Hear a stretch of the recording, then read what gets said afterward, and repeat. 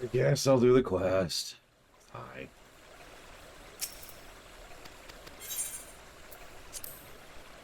Well, that's funny. It didn't give me a chance for easy mode. I was going to pick it anyways. It's just interesting. Hell. Ah. Oh, fine. Eyelashes. Okay. Damn. Who's ready for the worst quest so far in Endwalker? Like, this is bad. This whole thing has been bad. At least I know where my interrupt button is this time.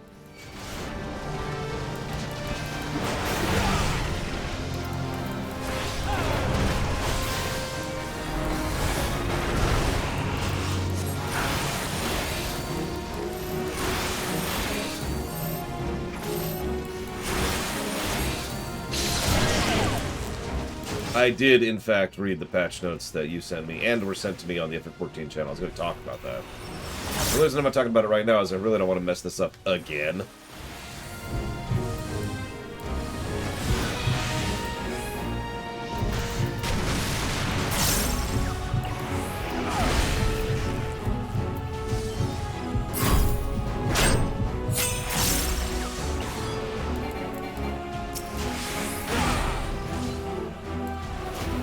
Enter button's over there. I remember where it is. What's funny is if anybody's paying attention, it was already on the bar. I just didn't know the icon because, to be completely blunt, I don't hit that button very often. It was there. I just wasn't practiced in it. I was just like, ugh.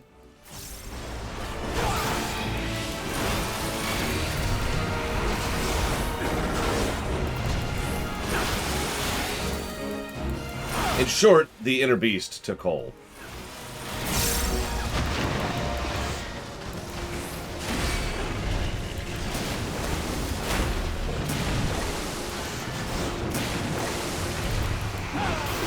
Good morning, Valvagix. Good morning, FML Word, Blade Cheval, Rax, Renzada, Koda Juju's, Canada Bangs, Omega Legion, Giga Pudding, Cat Horse, and Zed Slater. What's up? Everyone, do me a favor.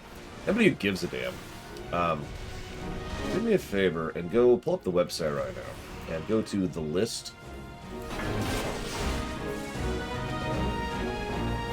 And what I want you to see is where the FF14 6.1 patch is at. If you can do that really quick. So anybody on the Discord already knows what happened, but I want to kind of sequentialize this, because I want you all to understand.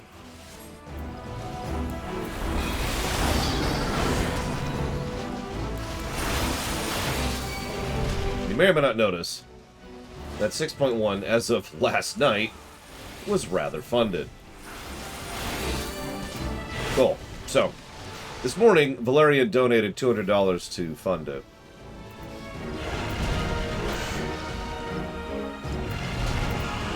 So,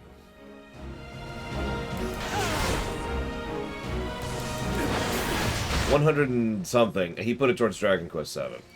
But yeah, I actually sat down since I had a minute and figured out exactly how much was required in order to fund it, and let him reallocate the rest of it. I know you did, Omega Legion. You got there before I could even start my story about it. So, my apologies, but,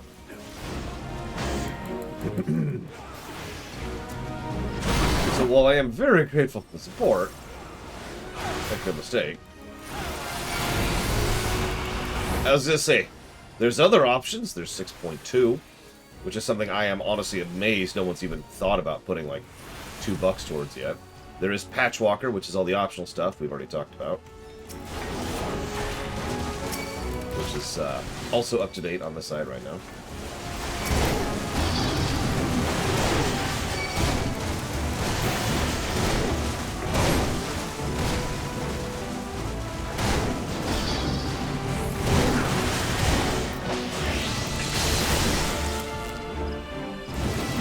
Yeah, you got a little bit.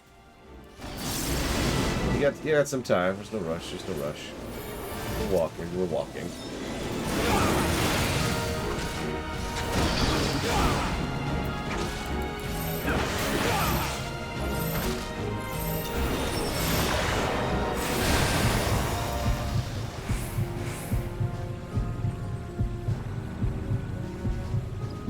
Yeah, there's time. There's time.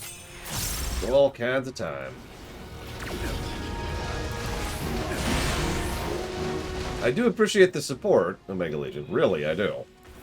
But, I had to point out the circumstances. I do try to be fair. Which is why I'm the worst CEO ever. Or the best? I guess it depends on who you're asking.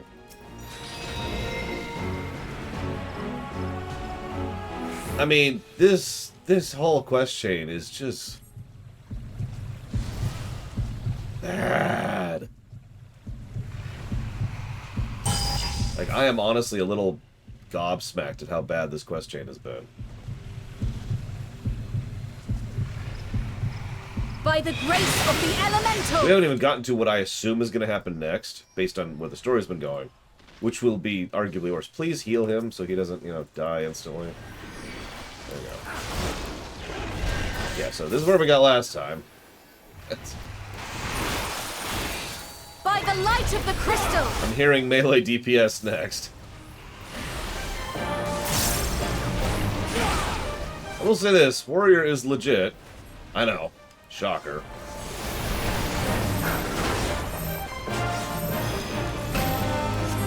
Just the class. Oh, hang on, we got some differences of opinion. You know what that means? Absolutely nothing. People freak out over silly things too much.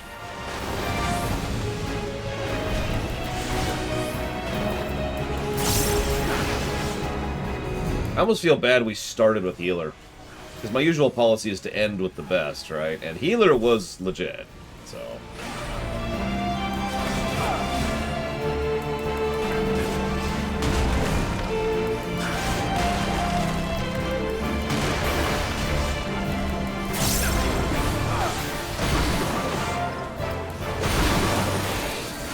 I mean, yeah, no, the palate cleanser was certainly valid.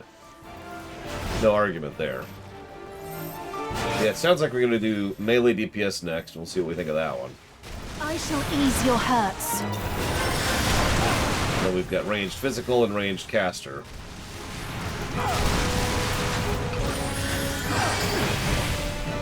Probably in that order. And yes, once we finished our last role quest, it'll be back to the MSQ. So, since obviously 6.1 has been funded, and we will almost assuredly not be done, like not be at that point by next Tuesday, here's a random question, purely for curiosity's sake. How many of you, if anybody, are going to save 6.1 for us, basically, to do it with the stream, to do it with me?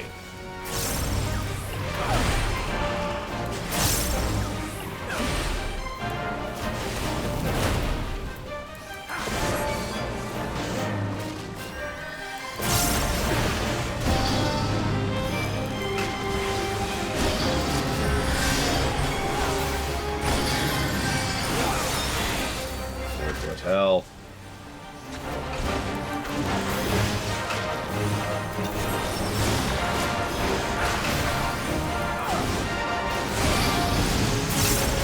Be gone with you! What's will be done?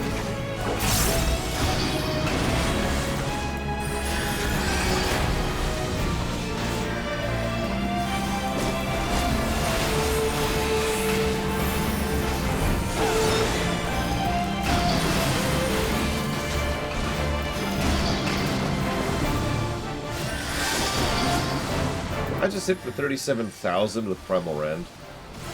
I think that's actually a new record.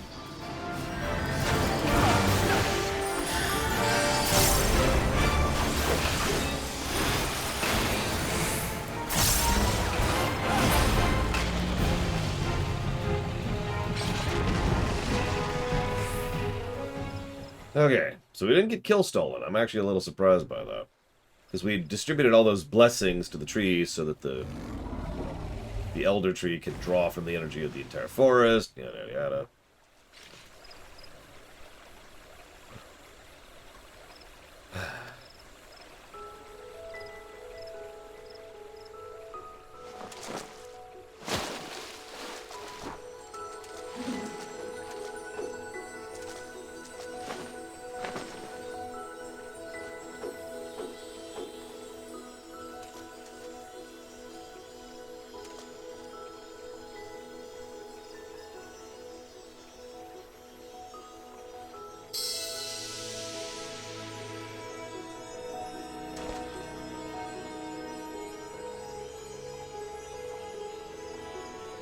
exceeding terror, blissful quiet. Blessing covenant preserved. You're welcome. Now and always, child of child. Honor and gratitude unending. Sure. You're welcome. For me as well, honor and gratitude unending. We could not have overcome the blasphemy without your aid. Not sure I agree with that sentence. In your everlasting grace, I pray you continue to guide we children of the forest. In your boundless mercy, I pray you forgive the lost and forsaken who succumb to despair.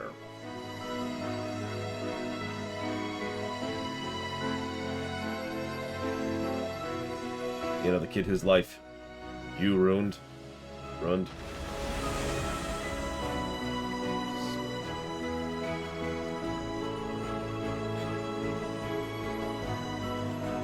To you, my dear Iyasura, I promise I'll never forget the words of wisdom. Ours is indeed a gift and a blessing, and a duty to the people that I will uphold until my final breath. This I swear. I already update this? No, I didn't.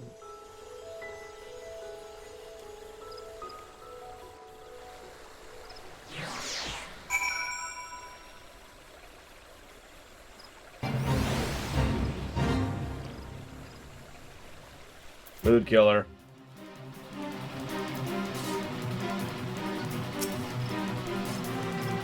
Great cleansing cannot have happened without you. Correct. Blood has been purged. God, Omega Legion. The blasphemous beast which bore it laid low. The sacred wood that once held its breath in fear now breathes a sigh of relief. I must return to my duties, but I'll impose upon you one last time. Yeah, we did it! The bullies win. Oh my god, this whole quest change just pisses me off. And that's separate from the fact that it's terrible. Anyways, so some fun little snippets from the patch that were shared with me. First of all, Zed Slayer's in the patch. There's no pile of bunny girls, that's nice. Nice, Zed Slayer.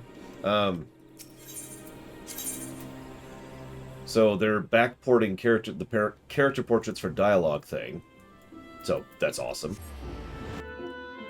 They're also allowing you to revive after being incapacitated in the Naval Never Reap Naval Extreme, Thok Est Thok Hard, Limitless Blue, Hard, Containment Bay S1T7, Amdapor Keep, Naval Hard, Horror Eater Hard, Horror Eater Extreme, Thok Est Thok Extreme, Limitless Blue Extreme, Containment Bay Extreme. I don't know if that's the full list, but it's probably close to it if it's not actually it. There's also some patches, which I'll read in a second. Do some dungeons. I say it sounds like all of them, I don't remember the number off the top of my head. We doled out negatives to almost every single one of those. Either in part or in whole, depending on the fight. So the Great One's ether flows through the 12's, purging the last vestiges of... Oh yeah, like I said, the Great One is now connected to all sorts of trees, thanks to those little branches we got. Isn't that great? Isn't that wonderful?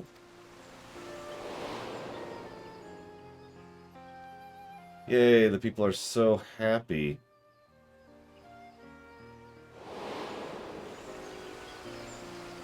We have much cause to rejoice, in no small part thanks to you, my friend. On behalf of Gradon and myself, thank you for your tireless efforts in ensuring the tyranny of the elements remain. You're above and beyond the call of duty. You're inspiring, not for the first time. What's your name again? Remind me. Get me able to see to it. The crisis behind us would suggest a new course of action. Oh, what would that be? Can I have a name? Rest. Yes, get some rest, Connie.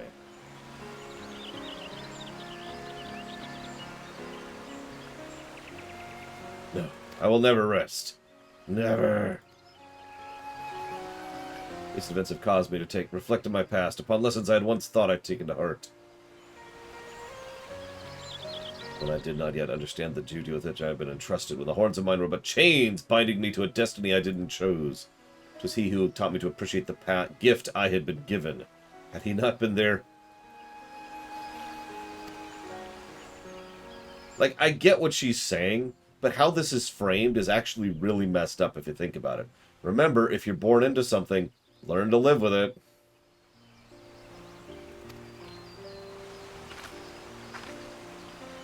Just by opening our hearts to one another, we can open new paths and conceive of new opportunities. All live in Gridania.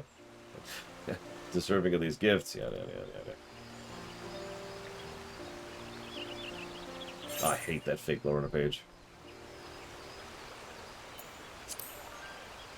Yeah, do what society demands of you. She really is. She really is. This is just kind of depressing. And you know what's really messed up? Is this might actually be foreshadowing for a story arc in the future. The tyranny of the elementals. Of Gridania.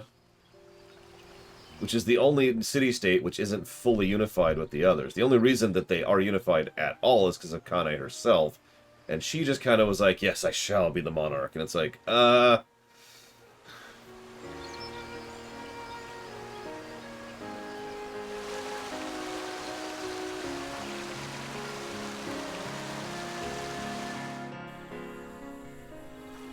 whatever. Thank you very much again, Taurus99, for that sub. Always appreciate those. Much obliged. Thank you. Now, you can put that towards something, towards increasing priority in a future stream. So if you'd like to, do please let me know. And actually, no, I didn't Omega Legion, because I didn't... You know, I was kind of in the middle of something. So, Omega Legion donates towards this. Thank you very, very much, Omega Legion.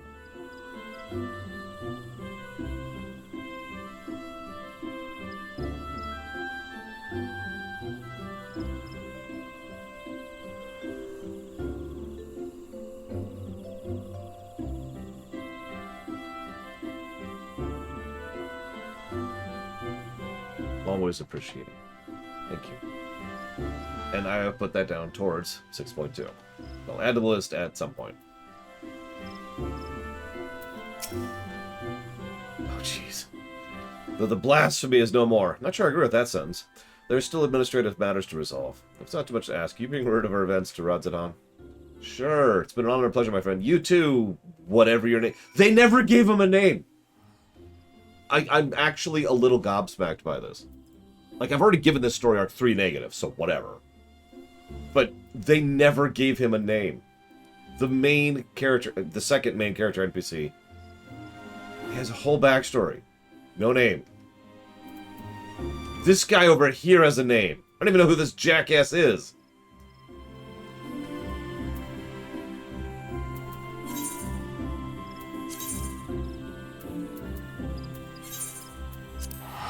Oh my goodness, Omega Legion. Yeah, fun fact, my Patreon now accepts other currencies, which is good, it does sort of add a little bit of paperwork to my side of things. Hey, look, it's some random guard who we'll never interact with ever, who has a name. Thank you, Red Ghetto, for the subscription. Very much appreciate. And if you would like to put that towards increasing interest in a future stream, do please let me know. You cannot pay with NFTs. I'm sorry, the reason I brought up the currency thing is it adds a layer of paperwork, because I have to have a currency calculator on the side ready to go. That's not really a complaint, because it is a good thing. It's just... You ever wonder why it usually takes me a day or 2 or 3 to update the website off after the 5th? That's why. It takes a while to go through all that. Welcome back. Clipper Slade, of course it is! I had complete faith in your success. You're the greatest. Thank you for saving us from the element. I mean, from the thing that was preventing the elements. Now what do I... Dye my tank here. I can dye my tank here. I can dye my tank here. Okay, we did it! So I heard melee next, which would be Reaper for me. Show my gears up to date. Yep, okay. But before we go any further, I do want to say thank you to Emperor Valerian for the donation this morning. Thank you very, very much, sir.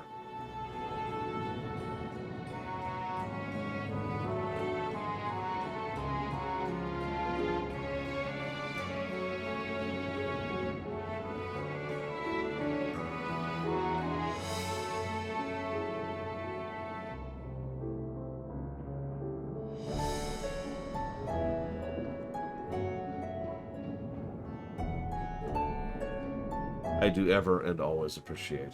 Very, very, very much. Thank you, Valerian. I have put $46 of that towards 6.1, funding it, and the other 154 towards Dragon Quest 7. Thank you. And to the moon. You got it, Red Ghetto. Give me one moment. Jot this down. But yes, speaking of which, before we move forward, I do want to read the rest of these patch notes here, just really quick. So let's see. Copper Bell, they're changing, looks like every boss fight, and certain dungeon mechanics. That's wonderfully vague. Totemak, certain mechanics with the Battle of Graphius. I don't even remember which boss fight that is. And extensive changes to general progression throughout the dungeon. That's vague as hell. Content of the Battle of Lady Amandine has been adjusted in Hawk Manor, as well as after the battle with the Manor Steward and the Manor Jester, an object allowing the players to warp back to the starting point will now appear. We knew about that one. Positioning of certain monsters has been adjusted. In Brave Floxes, the content of the Battle of Alatar has been adjusted, and the positioning of monsters has been adjusted, and the map has been adjusted.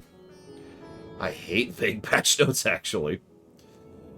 Zamael Darkhold, the route through the dungeon has been adjusted, and the positioning of treasure coffers changed accordingly. In Stone Vigil, the content of the battle with Kosha, I don't know any of these names, has been adjusted, and the difficulty of certain mechanics has been eased during the battle of Iskabind.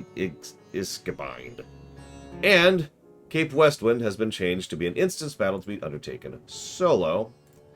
And then, of course, there's the Meridianum and the Praetorium changes, which we actually already knew about. Now, here's another one that she shared with me. This is all thanks to Valvatrix, by the way. The following adjustments have been made to the Bosian Southern Front and Zadnor.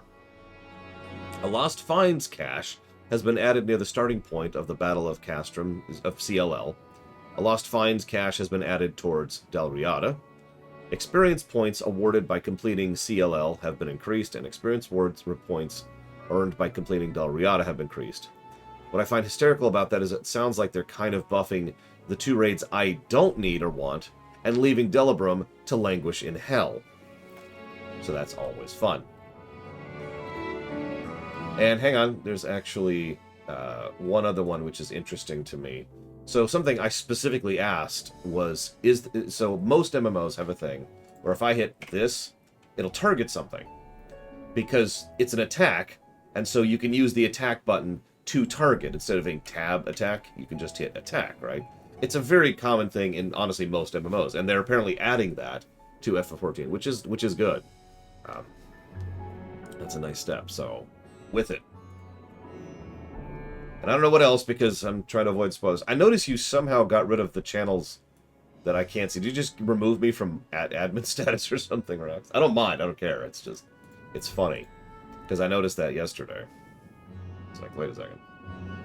The blanked out channels aren't there anymore. So several people asked, how does that adjust the review? So, the policy we've always had is if they patch something in or patch something out, that changes the review.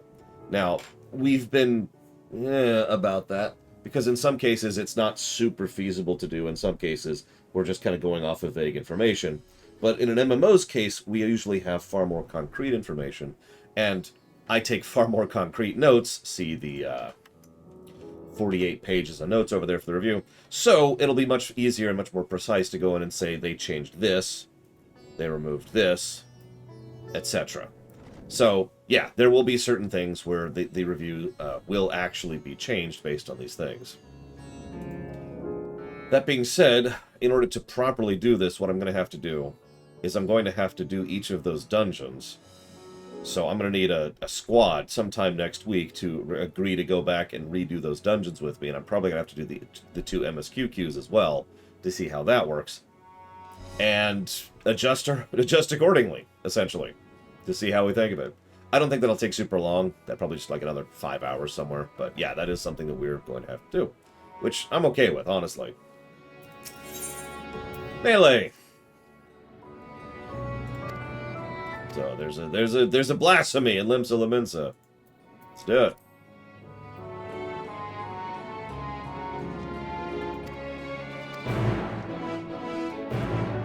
And yeah, as per usual, the desire would be to do minimum eye level synced, as we have been doing, to really get a feel for it.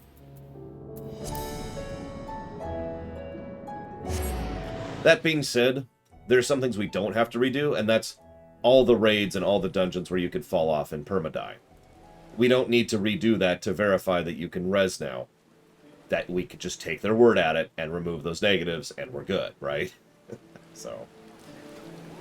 Alright. Alright, so upper.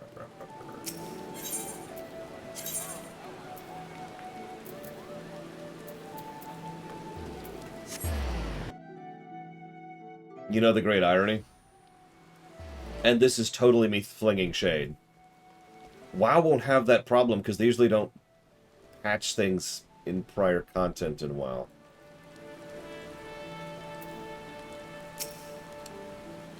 Anyways. Our man has told us to expect you. I'll inform the Admiral of your arrival.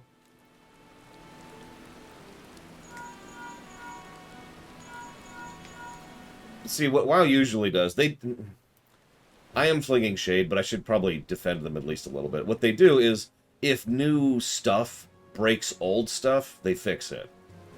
But they don't patch up old stuff. They just leave it there. That's kind of what I meant. Like, there's been instances where a new ability, or a new mechanic entirely, or an engine update has actually broken a boss, and they're like, oh, okay, hang on. And they'll go back and patch that to fix it. But, for example, we have much better dungeon and boss design philosophy now. Let's go back and fix things isn't something they do. To use a direct comparison.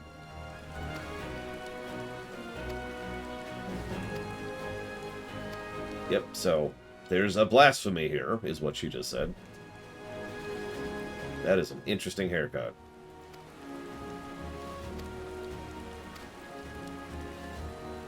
Okay.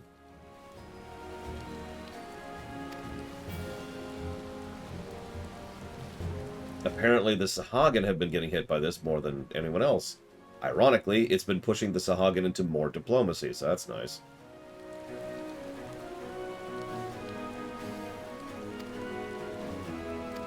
Unfortunately, we don't know what this thing is, because that's how all of these work.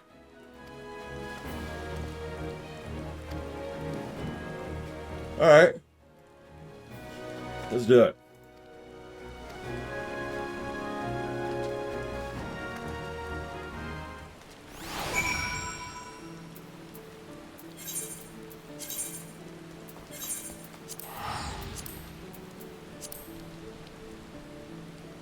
And yeah, it's funny. Blade Turmoil's absolutely right. The Ul'dah quest chain, it's good.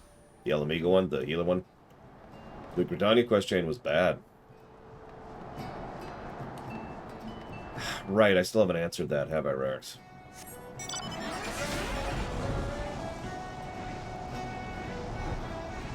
Hi, Dream Whisperer. I think we'll make an exception for the assuming it's in 6.1, question mark. Is it in the patch notes?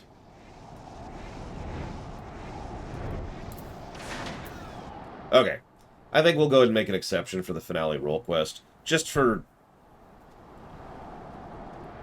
contiguousness. I don't know what else to call that. Even though technically it should qualify as the Patchwalker stream. Ah! Hello, my horse. Oh my god, excuse me. You know what, I'm just too tired. I'm definitely getting up, walking away forever, and not just trying to grab my drink. I forgot over here because I'm an idiot.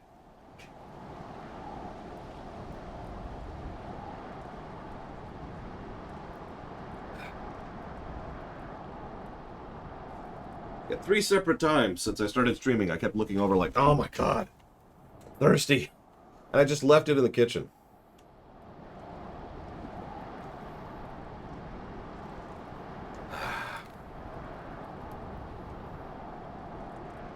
I mean, Lord knows Alleg has made a mess of everything on Mega Legion, so... Oh yeah, by the way, this may sound strange. I'm really glad Fandaniel has left the narrative.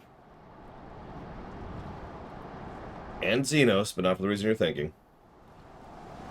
I don't enjoy narratives where things are tenuous and there's an asshole sabotaging them.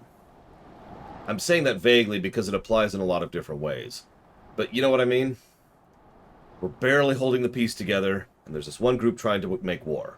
We're barely holding together the line against the zombies, and there's this one person who wants us all to die, and so forth and so on, right? Like, I've never enjoyed that type of story. So I'm really glad that Fandaniel, the saboteur in this case, and Xenos, the other saboteur, is gone. We have a giant, colossal, world-ending threat to deal with. Cool. And yeah, I suppose that's true. I tend to not like hate sinks in general. There are precious few exceptions to them. And, yeah, end statement, I suppose. Anyways. So, we met at the appointed place to meet the Sahagin. The Sahagin are not here. That's bad.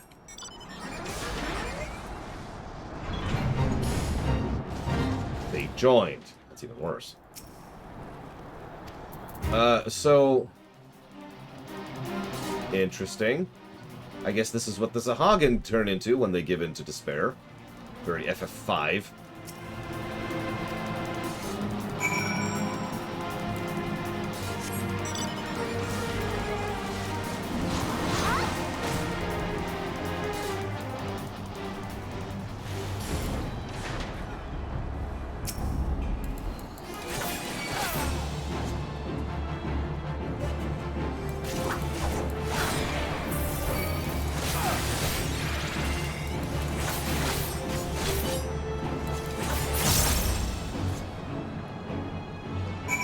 What, the Fell Beast thing? Yeah, I did notice that.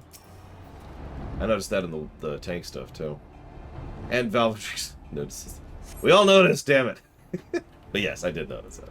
It's a nice touch. Good consideration.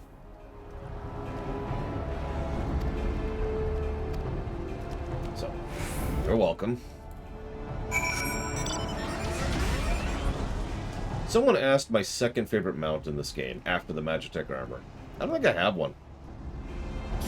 I suppose by default it would be the other Magitech armor. I guess I could use that for a while. Give people a little bit of a variety. I can remember where my mounts are there.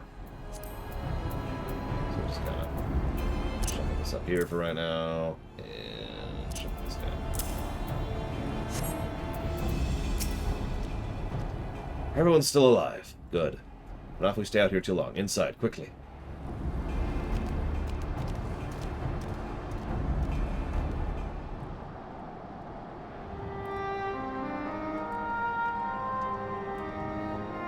Thank you, my friends. Those ghastly beasts would have made short work of us had you not intervened. And yet it brought me no joy to watch them die, for as unbelievable as it sounds, it was our own people! Yeah, we know. We know.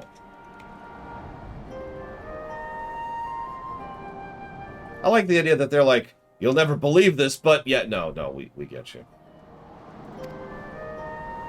Blasphemies. Pray tell us more. Well, you see... Explain. Hi, Elizar. Let's back that out. There we go. Why? Just because I'm doing it right now, Rex? Ah. Thus far, the phenomenon in La Nosea has been limited to the Sahagin. Why is that? I cannot say. I wonder if the Crushing Tide are involved. What are the Crushing Tide? Word of them has yet to reach you, I see. It began with the Indigo Matriarch. The queen of our kind was stricken by a grave malady. The elements had cursed her, you see. No. Tragic as this was, there was one small solace. She was not fond of shorewalkers, and so deprived of her leadership, more of my kind came to see the wisdom in making peace with Limsa Laminsa. There remain, of course, those who oppose our cause. They formed a group called the Crushing Tide. Even now they seek to summon the Lord of the World anew and consign all finless words to the briny deep. Yeah. However, they lack the crystals necessary to do so. Denied the power they crave, they can do naught but gnash their teeth in desperation. And you suspect these feelings of helplessness are the cause of transformation. Just so. Those of our spawn brothers who turned to those beasts have been fraternizing with the Crushing Tide. Despite our differences, we cannot abandon our kin to such a cruel fate. We must not be careful to drive them to deeper despair. We must consider the situation carefully, lest we bring destruction upon all our kind. Tell me, are the Crushing Tide...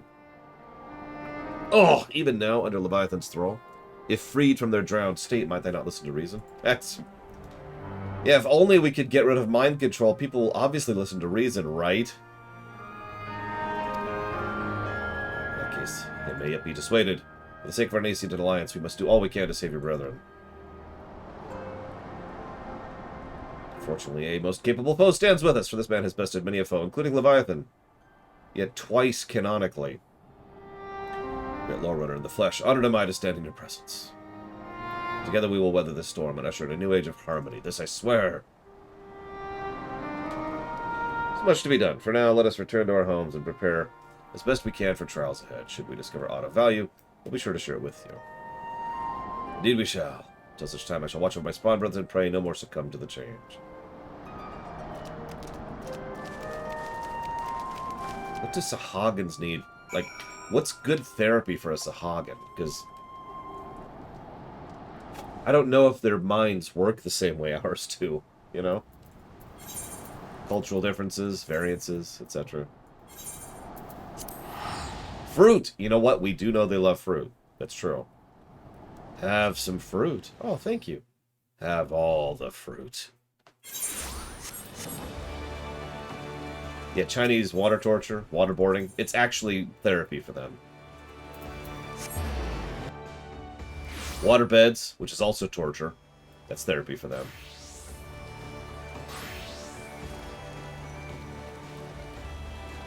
Yeah, I know, right? Tree Whisperer. Welcome back. We now know what we're facing. We must do stuff. Blah, blah, blah, blah, blah.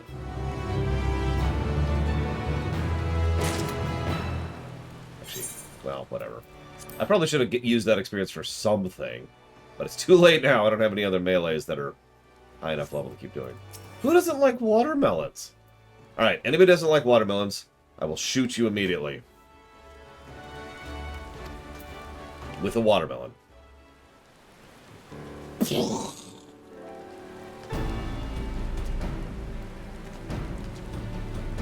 Laura, I'm glad you're here. We've decided on our next course of action. As you know, we have two distinct but interconnected challenges. The transformations among the Sahagin may be one, but the blasphemy is the root of the problem.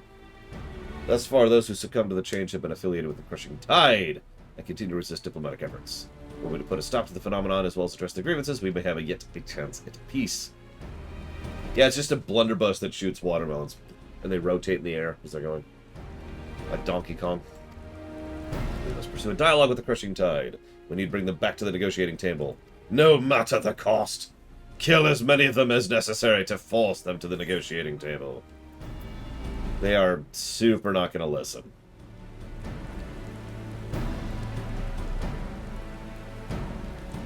You're wise to temper your expectations, but I would not abandon hope ere we try. At any rate, Noel has sent word that one Dao, a priest who is the leader of the crushing tide, has grudgingly agreed to hear us out.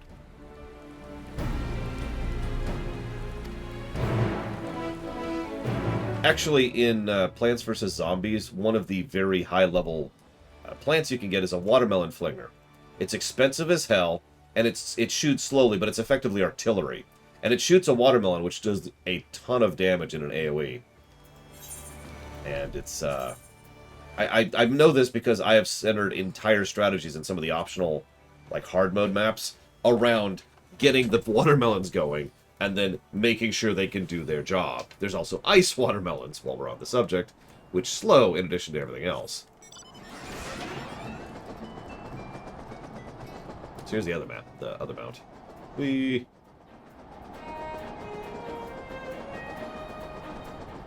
Yeah, it's kind of boring.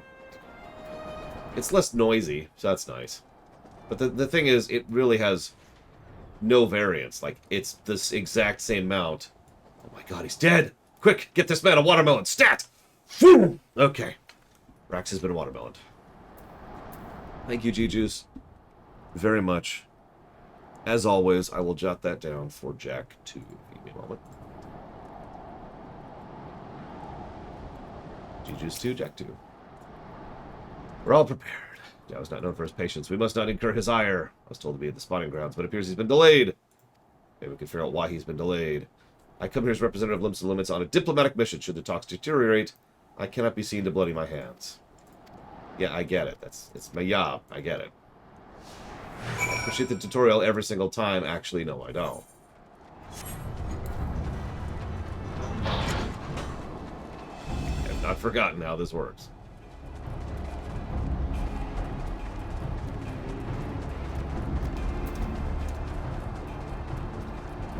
Black Cloak crew. Wait, we're on a diplomatic mission. Okay. We're here for peace.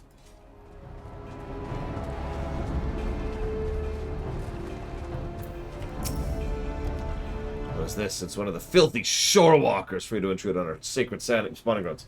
Dude, I am exalted with your people. Screw off. Pray forgive our intrusion. We speak in audience with Speaker Dowd. Where might we find him? You will do no such thing. We have not forgotten what you did to Lord Leviathan. Be gone! Get much out of this one. Let's keep going.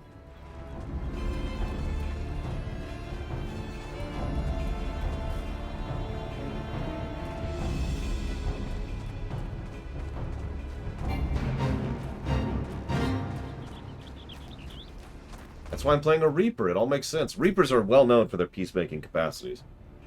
Why do you trespass on our domain? Vile shorewalkers. We mean no harm. We only seek a peaceful parley with your leader. We desire no parley with shorewalkers who would steal our home. Were not for your insatiable selfishness, we Sahagin would grow and flourish. Your grievances are justified, which is why I would speak with Master Dao. Empty words from thieving shorewalker, but so be it. We will soon learn the futility of your efforts. He is overseeing security at the spawning grounds. You'll find him at the entrance, but you will wish you hadn't. I mean, you don't have to, Zach. If you want to kill him, kill him. Death to the enemy.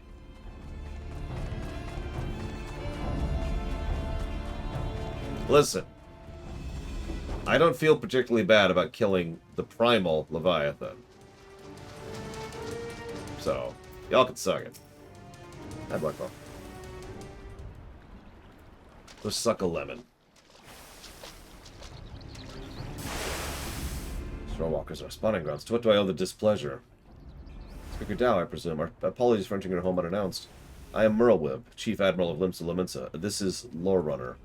We come seeking parley that we might strive for peace between our peoples. Parley.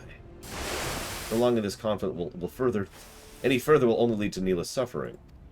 And frankly, we're going to curb stomp you if you keep going this way. So, Shorewalkers and Sahagin coming together. What assurance do I have you will not slit our gills the moment we set foot in your territory? Dude, I can slit your gills now.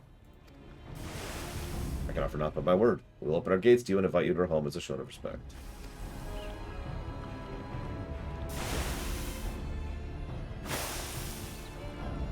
I do not trust you, but never let it be said the Tao of the Crushing Tide was a coward. I accept your offer, but attempt it, treachery, or subterfuge, and your people will drown in their own blood. No. No, they won't.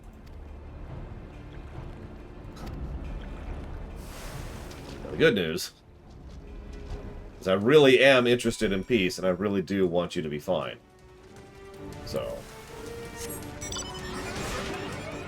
Sorry, I'm interested in peace. Is that better, Fife?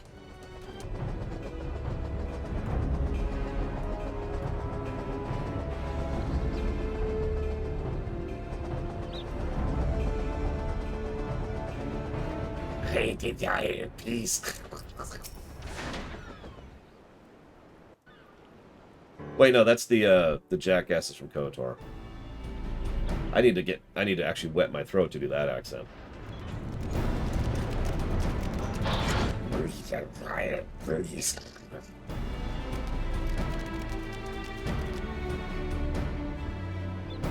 I was actually thinking the same thing earlier, Omega Legion. So, hi. Thank you for joining us, Master Doe. Now, the air sickens me. Be brief. Let's get straight to the heart of the matter. A common threat looms before us, one more powerful than any primal, with the potential to bring death without end to both Sahagin and Limson alike. These circumstances call for swift and unified action. You doubt our intentions, but I remind you we have liberated many of your kin from Leviathan's enthrallment. They and countless other Sahagin have joined us of their own free will, that we might ensure the survival of both our people. By their deeds have the Laminsons proven themselves worthy of our trust. Yarr! There you go, Fife. There's your Sahagin accent. Master Dao, you and the Crushing Tide only want to secure a future for your people. I can say to you this can only be done by confronting this threat together. Threats. What is this threat you speak of? If it is unity you crave, then submit yourselves to our command. Be as the Serpent Reavers. They are the only shorewalkers I deign to call friend. What are you, a Garlean? You would ask us to willingly surrender ourselves to the Lord of the World. I do, and for that and that alone will ensure peace between us. That's the dumbest possible argument you could ever have made. And I've heard people talk in real life. You propose not alliance, but servitude. This way lies nothing but death for all Sahagin. Do you not hear this, Spawn brothers? The Shorewalkers have stolen this one's mind. He decries Lord Leviathan, espouses the lunacy of our sworn foes. These treacherous wretches have abandoned our god and conspired to drive we faithful from our ancestral home. We must not let this stand. Shame. Forsaken by Spawn brothers. They side with the Finless ones and blaspheme Leviathan. They're stealing our children. They're slaughtering our future.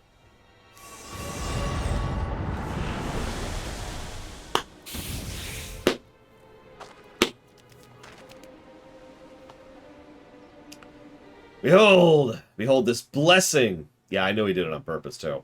Lord, when he talked about threats, I realized that he was so stupid that he thinks that the Terminus beasts are a blessing from Lord Leviathan. Lord Leviathan grants us greater and greater strength. You would call this a blessing? Such horrors. Flee. Flee for your lives. Nah, I got this. No, I've got this. I've got this. I stand there. Apparently. Cutscenes, my one weakness in this game.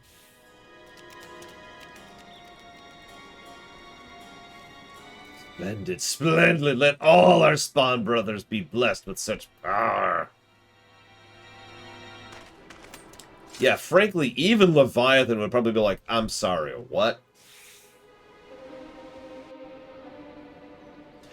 I'm not either, Zed Slayer. Quite frankly, I'm surprised it's taken this long. Then again, you know, this is the first group we've really interacted with, which follows such precepts.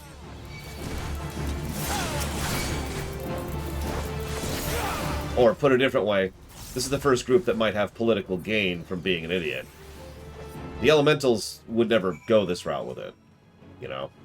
And, I mean, Fordola? Come on. This is the second time you've saved my life, Shorewalker. My gratitude is as boundless as the sea. So not that big. Go to the Admiral. We must go to her aid.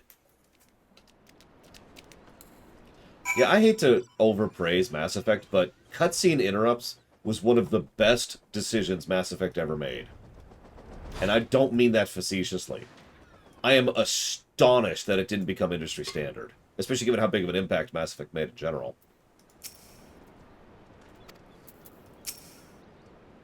I was too late. I am sorry.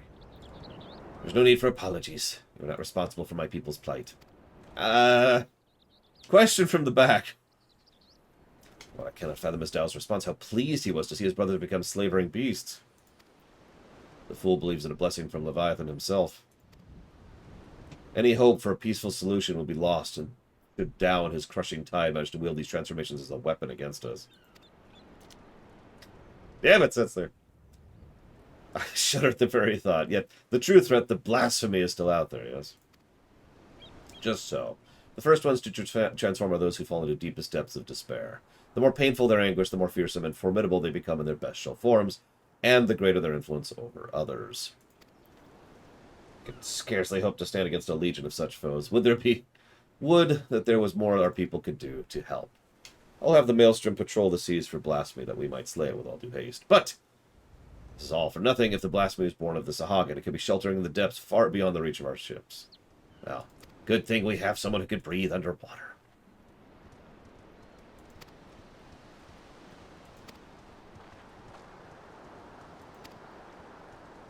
You know, this is going to sound weird, but I think Kefka would give in to it. I mean, that's ignoring the fact that Kefka did give in to despair. Twice, if you're paying attention. He gained enough power to crack the world in half, and it didn't satisfy him. Despair point number 1. And when he fights us at the end, and doesn't even say anything as he's dying, despair point number 2.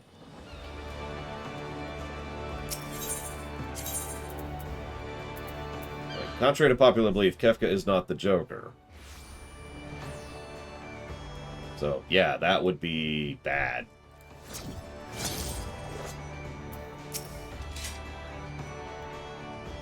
Well, I was just sharing our findings. Sahagin is...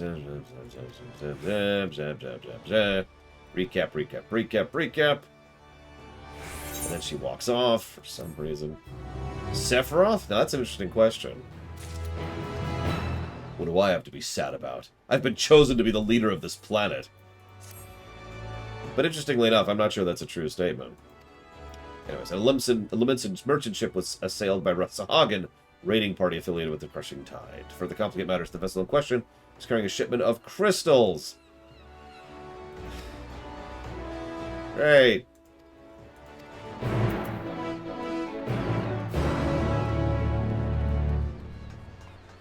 Interestingly enough, we might have already seen an insight into that, Blade Taval, because the tower, right?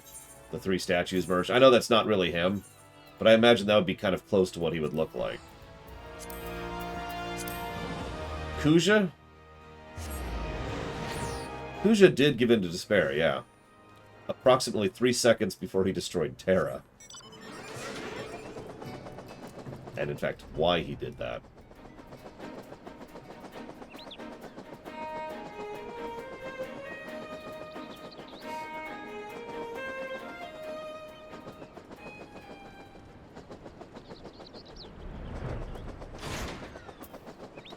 I think what Kefka would do would be try to spread despair as to understand it. He is actually quite smart.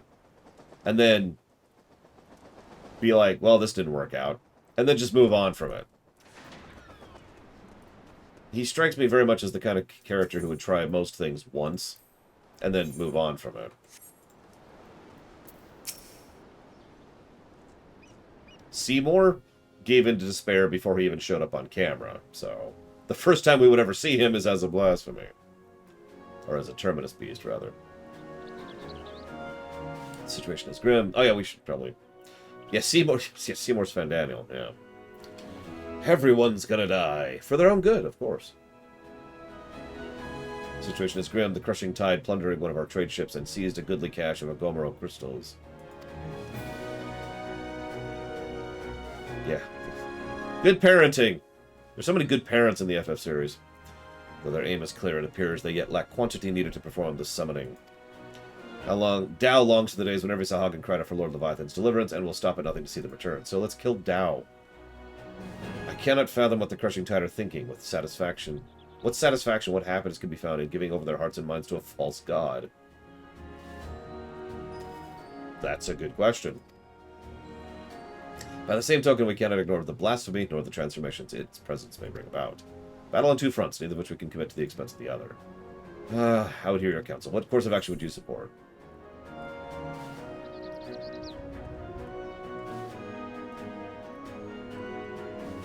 Let's get the pirates involved in this one. As it happens, I've already enlisted the executioners, the Krakens, and the Sirens. They've done much to bolster the Maelstrom's effort to scour the sea for the blasphemy. But we have to turn to someone else for heroes. Well, what about the Yellow Jackets? It's a terrible idea, but whatever. Yep, nope.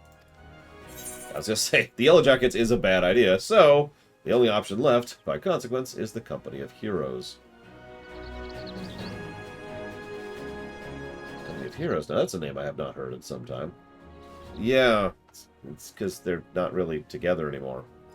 It's true they answered the call many a time. Indeed, other than you and yours, there's arguably none better suited to the task of primal slaying. They disbanded over 5 years ago, and neither hide nor hair has been seen of their commander since. Oh, Jesus, Omega Legion. Yeah. Absent their leader, I suspect they'll be reluctant to join the cause. And yet I can think of no better option. I'll contact Weiskett, and while the erstwhile commander's right-hand man, and see if he will hear us out. I ask him to bring us to the Drowning Witch. Now, I assume you and your brothers can continue to search for the blasphemy in the meantime? Of course. All right, Ems. Yarr, of course, Admiral.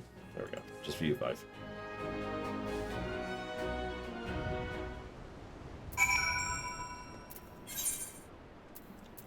Oh, we talked about Tiamat yesterday. That would have been... She had given in to despair. It's just nothing was there to do anything about it. Thanks. Thanks, Zodiark. Appreciate it.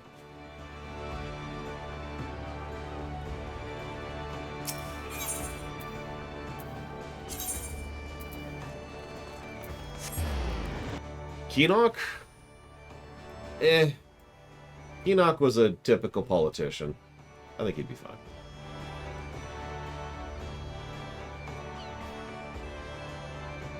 Interesting.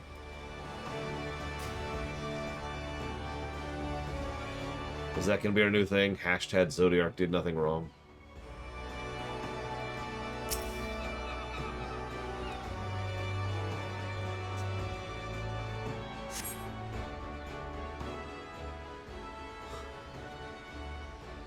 See, the problem is Garrosh did a lot wrong. That's what always irritates me about that particular meme.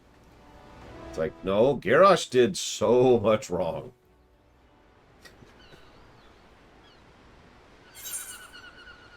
So your plea fell on deaf ears.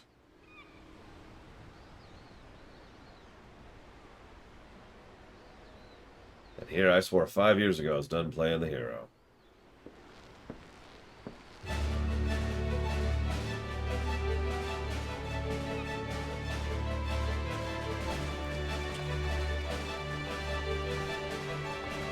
Well, someone explain what this is all about. Believe it or not, I am a respectable man with respectable obligations these days. Take that polearm out of your arse, old friend, and stop pretending you're not a murderous bastard at heart. What's that wicked tongue of yours, lest I screw it and prove you're right? Nothing like a reunion with dear companions over a bottle of Wench's finest vintage. That is why we're here, right? Long time no eye catch, Uplanders. Brayflox's tummy tickled to see Gobby friends again. Thank you for assembling on such short notice. Spare this to the pleasantries. Why are we here? Is this a 1.0 song? I make a simple request. Reform the company of heroes. Lend Limsa Laminsa your strength. We need it. Now. The reason, I'm sure. I would hear it.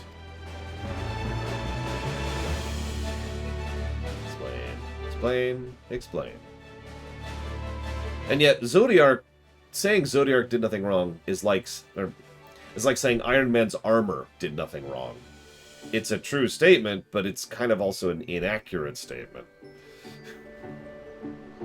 A terrible fiend known as a blasphemy prowls our seas, transforming the Sahagin into ravening beasts. And there's a hostile faction calling this... You just did explain. Why are you now explaining the explain?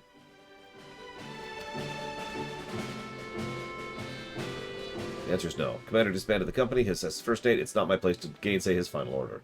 Saw that, I say. Have you forgotten our company's creed? Duty of the strong is to protect the weak. And the people are now in danger, not the same men and women we fought to defend years ago. The commander would have never turned his back on them, and neither should we. Bold words, but do you truly believe that we can honor them as we are? Damn it, Leander! Old mercenaries past their prime, lacking the commander whose wisdom and prowess saw them to glory once upon a time. Right. Your commander. What if Laura would lead you? Yeah, that's kind of my reaction. You want me in charge of these yahoos? Alright. My first quest for you guys. Get me some wine. An intriguing proposition. I, for one, would not be averse to serving in under such a decorated hero. And then some crystals, and then some cheese. Gobby friend has goodly head for fighty think, and goodly arms for thinky fight. And ringing endorsement as any, but I would hear it from the man himself. Do you believe you're capable of leading the company of heroes into battle? Dude, last night, I successfully led a group against a demon lord in battle. Now, it was nearly a failure. Twice. But we did succeed, so screw you.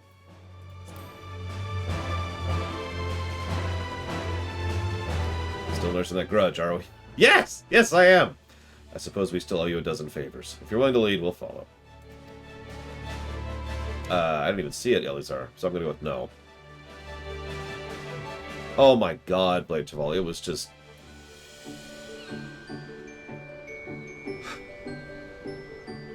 It was bad. I'll tell you about it in a minute. 5 years to the day. Truth be told, I was enjoying the more leisurely life, but when duty calls... Wait, before we proceed, I must ask. Have we no way of reaching out to the commander? What's a Drazine? Forgotten how he took his leave, have we? We've been vanishing so we could each find our own way apart from him and the company. I doubt we'll see him again, much as I wish we could. No matter hand, the missions you'll undertake. First, you are to aid us in tracking down the blasphemy that roams the sea. Second, prevent the crushing tide from summoning Leviathan. Oh, is that all? I thought we might get our feet wet with a real challenge. But in all seriousness, we should decide to who attends to what. I'm going to go with no, then, Elizar. Sounds like a job for our acting commander. I'm sure I'll give it due consideration.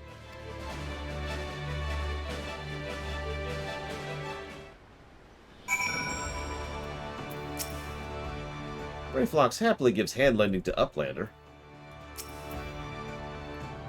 The others may gripe and groan, but not me. I'll be the first to admit I missed the action. Please think twice before signing me to the same group as Landanel. I don't know what's worse, his tendency to wave his lance in people's faces, or the shouting and blustering he engages in while doing so. Have we finished with all the logistical nonsense? I'm eager for a taste of the old violence, you know. So I understand, Krug. We need to bring down this so-called blasphemy. Yeah, that's, let's be honest, going to be my job. Of course, to do that, we need to find the thing. That's going to be your job. We've also got to prevent the crushing tide from summoning their god, Leviathan. Yeah, I guess. As acting commander, it's your job to decide who'll be doing what based on the skills we have to offer. I'd recommend you start by having a chat with each of us, so you might develop a sense of our strengths and weaknesses. Mostly strengths, of course. Of the storied veterans under your command. Uh-huh.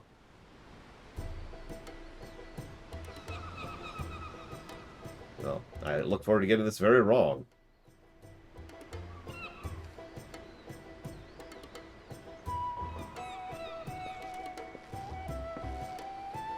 He stabs things.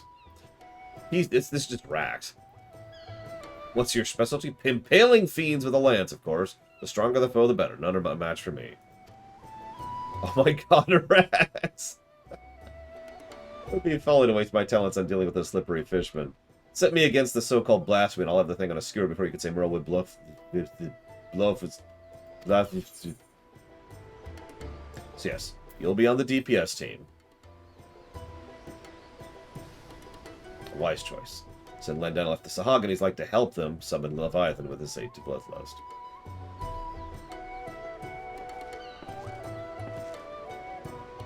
I will speak plain. I'm not some battle-crazed barbarian like Landana. As noon of the Ooh, I don't know how to pronounce any of this crap. A tribe of peerless hunters, I conduct my affairs with discipline and prudence.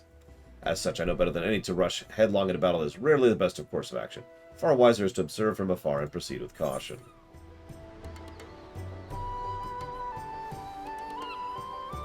Ironically, I would probably also put him on the blasphemy team. I think everyone would hate that. But I mean, you need someone to find the thing and then get a tactic for the thing, and then someone to actually kill the thing, and he feels like the former. But I feel like that's the wrong call here, so I'm going to go ahead and say what I wouldn't say, and say, go deal with the primal. Very astute. Okay, whatever. Far better suited to the task of averting needless bloodshed than the famously circumspect Moon. That's... okay. As you well know, my vision is somewhat lacking these days. I can still defend myself when necessary, but I'd rather it not come to that. My condition also leaves me rather unsuited to scouting and searching.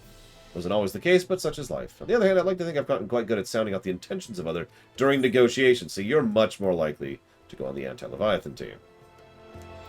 Keen sense for things. Yep. You'll be our bard with wine. Oh my god. Wine-specced bard. I did notice that, Omega Legion. Brayflock's master remaker of Illuminati treasures, offered much hand-lending with ingenuity. Far-seeing spyglass sees into ocean deep, crackle fires go boom and blast beasts into bitty bits. And yeah, you'll be the scout and finder for the pursuant there. Mastery of tools and armaments are sure to avail you in tracking and felling the beast. Yep. I was say, I haven't played Hades, but that sounds like Dionysus in general. I dare say the choices you made are nigh impeccable. If I didn't know better, I'd say you've been leading us for years.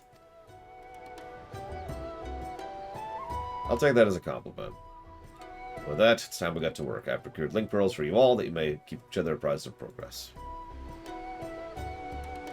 We must be off then. Should we need to regroup or reconsider strategy? Call for us. Yes, Pico. There's a reason why the first scene you see him and he's so obviously evil. It's because he is. Wow, Rex. I'll return to command and share these developments here with the Secretariat. Do join me if you can, Commander Lore. You know, can I talk about WoW for a second? Shut up. In FF14, they played over the strengths of this being an FF game. It's about the party, and it's about, you know, being a part of the party and doing what you can as a member of that group. WoW has very rarely leaned into what Warcraft's strengths is. Being a strategy game. They have done it. There are actually individual quests and individual chains where you lead and you command. They're awesome. Do that more, WoW. Lead into it. Sorry. Like, there's a whole story arc in Warlords about us becoming promoted up the ranks, which is why we end up in being charge of an entire order in Legion. And Warfronts were awesome. I'm sorry. Warfronts were legit. Imagine playing an RTS map as a unit, and you've basically got a Warfront. Like, it was really cool, and legitimately fun, and rewarding. It wasn't too long. Like, it was pretty much good all the way down. It's one of those awesome features that the only negative I can give to it is the fact that they immediately abandoned it.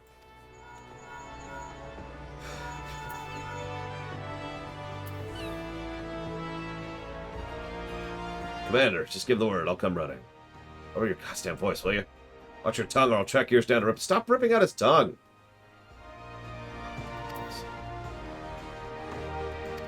Actually, kind of Blade Traval. So one of my favorite things to do would be to be the resource side of things. If you rush out and manage to grab enough... your troops are relevant. Like, they're not garbage, right? I know that sounds weird to say it that way, but what I mean by that is there's a real tangible benefit to upgrading and building troops on your side of things, you know, NPC troops. So if you just go hit the mines regularly or hit the lumber fields regularly or whatever and become one of the gathering team and bring all those resources back, that's where those troops and upgrades come from. So in short, you can actually play a peasant. It's just you're a peasant who has to be a death knight or a druid or whatever. So the crushing tide has struck. Hey, it's Stormrunner.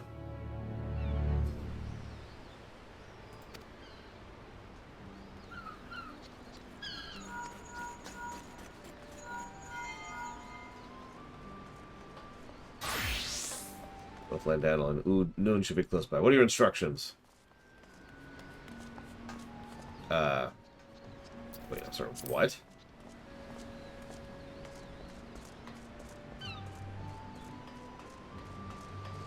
Yeah, the Runner clan spreads. Join us, Sierra. Join us! Oh, sorry.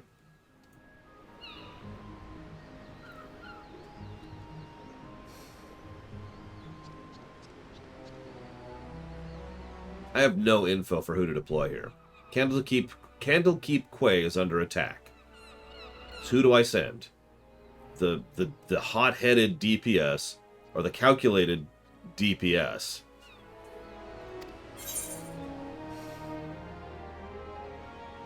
I'm gonna send the calculator. Let's save civvies first. Wait, what? Okay, I misread that. Hang on. Abandon quest. Start over. Oh my god, Candlekeep Quay is under attack!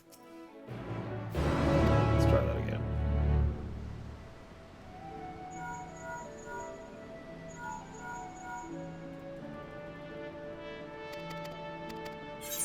Okay. Go kill them.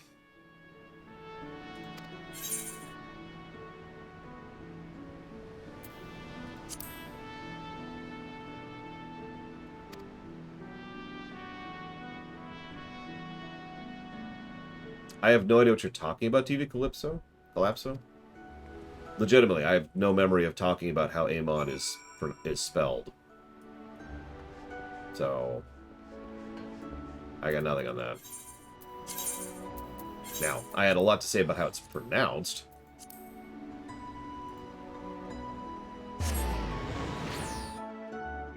But yeah, I'm going to just officially not respond to that, like, ever again. Because we've already gotten into way too many arguments over something as absolutely asinine as a pronunciation, so...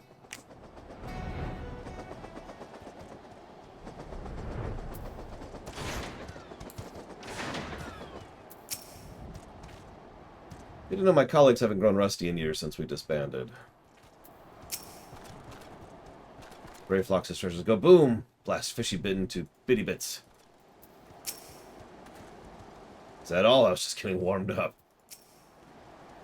Kept us waiting long enough, Commander. Not that I'm complaining. More fishermen for me to skewer. Worry not, the tide's already ebbed, if you follow my meaning.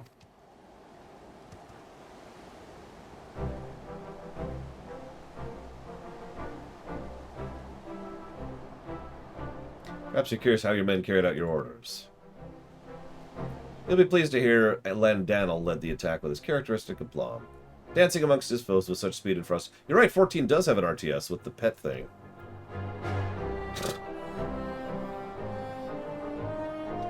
Noon made full use of his talents in leading the rescue effort. Not a single man, woman, or child suffered so much as a scratch. I had my doubts at first, but you passed your first trial as acting captain with flying colors. This is... okay. Why is this the melee DPS chain? I mean, I suppose it's hard to come up with a story arc that's thematically appropriate to a role. Lord knows they failed at it with the tank role quest. The battle's over, I see. 'Tis good to see the company heroes can still live up to its name. I demand answers. Why did you target Candlekeep Quay? I spit on your questions, filthy shorewalker. I was hoping you wanted me to do this the easy way, but if you insist. You torture us. You shorewalkers are all the same. Savage brutes, the lot of you. Torture, please. We're not so uncivilized as that, my slippery friend. Gray Flox's shiny treasure will have fishermen trading tongue flaps in no time. Allow me to explain. Shamani, Lamani, and Brayflox are well practiced in the art of interrogation. Shamani has a sharp mind, and I'm sure you've noticed, a knack for us getting information out of uncooperative types with a minimum of fuss. Brayflox, on the other hand, her methods can be unconventional, to say the least, but it's hard to argue with the results.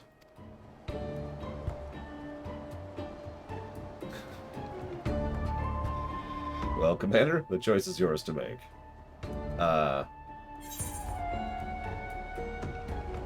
I'm just gonna pick it because of the dialogue. Wait. I don't have it, do I? Ah, whatever. Brayflox, I choose you! Psh. If fishermen will not spit out truthy words, Brayflox's treat will have fishermen spit out something else. What is this? So vile, so putrid, this stench! Is she offering him cheese?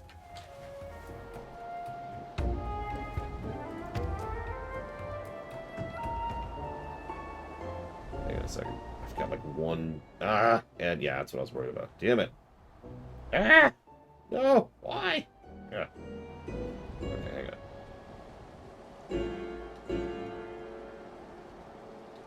There, okay. Stinky sweet of aged gobby cheese is strong, yes? Makes many nose tickles and stomach turns. Our finned friend spit up something, alright, though I'd rather you hadn't. Fine, I will speak. Just get that foul poison away from me. I ask again, why did you target Candlekeep Quay? Doe himself gave the order, so we must establish a foothold in preparation for assault in the city. He means to attack limits and limits himself, but with your numbers that would be folly. Psh, Commander Dow commands powers beyond the comprehension of you shorewalkers. Uh-huh, we've dealt with Leviathan before. You must understand, he says it's a power greater still, the first being blessed by our Lord. Yeah, the blasphemy. Tell me where Dow is. An island far to the south and east. There he performs the rite that will summon forth the Divine One and deliver my brothers and I to glory. Thank you for your cooperation. Oh god, please don't remind me that exists, Black File. I suspect Dao is hiding somewhere in the place. A deserted isle, most likely. I don't know much about these so-called blasphemies, but can they truly be tamed so easily? No. Hi, Finihori. Already a ship. We make for the place at once. Prepare yourselves. Okay. I'll have Shamani and Bravelox continue the interrogation in the meantime. Our friend might be hiding something else. More cheese. Pity the man who doesn't have more cheese. However he says that stupid line. Bravelox and I have this under control. Bravelox keeps... watch eyes on this place. I am curious what Shamani would have done, because he would have been my actual pick. That's why I mentioned I was only picking Bravelox because of the I choose you dialogue.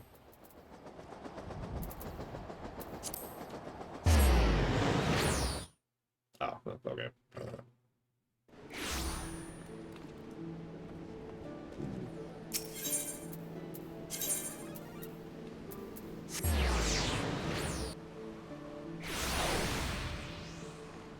Well, thank you, Finihori, for an additional month of sub. I do always appreciate it, believe it or not.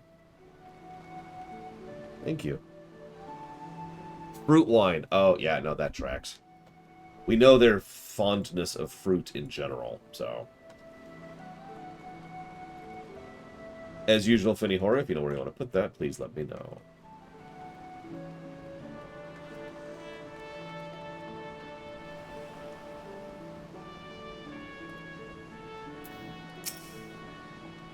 Is the enemy's stronghold. Never forget, they have the advantage. I don't know a blasphemy from a hole in the ground. I bet you don't. See how this blasphemy likes my axe between its eyes. Which ones? Sunless skies, you got it.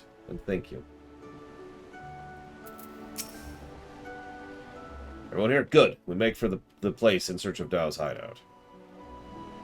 Our friend Noel will be waiting for us there. The blasphemy too may be present. Be vigilant. Keep your weapons at the ready.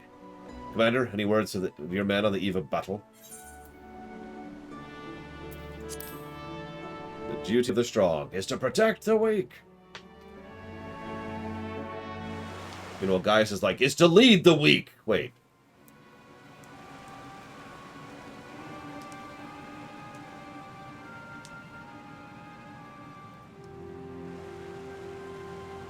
Alright, even though we have them massively outnumbered, and I'm in the group, what do you want to bet that Dao is going to walk away from this encounter alive for no good reason?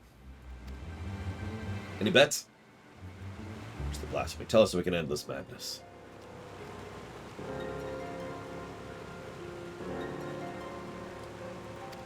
Cackle, cackle, cackle.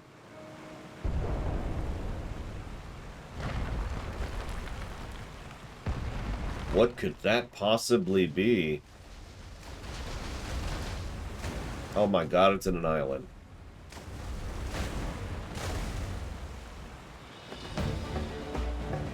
Actually, that's Twintania. In model, if not in name.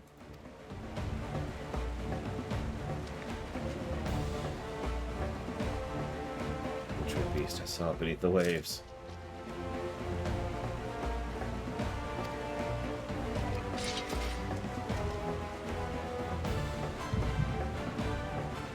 Mother. I know, right? That was fast. We didn't even see it that time. Whoa! Okay, this is...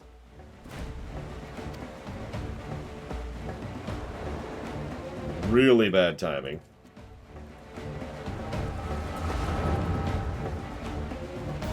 Like, I think that's the first time we've ever tried to shrug it off, yeah. Let's see...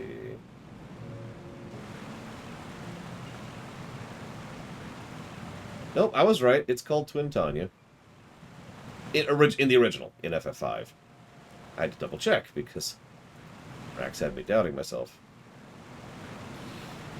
I bring grave tidings, my queen. The wretched shorewalkers poison the minds of our spawn brothers with false words and foul magics. I remember that fight especially because in most 4-job fiestas, that's one of the walls. Because Twintania is actually brutally mean in FF5. It's actually one of the hardest bosses in the last dungeon. Our poor beguiled brethren renounce Lord Leviathan and name him false god. They treat with lips of limits. Some even call for an alliance. We must summon him, that the lost might receive of his blessing anew. This I would gladly do, had our stock not run dry. Spawning time is nearly upon us, yet you fight and bicker amongst yourselves. How might I birth a new brood when my children stand divided? Who dares enter the sacred chamber? With my intrusion, I speak for the Sahagin who seek an accord with the Shorewalkers. A new age is upon us. I like how this one's name is Forward Thinking Sahagin. We needn't turn to false gods, nor foment bitterness and bloodshed in our precious spawning grounds. The Shorewalkers have changed. They endeavor to understand us, to share lands with us, that they might have peace and we our spawning grounds. Could this be true? Lies, lies! Do not be deceived. He is a heathen who strayed from Lord Leviathan's light. The Shorewalkers are oathbreakers now and forevermore. As they extend one hand in friendship, they clutch a dagger in the other. We are beasts in their eyes, deserving of naught but slaughter. Oh, for a blessed moment I felt hope. But you are right. They are demons. We are damned. Oh, woe, my poor children have lost their faith. Their minds poisoned by lies, they turn away from the Lord of the world. Cast their lot with the enemy. 'Tis so, my queen. 'Tis so. We have no choice but to abandon our sacred spawning grounds and seek to the ocean's floor to rot and decay. Now, you tell me we have no future. How can I bring new life to this world, knowing my brood will have their hearts stolen and abandon me? How can I bear this unbearable sadness?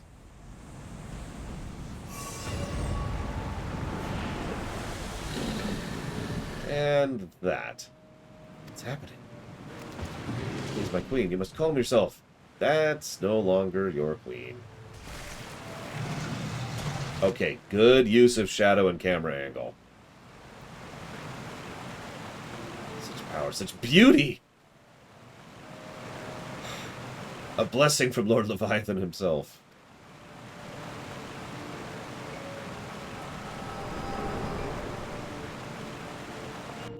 Good morning, Ryman.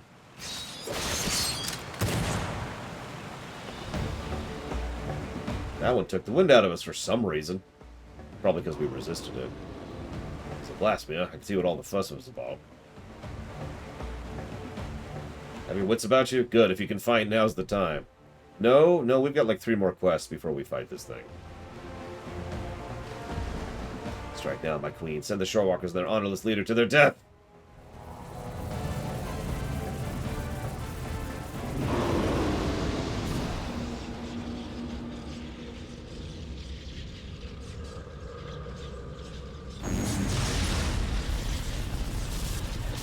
Naturally, a giant centaur death thing would need a lightning attack.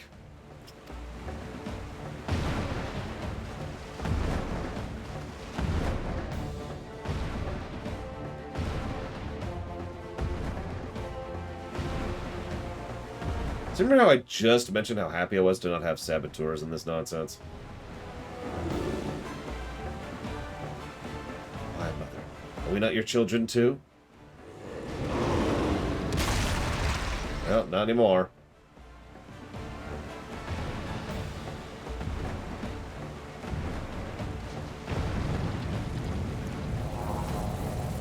So, are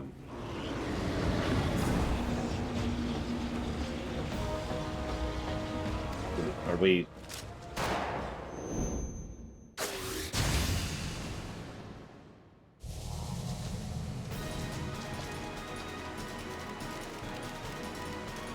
Apparently not, Zed Slayer.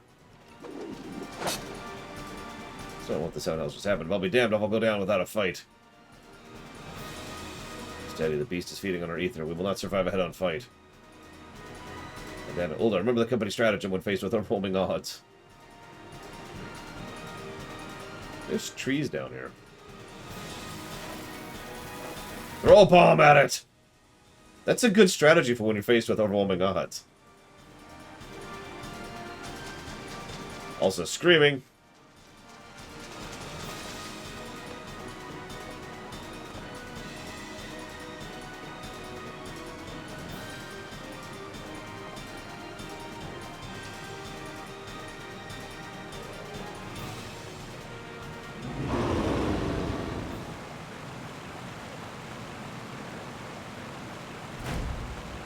It's...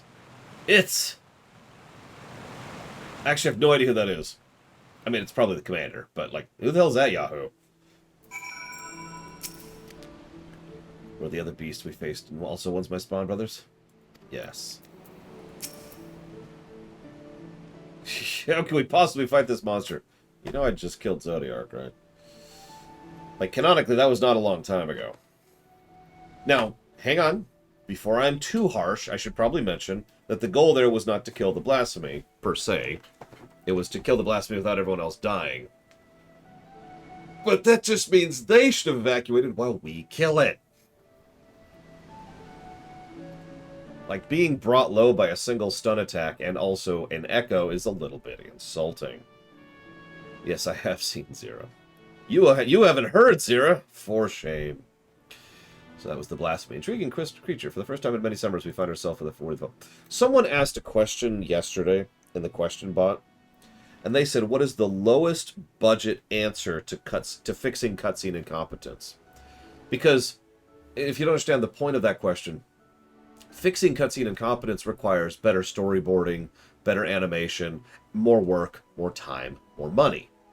There are several instances where cutscene incompetence is actually just because of the limitations of how they show it, right? And we've seen that in this very game, in fact. But the cheap answer is simple. Remove the hero from the equation. So, there you go. No complaints, no questions, no problems. If the lore runner was over there dealing with X, while they were going down here dealing with Y, and they encounter the blasphemy, and they're like, holy crap, then yeah, there you go. And, oh, shoot, I just got rid of Bregwin. Hang on, I can fix this. Okay, so let me just kneel here. Bregwin, fear not. I will resurrect you. With pizza!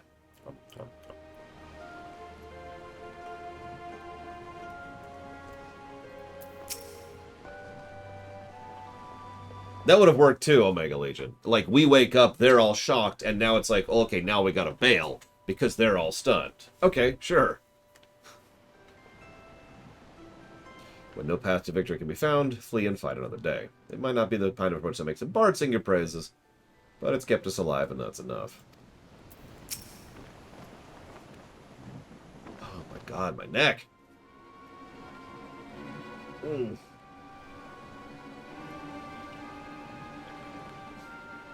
No, yeah, you're exactly right, Cashel. We've talked about this many times.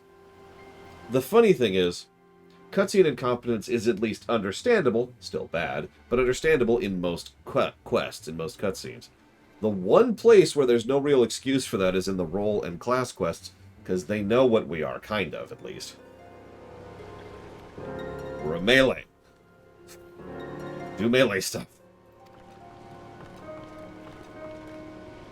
How goes it, friends, is what I'd normally ask, but judging from the muttered cursing, I gather it did not go all that well. We barely escaped with our lives. To think the damn beast had the power to stop us in our tracks, literally. Yeah, exactly, Omega Legion. A tank just has to be a tank. Just intercept incoming attacks. Ranged is over there. Ranged physical is over there. Ranged magic is over there. There you go. Boom, done. I'm not going to complain about healer, because they did that one just fine.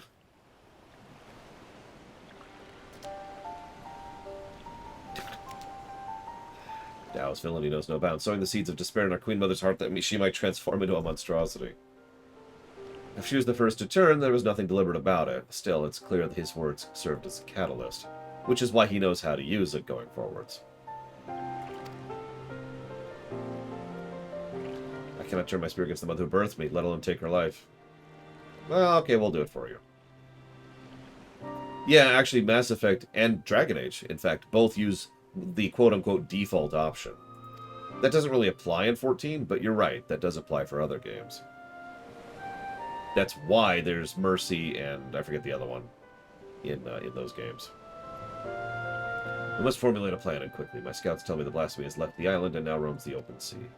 I will order them to continue the search. In the meantime, we must find a means to overcome the beast's formidable offense. Leave that to us. Okay. Tell me, Commander, what do you reckon was the most valuable knowledge we gleaned from the initial encounter? The power to absorb ether.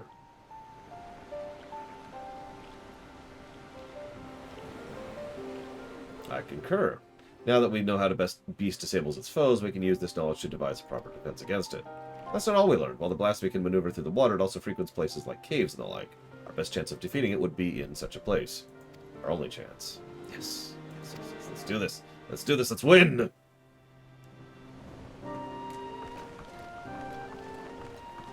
So, Eleazar, I know you haven't heard this, and I don't mean this as a negative, but pretty much for the rest of, like, this week is a really bad time to do questions. I will read your question, but you'll notice I'm reading out loud non-stop. I don't really have pause moments in the stream while we're doing this kind of primary story stuff. That being said, if you give me a minute, I will find your question in the 3 pages of questions that have been stored up at this point. I think we're actually up to 4 pages now. Nope, not quite. What about you combine the watermelon taste to taste even better? Like strawberry, apples, oranges, or something.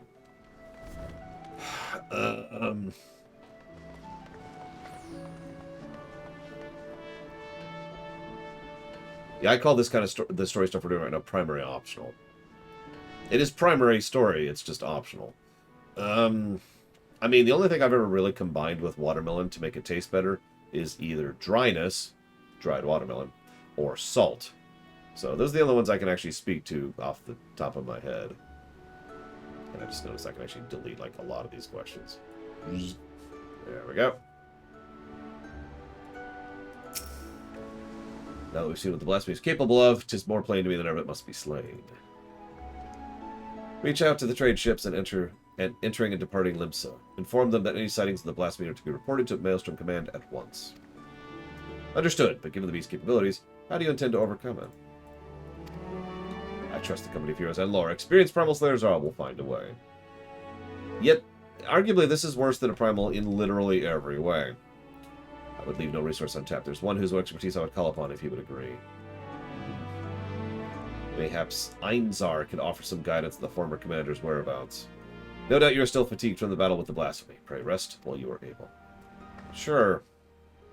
I will rest for 10 seconds to say thank you to Ryman. Thank you very much, Ryman, as ever, and as always.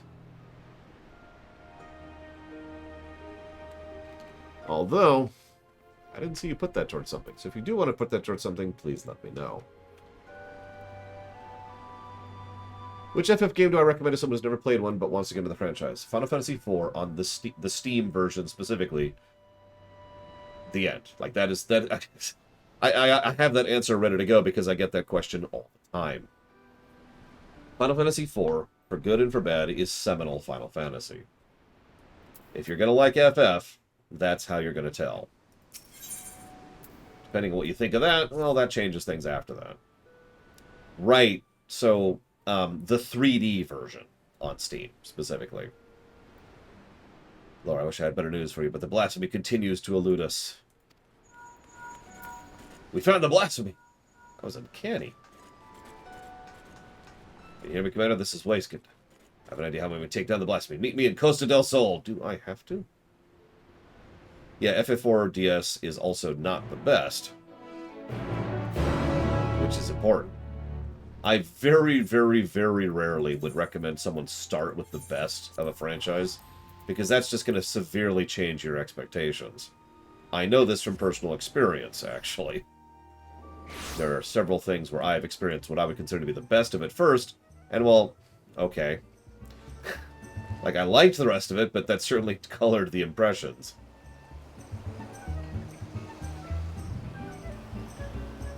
Yeah, exactly. That's why I would start with the definitive, start with the seminal. That's what I tend to call that. Since our counter with the blasphemy, I've been racking my brain to come up with a day to deal with its debilitating attack. Sadly, I've come empty-handed, and my companions have fared no better. Then I started thinking, if only our finest was with us. He always had a knack for noticing what the rest of us missed. His eyes were so sharp he could spot a foe's weakness in a single glance. It's thanks to him that we were able to slay Leviathan and Titan and live to tell the tale. See, I disagree with that, Leander. But at the same time, it's worth noting that you could start with virtually any FF and it's still fine. There's not many FFs where it would be a bad choice to start with. You shouldn't start with 2. You shouldn't start with 10-2. You shouldn't start with 13. Good or bad, it's really not indicative of what an FF game is. You shouldn't start with 13-2. You shouldn't start with 13-3. You shouldn't start with tactics. So there are bad choices, but most of the choices are all going to be fine, if you really get down to it. I still recommend you start with 4, DS specifically, though. The 3D version. 4 3D. So anyway, blah, blah, blah, blah, blah, blah. We're going to go find this old person. For some reason.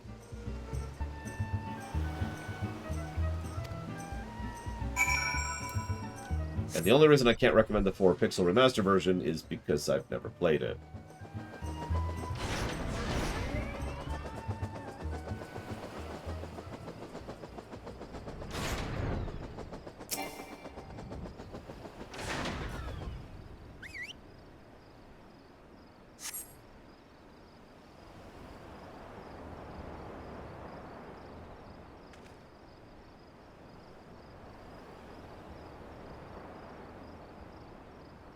Or 3D is the hard version, which is why I usually play the Steam version, because the Steam version specifically has an easy mode. So for someone who is even starting RPGs for the first time, you can play 4DS and play it on easy, and there you go.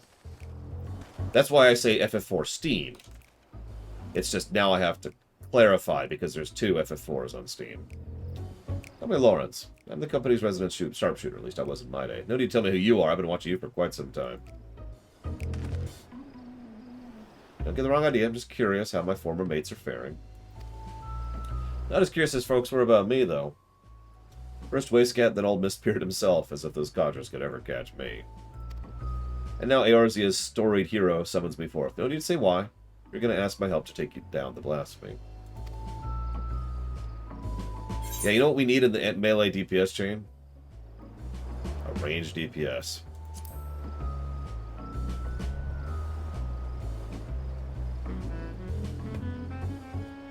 Never could refuse when someone tried out those hackneyed words. So tell me, acting commander, what specific duty would you task me with? I trust you do have a plan.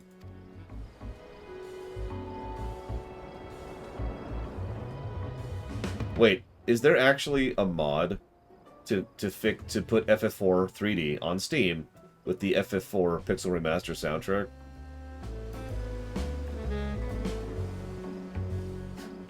Because, yes, please. Link that somewhere in Discord, Cashel. Not that it would affect a review, but god damn it. So I can see you like getting up close and personal with your foes. Really? I'm a melee in this class? That's the first time they've acknowledged that. You'll be needing support from a distance. Who do you suppose might be best suited to that role? You, obviously. Damn right. My eyes are amongst the keenest in the realm, as you've doubtless heard from Wiskate. I don't know how to pronounce that word. In pure marksmanship, none in Limsa are the admiral's equal. Yet Merle is ill-suited for supporting role. Not for lack of skill, but rather... You know what? Come here. Follow me.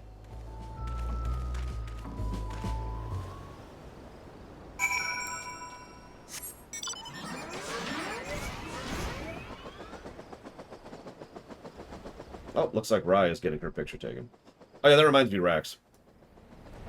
When I mentioned that I was meaning to talk to you about that in the morning, I was talking to Rye, because I noticed she hadn't gotten her picture taken, and I was going to bug her about it.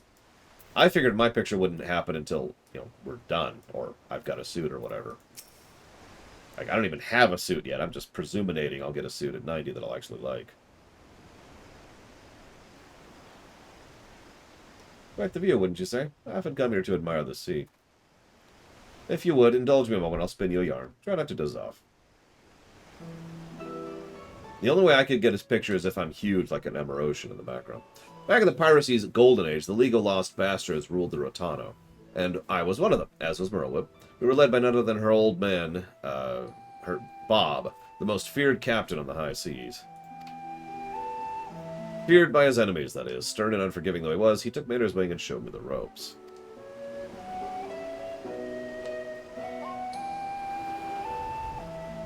He was like a father to me, to us all, till that fateful day. 5 years ago. It was in the year 1562 of the 6th Astral Era. Leminson merchantmen were struggling with nigh-constant raids by Sahagin. Around this time, Bob had yielded the day-to-day leadership of the bastards to Merlewhip, his pride and joy. She was still growing into the role, though, and everyone knew the old captain was still calling the shots. He was at a noble streak, he did. Ordered us to defend traders from the fishbacks. She led the effort, and we fought day after day to keep the seas safe.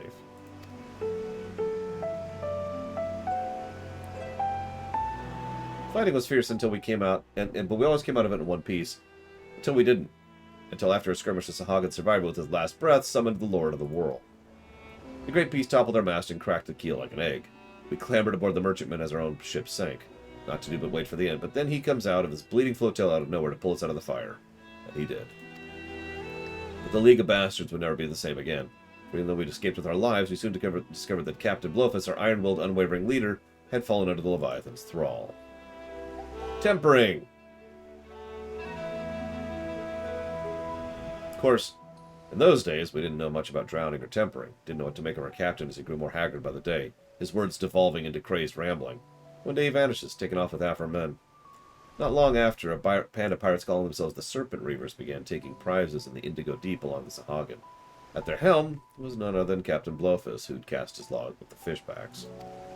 Merlewhip knew what had to be done, and to her credit, she didn't shirk from the deed. She acted quickly, sneaking off undercover at night with a skeleton crew, without so much as telling me. Of course, that didn't stop me from stowing myself in the cargo hold and joining her on the voyage. She was none too happy to see me at first. Wanted to leave me out of it, she said. But seeing as I made myself known when she was struggling to fend off a horde of reavers and fishbacks, it wasn't hard to win her over. Her twin muskets fell in one after the next, and my sharpshooting kept her safe from afar. We cut a path to the center of the isle. It was there we found Blofus, or rather the miserable what she'd been reduced to. All bones, skin shriveled like a tangled mound of white hair, eyes bulging from his head as like a fish, as he prayed to the Lord of the Whirl. Tempering! Merlewhip challenged him to a duel, and a dim memory must have flickered in his drowned mind, for he accepted. And so with only me there to witness it, Merlewhip ended her father's life. The League of Bastards would have lived up to its name if it weren't for Merlewhip. She assumed full command, restored us to our former glory, and not long after she triumphed in the Trident and was named Chief Admiral of Limsa Leminsa. I often think back to that day, seeing her charge into battle, muskets blazing. Might seem reckless to some, but that's how he taught her, and she knows no other way.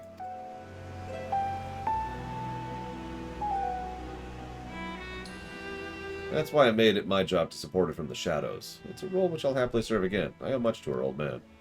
My only doubt was whether you were worthy of commanding me. But watching you afar answered that question. Tell him Lauren stands with them. Sure thing.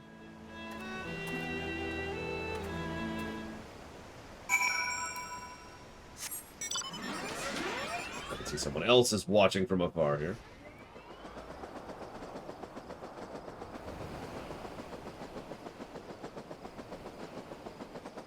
I'm curious what the topic is, but don't tell me, Old Mega Legion. We'll get there in a minute. We'll do our DPS next. Excuse me, our RP DPS. Instead of RM DPS. Laura, show himself? Oh god, he was always the shoebill. That's a surprise. I imagine your words might reach him, but I never did imagine he would agree so readily. One more thing. Don't mention his involvement. Oh, okay. At any rate, this gives us new hope. Okay. I'm very hopeful.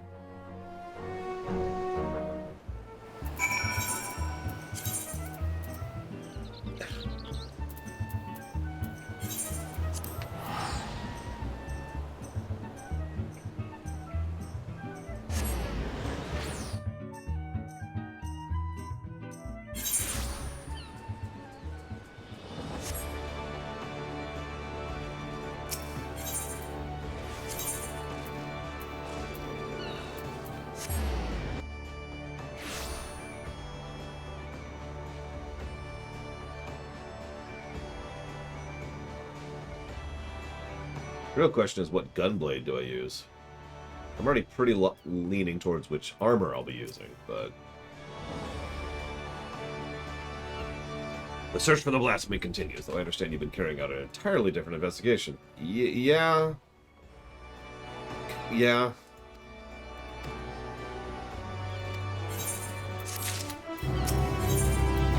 Yeah, but I'm not going to get it, Omega Legion. There's no way in hell. Incoming communication. We found the blasphemy.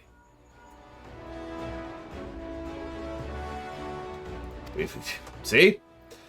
We have our erstwhile companion Riel to thank.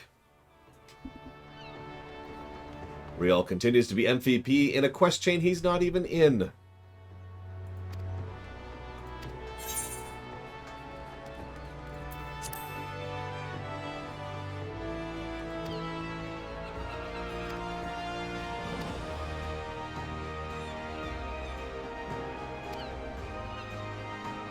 Okay, hang on. So, we need to go fight the thing. Landanel says, you don't have to tell me twice, I've been aching for a rematch. Nun says, rush in blind, it'll go poorly for you just like it did last time. And then Landanel says, knowing you, I'm sure you'll show up just in time to see me deal the killing blow. Shamani Lamani says, now, can we save our vitriol for a quarry which I've lured to the perfect stop and is now waiting patiently for all of you to put it out its misery? Brayflock says, gobby booms blast over big blasphemy into bitty pieces. Motley or crew you'll never find. No, I've played an FF game. I've played a JRPG before. There's a weird question. What's the JRPG with the weirdest spread of party members?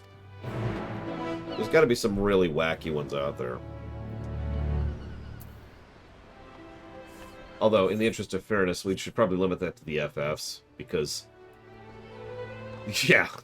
Like, even Chrono Trigger is a pretty wide spread if you think about it. Hey, solo only duty. My favorite.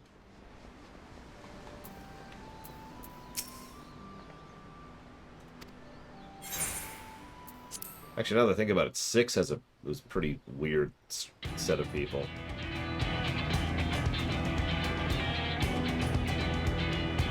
We know 7 does too, because even Rufus comments on it. The blasphemy is still contained within the Sastasha Sea Grot. You know, it made its end, navigator willing. Would that my brothers and I could join the fight, yet blasphemous though it may be, that beast was once our mother. I understand, forgive us for what we must do. Whether it means to reverse the transformation, we'll do all in our power to bring your mother back. 2 quests from now. We figured out a way to undo terminusing. For the future of the Sahagin and Limsa Limitsa alike, the blasphemy must be laid to rest, and when the deed is done, I will bring your brothers, even the crushing tide, aboard the great ship we call Velbrant. I do not want to slay your mother, but this thing she has become, a mindless beast who would enslave and kill her own, is an affront to the memory of who she was. It is not her. It is not. Remember this always. You must. Yeah, she'd know, having killed her father. When the time comes to strike the final blow, I will do the deed. Admiral, all you say is true, and yet... well, what? There's nothing else to debate here. Commander! Fishbacks, crushing tide, heading straight for the sea grot. Hurry! Yeah, why are we standing around talking about this? Let's go!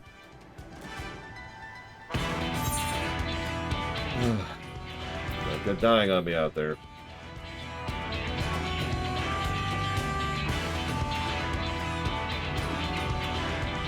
Man is sounding more and more like the old one. Enough talk.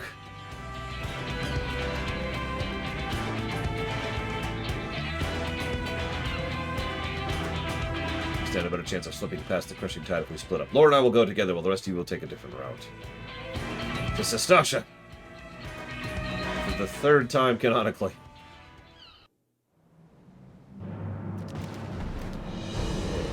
Queen, I beg of you, pray, show your loyal son mercy. Are you an idiot? Wait, I'm sorry, I withdraw the question. Of course you are. And, well, now he's dead, so...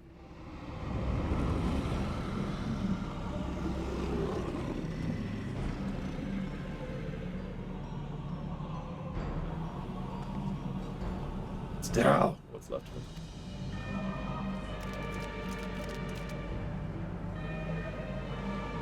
Yes. Speak your job. Why would our queen do such a thing? Are you really this stupid? Yes, the Shorewalkers say, what we thought was a blessing is in truth a terrible curse. So you're not stupid. Leave the Shorewalkers to face the Queen Mother alone? No, I will stand with them. You're actually not stupid. You mustn't sully your hands with the blood of your mother. Go and be with your kin. We will kill your mother.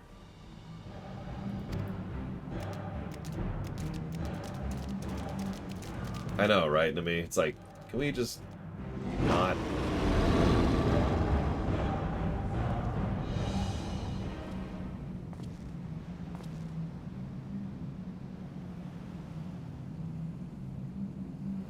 You didn't think you'd wandered off a cliff, Lawrence. Must you say it like that? I prefer to think of myself as fashionably late. I mean, in the interest of fairness, Gigapudding, if we really put this into proper terminology, their mother died screaming. Now we're going to kill that thing.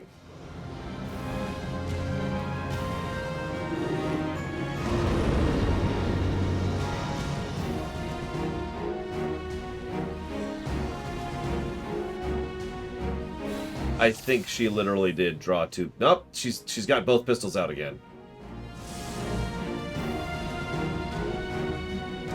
Here it comes. We're counting on you, Lorenz.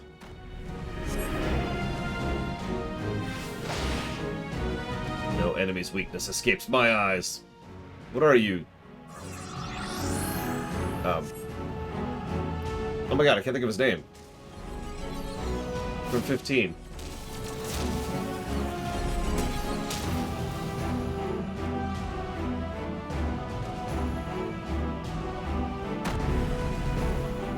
That's interesting. Prompto, thank you. I guess Ignis would count too, now that I think about it.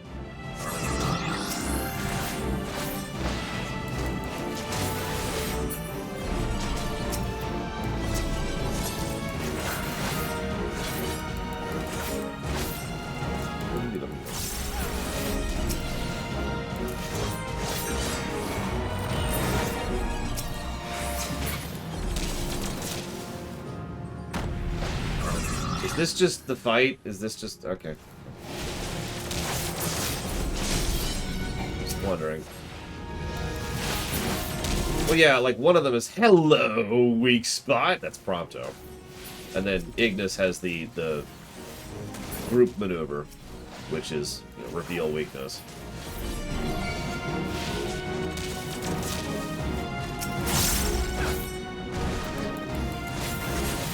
So, really, it's just FF15. Because Gladiolus, well, he's just weak in general. Especially the character department. Oh my god.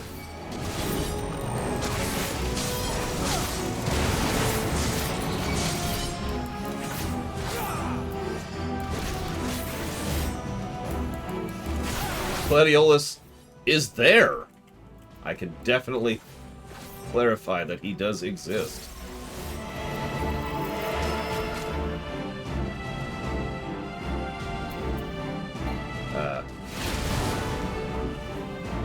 Interesting.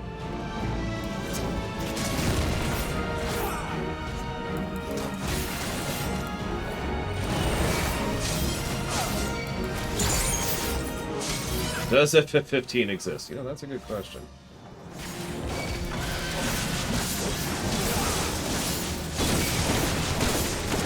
Okay, I've got this thing now. Oh, and the other thing, which I forgot to do. Damn. Okay. It's my first time actually doing that. And I screwed it up. Like you do.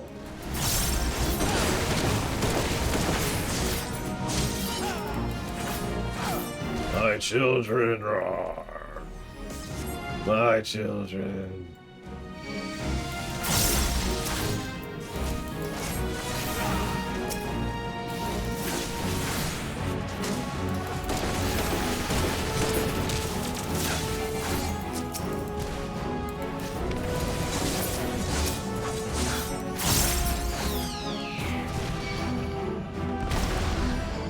Touchdown.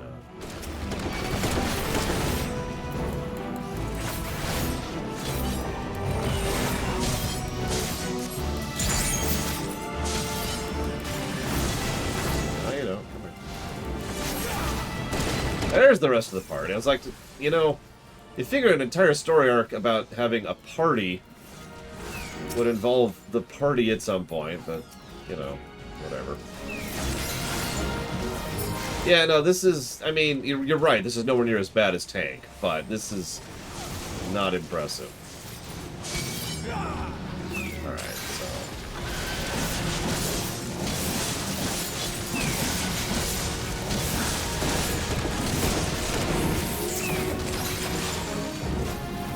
Interesting. I think it's the best question I've ever received that I haven't even seen yet. You're in my sights. I will check the question log after this fight.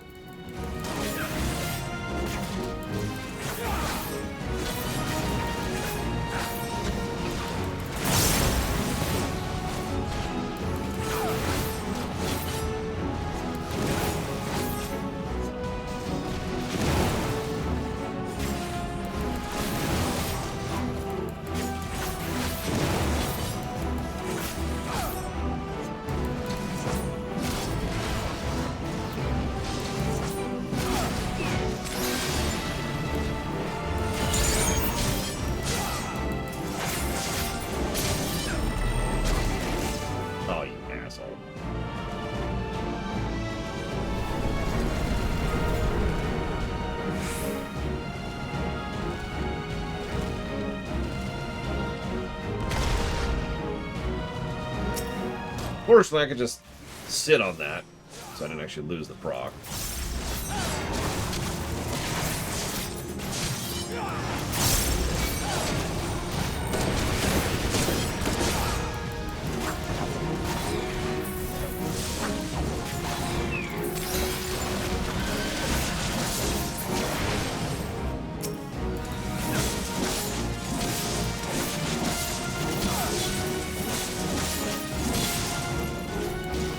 In case you didn't see Communio last time, that's what it looks like.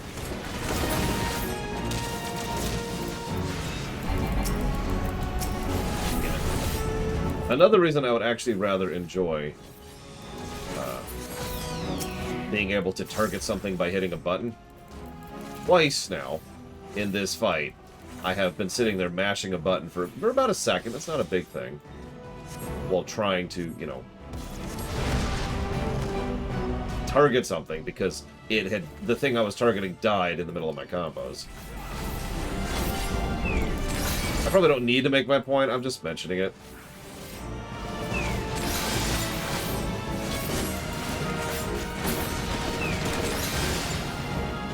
So we're gonna get healed, right?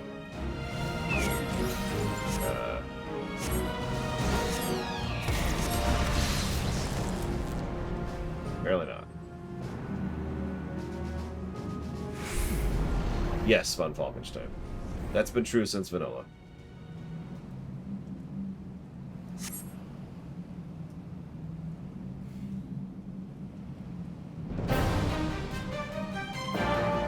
Yeah, we've lost the fight, but there's a Sahagin who joined us. And yeah, I noticed Brayflox was the one healing us in the middle of that.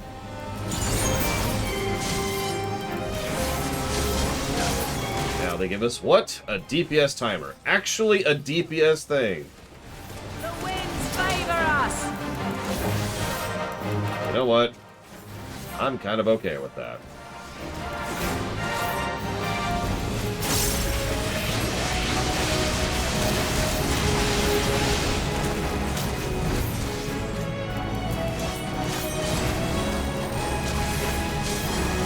I will not yield.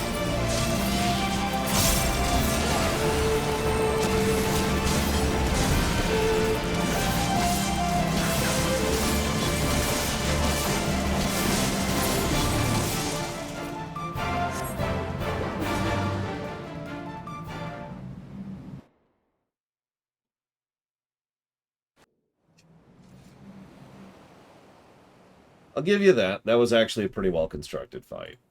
I'll give you that one, game.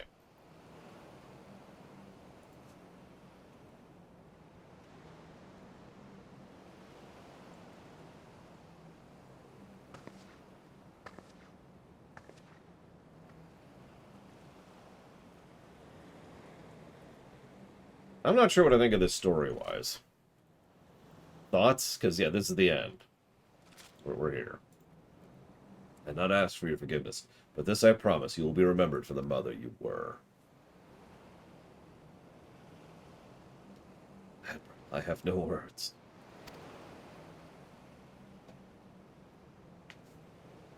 I mean, Lord knows she has experience in killing corrupted parented, so, you know. Although I question... You know what, let's not even get into it. Whatever. One bullet ended it after all that. Sure.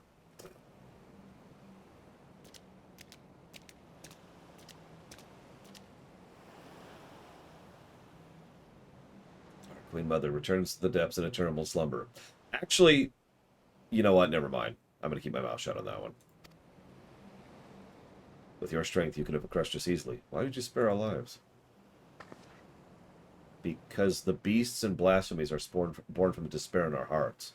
But no more! I would break the cycle. Though Tao may have been blind to it, I believe in a future where Sahagin and Leminson live in harmony.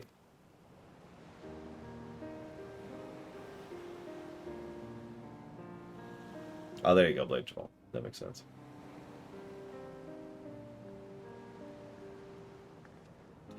Even after losing who she was, your queen made your spawning grounds, and it is there she drew her final breath. Yeah. When our next queen is crowned, know that she will find a safe place to raise her young. Once you have selected a suitable location, Limsa Leminsa will recognize and honor your claim. A promise for which we are grateful, but what of the other peoples of Vilbrund? The kobolds are open to the idea. The details do need to be negotiated, but I am confident we can reach an agreement.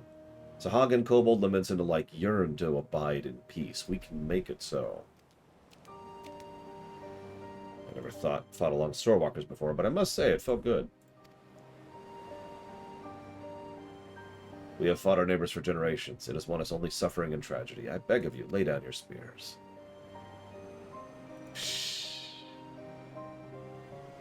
It'll take time and effort to bridge the gulf, but bridge it we shall.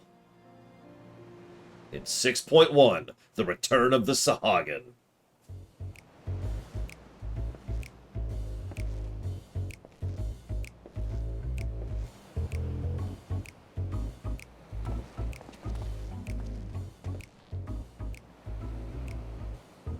I dare say we have a lot of talking to do as well, don't we, Commander Lawrence? If you'll allow me to explain. Okay, the Brayflocks thing got a chuckle out of me there. Let's be off before they drag us into this mess.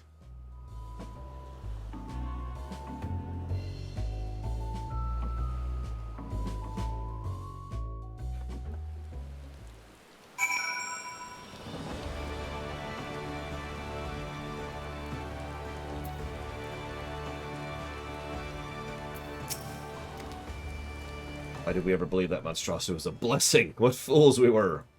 Yeah. Forgive us for what we have done, Queen Mother. At last it's over. We can take pride in the respite we've won, but we must never forget those who could not be here with us to enjoy it. God damn it. Fighting with Gabi friends give Brayflocks good feels. I agree with that. That's why I hope at least some people will be doing the 6.1 dungeon, which will assuredly be there with me. Wondering where I was during the battle? Well, I wasn't slacking off, that's what you're implying. My duty was to protect the ship, to ensure our safe return. Truly.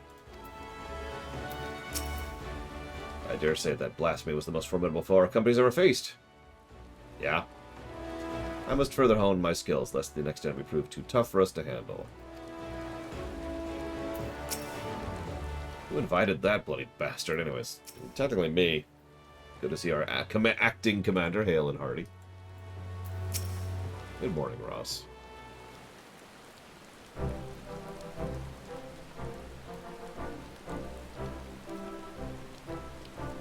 Perfect timing, acting commander. You must save me from this bloodthirsty bastard. What? Well, Lawrence, let's hear your excuse. And it better be a good one. Why in the seven hells were you skulking out in the shadows while we did all the dirty work? Now Like you'd be happier if I showed myself sooner. I can hear you whinging now. Why, you didn't think we could handle this on our own? I'd be bloody furious regardless. Don't think I've forgotten what happened, or didn't happen on the day of our duel.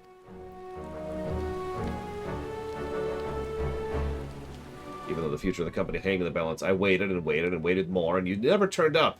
But now I've got you. I will have satisfaction. Given Lauren's penchant for late arrivals, I couldn't help but worry too. To say he cut it fine would be an understatement. And not by choice as usual. My scouts observed him roaming near Costa del Sol not long ago. It would seem his woeful sense of direction has not improved in the least. I'm honestly surprised that you never realized, Landanel, that was to blame for his extreme tardiness. The commander did indeed arrive at the agreed-upon location for the duel after the sun had risen and set a half a dozen times. Had to get her take me. Shamani, you promised that you would stay between the two of us. Brave Phlox, you have a kind word for your commander, don't you? Commander Lawrence, Commander no more. New commander, friend to Gobbies everywhere, which I am. Does many sweat works for Gobby kind, which I have. I put up with the first half of the Alexander chain. I thought they were too much of a coward to face me in battle. Come now, Landell, you know me better than...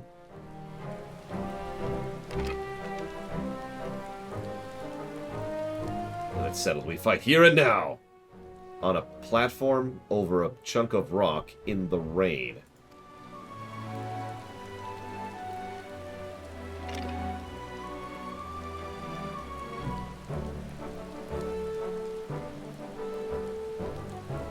Hard to believe he was once the glue that held this band together.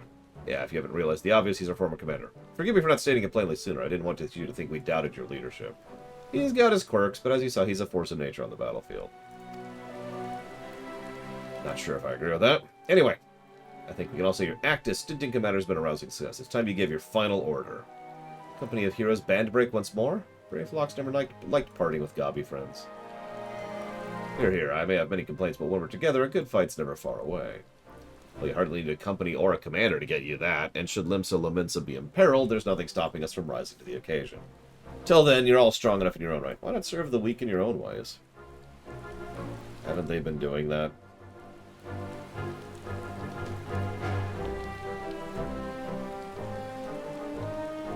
And forcing wine quests. Terrible, terrible wine quests.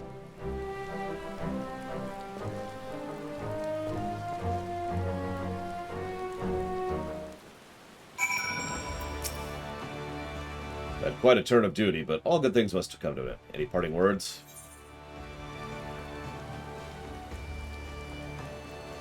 Give Gegaruju my best regards. Finally, I can enjoy some semblance of peace again. At least as much peace as a man can enjoy waiting hand and foot on the Lord of Costa del Sol. It may have been rough sailing at times, but I enjoyed serving under you, acting Commander Lore. Acting Grand Nagus, thank you very much. Well, if you have something to say, let's hear it. Return to the Whalers. Try to keep the murdering to a minimum. Heh, as if you need to tell me. Well, I enjoyed the diversion. I know as well as any the true places in Gridania, leading a respectable life. Is that possible in Gridania? Await your orders. Look after the ooh, brave nun. Noon. I have responsibilities. A tribe that wants for my guidance and protection. I can afford to tarry here, but not much longer. Nevertheless, it is with some regret I take my leave. For all their faults, of which there are many, they are my companions, and I will miss them. Hang on, we need to execute Omega Legion for his crimes against humanity. You owe me a bottle of your finest Bacchus. Indeed, indeed. I mean to return to Wineport as soon as I've tied up a few final loose ends here. Speaking of wine, I've always preferred the older vintages, left to sleep in barrels for a summer. They come out tasting better than ever. One might say the same about our own company. That's not how combat capacity works.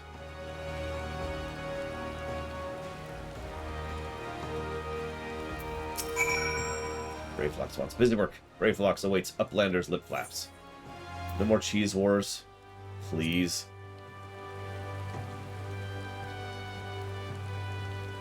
Greyflox feels heavy heart, but accepts Uplander's bossy words. Greyflox had good times and happy feels with gobby friends. But good times will come again, and when they do, new boomsticks will bring Blasty Doom with much fastness.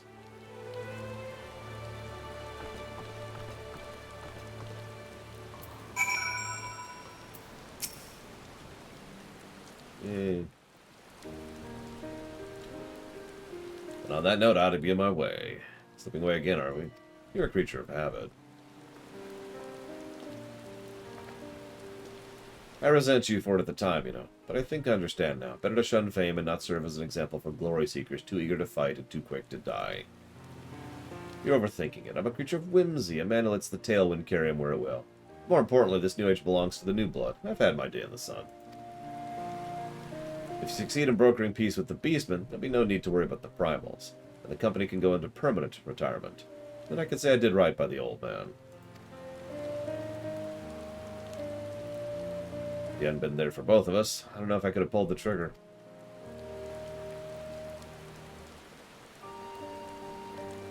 Thank you, Lawrence, brother. I did nothing. It was you who shouldered Captain Blowfist's burden. And the entire league. Sorry, Merlweb. I know it hasn't been easy for you. But I dare say you've worked hard enough. Maybe us company folk aren't the ones in need of retirement. I've said too much. Lawrence holding his tongue. You have changed. But yes, my greatest test as Admiral still lies ahead as we steer the great ship Vilbrid towards a new future. You are truly your father's daughter. Aw. So how do we review this one?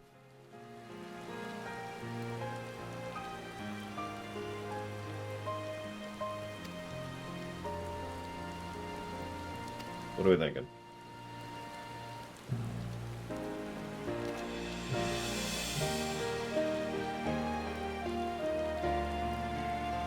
Yeah, my knee-jerk reaction is to lean towards calling this one a wash, because it's just kind of like, it's not good and bad, it's just kind of there. The blasphemy is no more. There's no circles! It can't be the same person. The blasphemy is no more.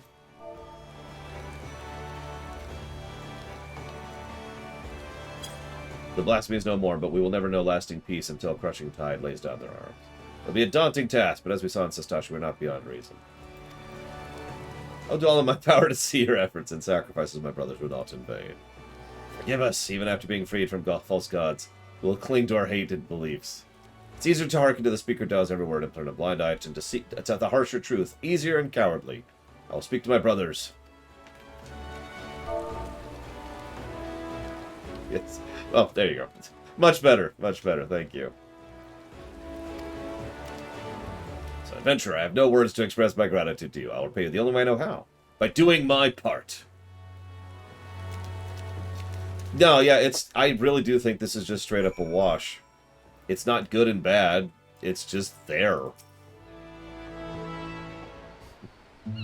I stream pretty much every day. Group Photo Twitch, so...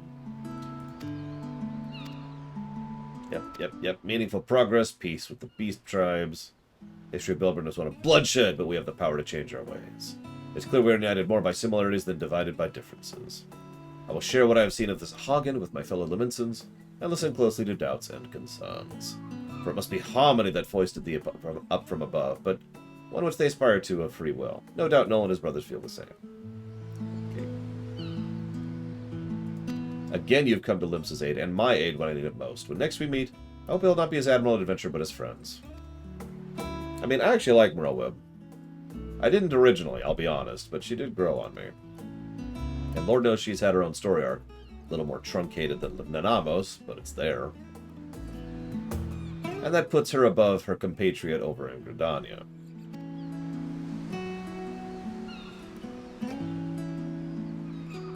And yeah, the trend continues. Ul'dah has good storytelling, Gridania has bad storytelling, Limitza has okay storytelling. Ah, where did it drop me? Or whatever.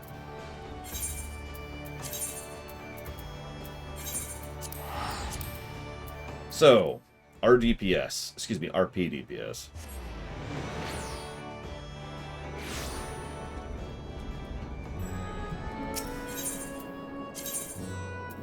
We're doing all the role quests. No, I do not blame Jamal. I spit upon it. Tui. But I did give that story arc a gameplay positive, so I suppose the answer is yes, just for different reasons. We did it.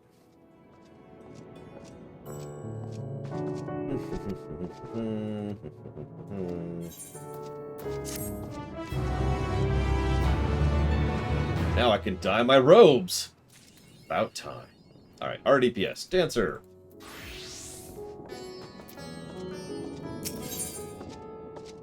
Ah, Doma. Yes, okay.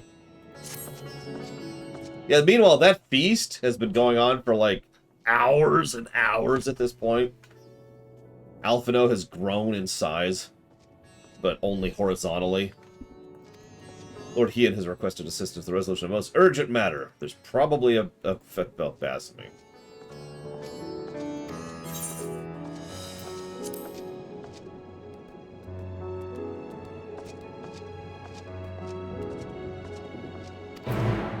Yeah, sorry, I'm still trying to get used to the idea of separating ranged DPS into melee and physical. Because in most other MMOs, it's just RDPS, aka ranged DPS. It's a Doma, isn't it?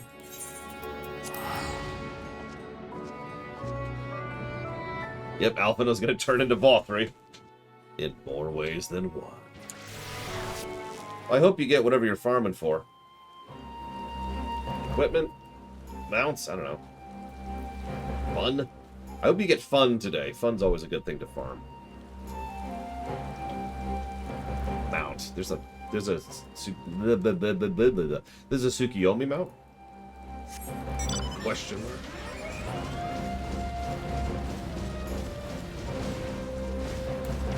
Oh, right. I said I would start using a different mount. All my mounts suck. They're all garbage. I'm going to use this thing. Good to see you, Lore. When we received word that you, of all people, had answered our call, I could scarce believe it, yet here you are. A giant enemy of Death Doom shows up, and you're surprised that I'm here? Lord He will be pleased for this reunion, if you will wait a moment. Yeah, I heard, Ross. Spoilers, there's more than one.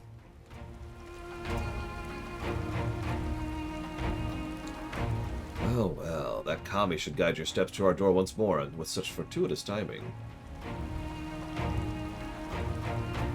Pray forgive me for not affording you a hero's welcome, but time is not on our side. Not long after receiving word of men transforming into hideous beasts, there's a woman and a Sari, there's a blasphemy. Yeah, I get it. Yep. In an all too cruel twist of fate, for the one slain was among the prisoners returned to us in that deplorable exchange with the Sahi and the Empire, just when they had begun to piece their lives back together. The blasphemy must be stopped. Alas, our foes want to keep the skies well beyond the reach of our samurai and shinobi. Thus do we take the aid of those proficient in ranged combat. It's okay, I can dance. Of course, martial prowess alone will not solve our problems. Others have turned into weaker but no less gruesome abominations, as was the case in Thavner. And their numbers increase by the day. From what I understand, this phenomenon is not unlike sickness, which spreads by feeding on fear and anxiety, emotions which of late can be found in abundance. Slaying the beast mean nothing if people's hearts cannot be put at ease. Lord Heian, I'm afraid.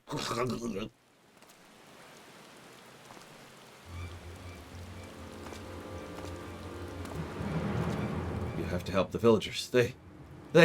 Calm yourself. Tell us what happened. Another has been turned into my Bamort.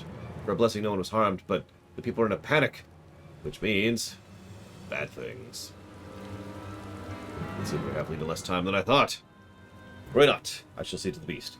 As of yet, there is no cure for the affliction, but we will save what lives we can, I promise you. I trust you're ready to join the fray? Duh. Let's go.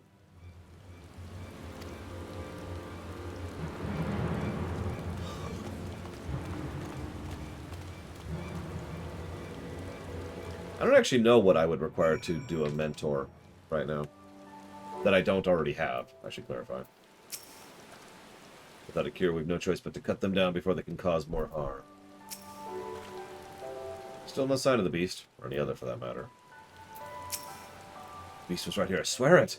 Thank you for leading us here, but it's not safe. Return to your village.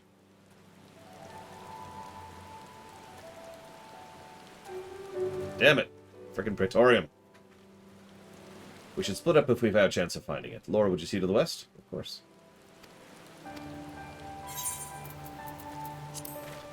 677 comms.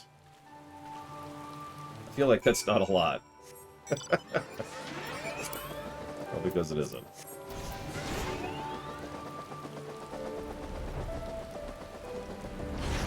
I never get comms. Even when I'm healing, I don't get comms.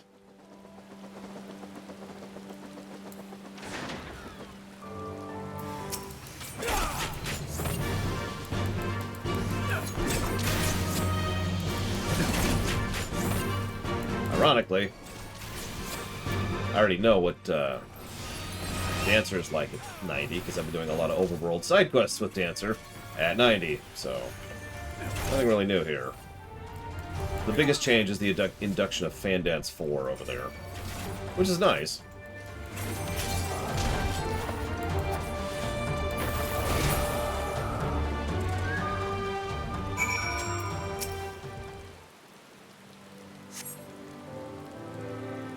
And yeah, I rarely tank unless I'm leveling a tank. So. Alright, we heard shouting and came as fast as we could. It appeared Laura arrived not a moment too soon. Why? Why did you kill my brother?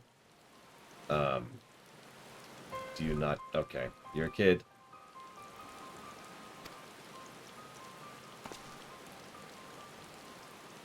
Young man, that creature was not your kin, not anymore. Had he not laid it to rest, it would have killed you and countless others. But if your heart cries out for one to blame, let it be me. The beast was slain at my behest, for it was the only way.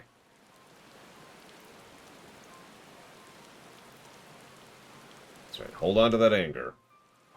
You're wrong. You killed him. You murdered him. I hate you. But you're angry.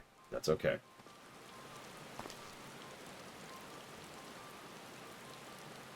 Keep being angry.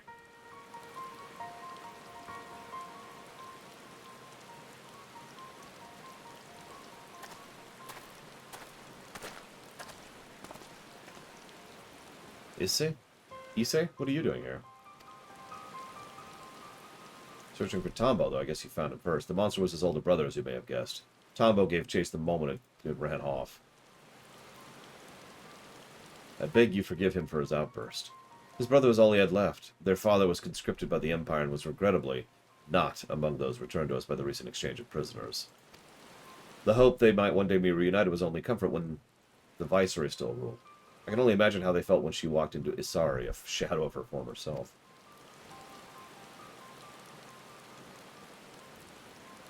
Tsuyu may have had no memories of the monster she was, but her victims still see her in their dreams. Nevertheless, like many, the brothers prayed your mercy would see their families restored. But then they learned of her death and of the father's absence. Deprived of hope and hate, all at once they had nothing. And my apologies for rambling.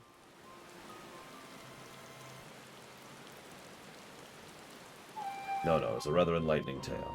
I spared the woman who brought him pain and took the brother who brought him comfort. I would hate me too. In ignorance. I swear I will set things right for Tombo and for the people of Doma. Return home, Issei. Be safe.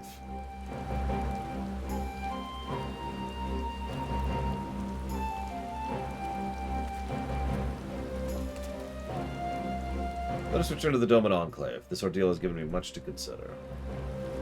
Like 5 subs from G. Joe Rulve.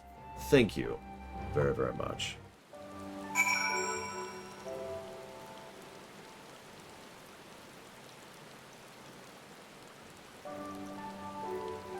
I do always appreciate that support. Thank you. And if you happen to know where you want those to go, as usual, please let me know.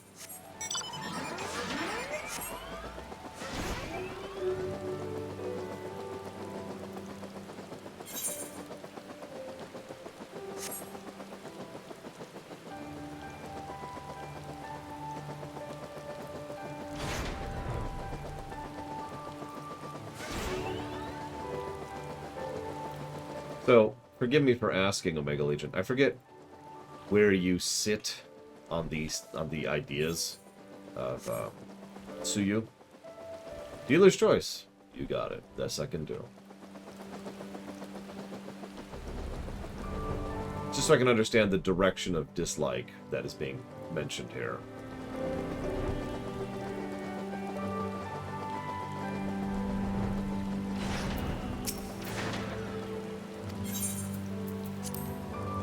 Okay.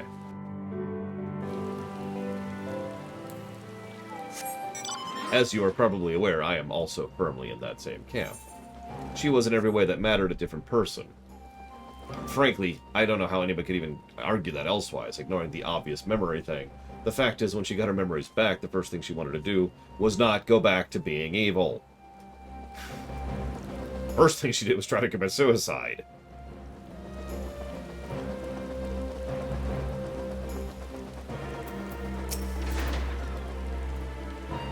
I owe a great debt for your timely assistance, and an apology for I've made you an executioner in young Tombo's eyes.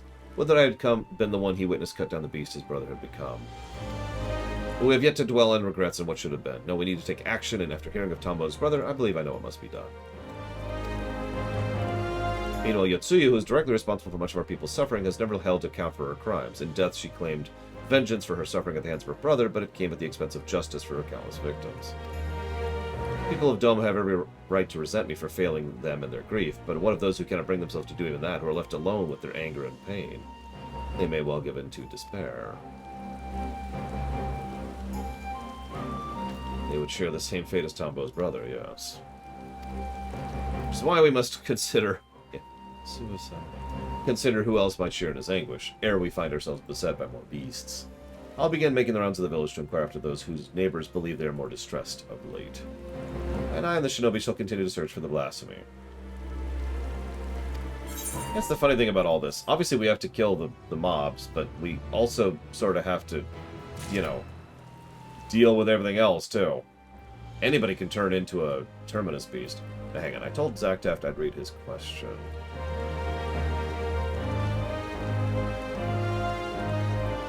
There it is. Do you think Palpatine should have done what the Empire did in Tor with Leia's homeworld, and would it have been better than when Tarkin blew it up? I don't understand what I don't understand the question. What is the alternative other than blowing up Alderaan?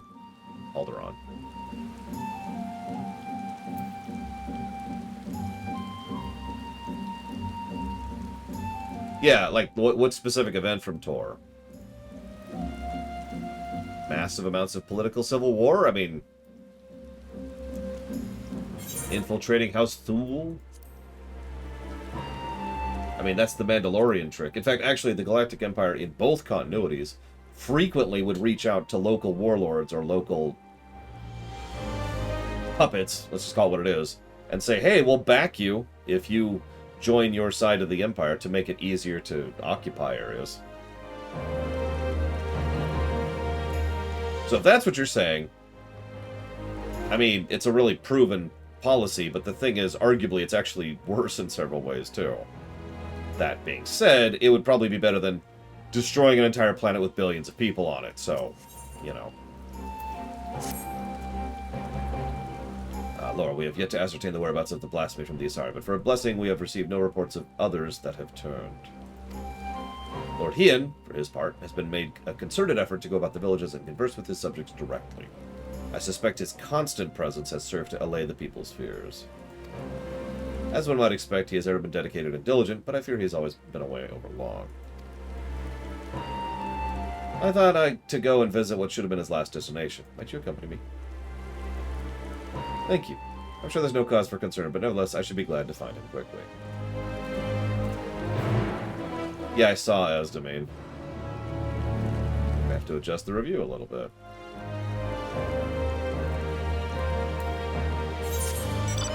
Which is funny, because I actually think Ash is the main character of FF12 from a purely analysis perspective. But, you know, that's just me.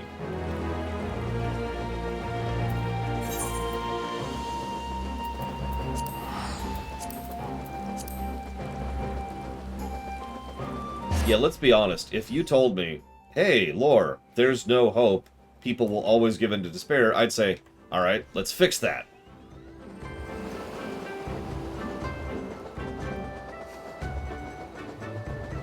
And then we'd fix that. No, we all know Pinello is the main character of FF12. Suppose we got some questions while we travel. Let's see here.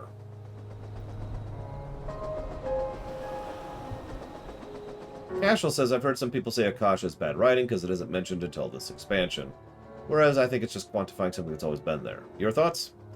I'm actually in the former category. I'm not sure it's negative territory, but it's not positive territory. There has been no build-up other than barely a single quest chain, which was bad, which was the Dancer quest chain. In fact, one of the reasons I disliked the Dancer quest chain was Dancer quest chain introduced Akasha out of nowhere in a setting where it should have been a regular repeating element many times.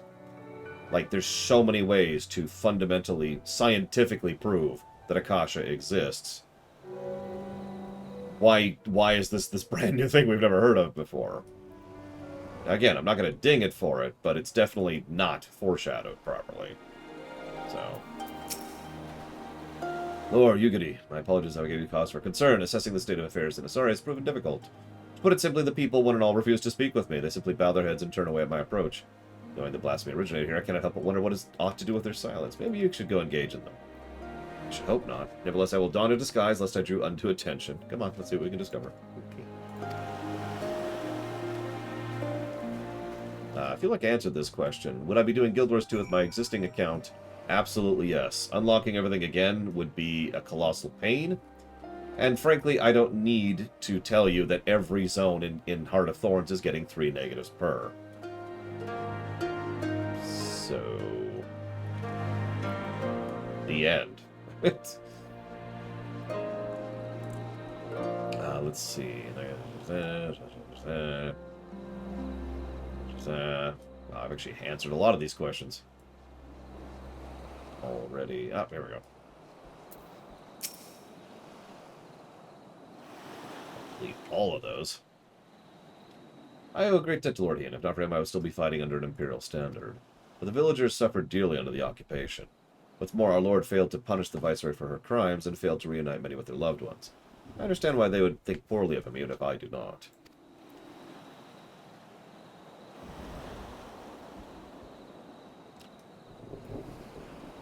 Yeah, the third zone. Hang on. It's literally only take me a few seconds to log in. You can hear another audio in a second here.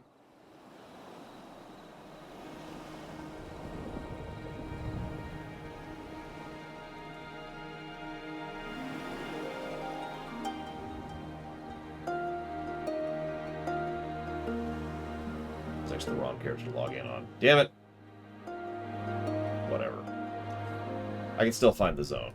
Oh, I've muted Guild Wars 2. Yay! No audio. Alright. Heart of Maguma Jungle. What's the name of this stupid zone? Tangled Depth. You know what? Just really quick. Give me a sec.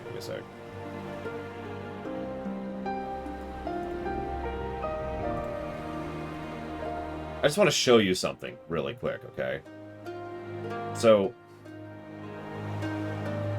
here's the Maguma Jungle, right? It's this whole area over here, right? Actually, it's more like this whole area.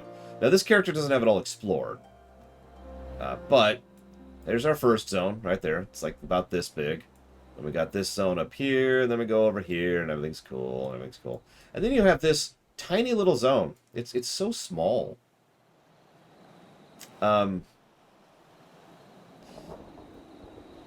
Yeah, this layer thing over here doesn't really properly explain the nonsense that is this zone. The Tangled Depth by itself is probably more than 3 negative worthy. It is such a terrible zone. And by the way, there's very few waypoints in it too, which is a sin some zones commit in this game. It's you know what, hang on. Is this yes, here. You got to see this. You've got to understand this. Oh, and you also have to understand that you're not supposed to have flying, or any mount whatsoever by this point in the game. So, okay, this doesn't seem so bad. You know, it's not terribly vertical. Although all that stuff up there, that is actually part of the zone. And that stuff I can't even see up there, that's part of the zone too. But if we go a little bit over here, you can start to see how much further down it goes.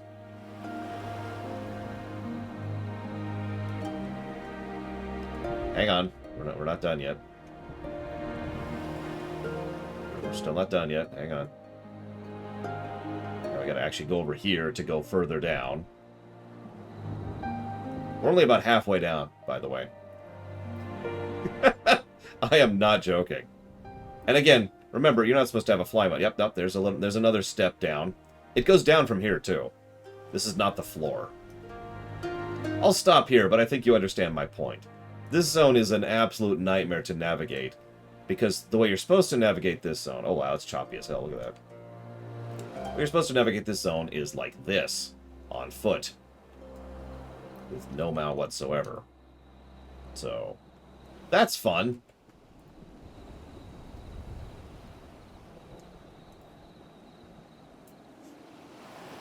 Anyways.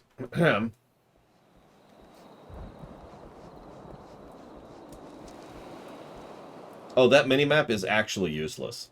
And I'm not saying that to be snide. It is legitimately useless. The reason I know how to navigate those zones is because I've done them over and over and over. I have navigated them extensively to do, to get ascended armor and to get ascended weapons and to do achievements and to do the metas and to farm resources, which I need to do other things. And that's the only reason I know those zones as well as I do. Those maps are garbage. That's right, the blasphemy was born of a young woman here in Asari. Tragic, really. Every day she prayed for the safe return of her husband, but it was not to be. If I'm to be honest, I fear the loss drove her poor stepmother mad. Kisei has never been a devout believer in the kami and their blessings and being assassinated by Zira. But she somehow convinced herself that Minato has become one. The delusions of a grieving parent, obviously, but an alarming number of people have come to share in her belief. Heresy is what it is. That's an interesting way to phrase that.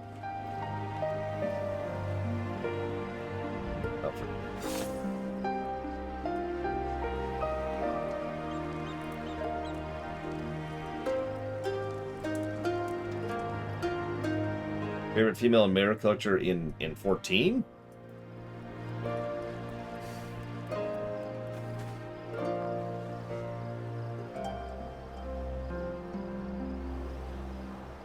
For male, it's either Emmett Selk or Grahatia.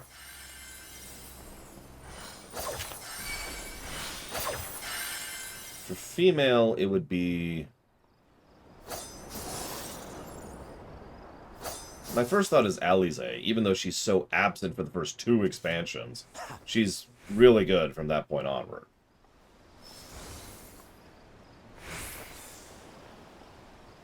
No, I just have sex with her, US and Corp.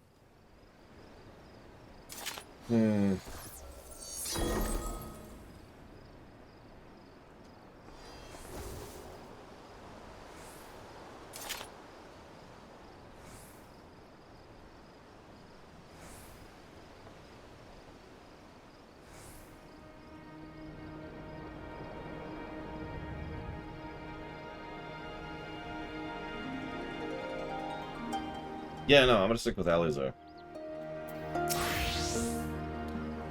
Blasphemy. You're mistaken, my friend. Our village is visited not by a monster, by a kami. Izanami. Our Lord Hien is cold and callous. She offers us boundless compassion and love.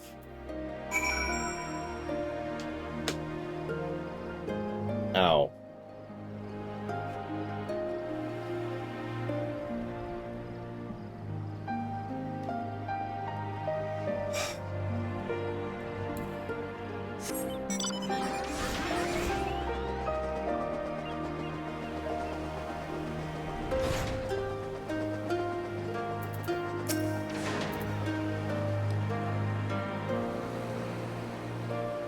So, your people here are morons. Izanami presides over life and death. She gave birth to the nation of Doma and ushers souls of the departed into the land of the dead. I trust you understand what it would mean to deny them a source of hope in such dark times, even one such as this. The villagers also claim this Kisai can speak with the dead. In fact, she'll be holding a gathering to demonstrate her powers ere long. Perfect opportunity to gauge the extent of their fanaticism. Not for me, of course. My presence would draw attention. Maybe you should attend in my stead. Yugiri is another one I was thinking about, ironically.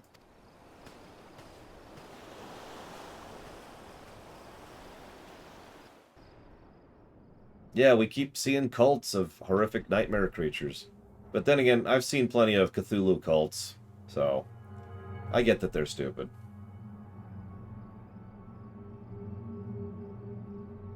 No, they're stupid. There's nothing else for this. Oh, spirits of Asari, I beseech you, lend us your voice and your presence be known. Cross the veil!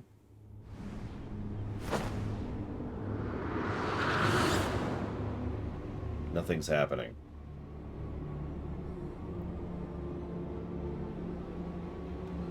Akitsu. Sorry, she's doing the creepy voice.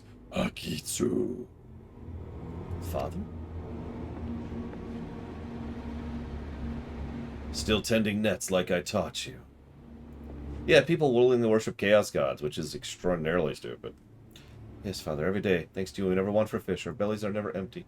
I was proud to be your son. I was too embarrassed to tell you before.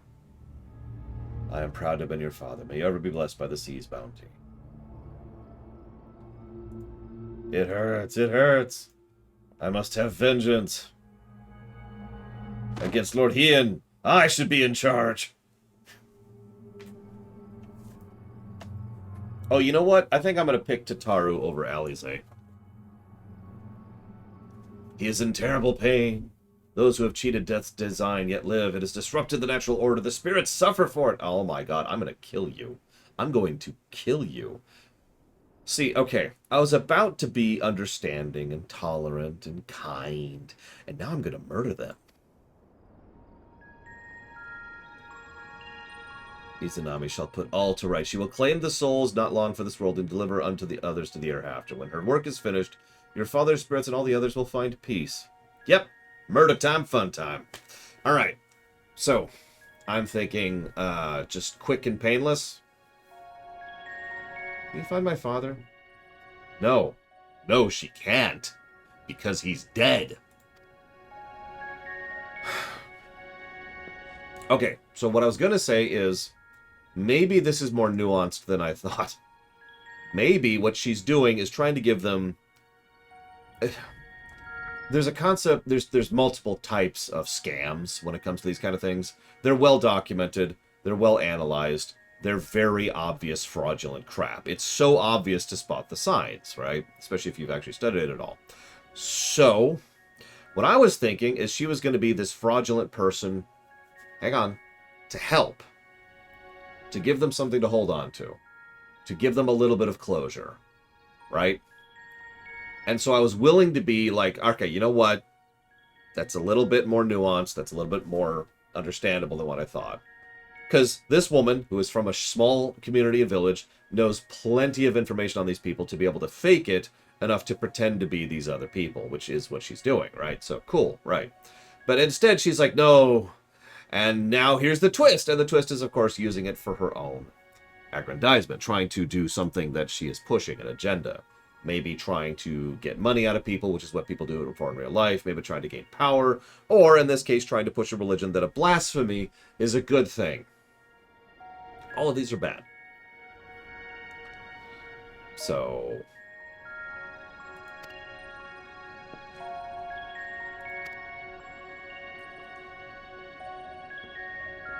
this is bad. Because as much as I joke, if we just walk up and murder her, that's not going to help this situation. Because then they're going to be like, oh no. Cults are bad. Cults are bad.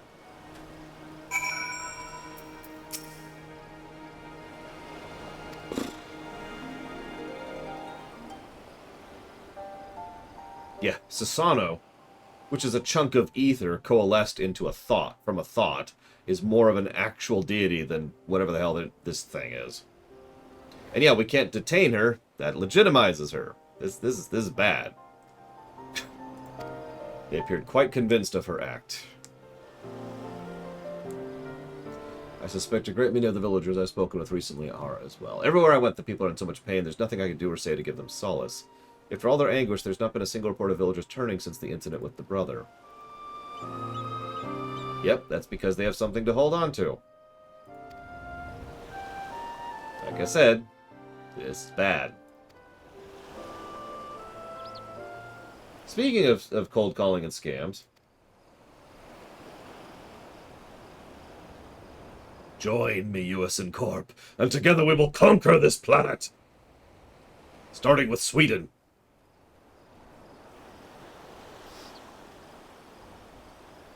Well, I'm hungry.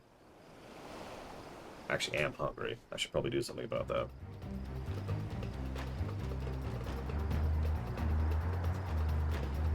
Meanwhile, female characters no one's ever said they like. Lise.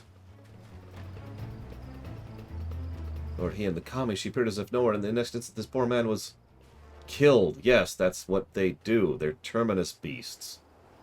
They arguably don't have intelligence. Well, there's your answer, Rax. Twitter has lots of Lise fans. What kind of monster would use Twitter?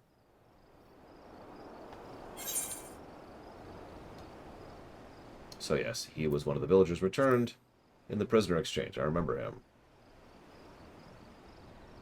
I do like Lise in the patch content. I don't like Lise any time before that. I will always give them credit for turning a boring, one-dimensional character who was actually irritating into someone I actually liked. There's a reason the distinction between Lise and Commander Hext tends to be brought up.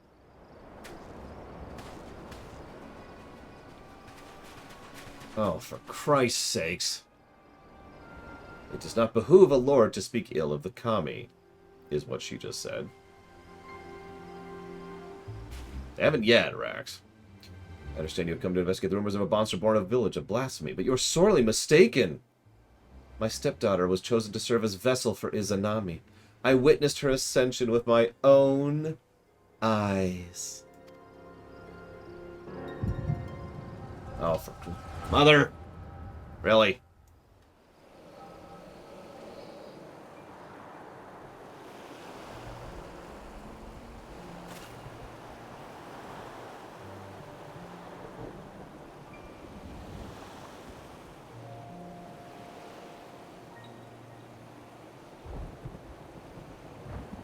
Oh, hey, I've got a voice message from Debt Relief Center. I need to be free of all my debt. Oh, wow, I am. That's impressive. They managed to get rid of all my debt before they even called. Anyways, I can't. I won't. There's no logic in it. There's no justice. The Witch of Doma was spared, given a second chance, and my husband condemned to die as a conscript. I'll never know what became of him. Lord Ian can't even give me that. When I look at the families he made whole, at their happiness, I feel the hole in my heart, the gaping wound that will never heal, begin to bleed.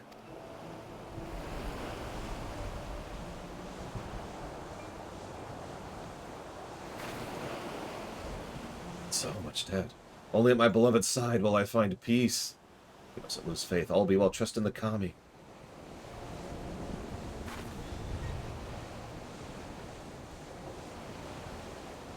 I don't think I've heard a cat snore. I've heard a cat purr snore, so if that counts.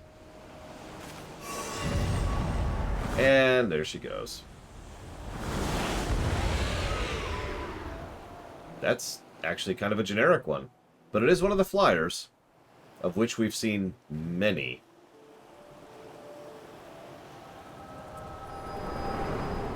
So that sucks.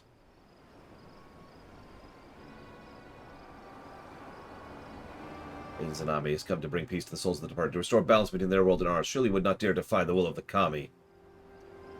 The balance you speak of has claimed the lives of two innocents, but recently returned to us. I cannot and will not accept the kami would condone such cruelty.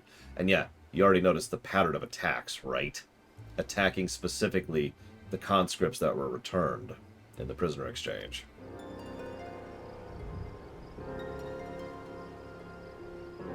No crueler than the sight of Yotsuya, free and forgiven while my husband and son fought in Garlemald's war, now dead and forgotten in a foreign land. With all due respect, is it not your duty to protect Doma and her people? How are we to place faith in the man who places the enemy's safety and well-being above that of his own subjects? You realize Yotsuya was a doman, right? Like, you're aware of that concept?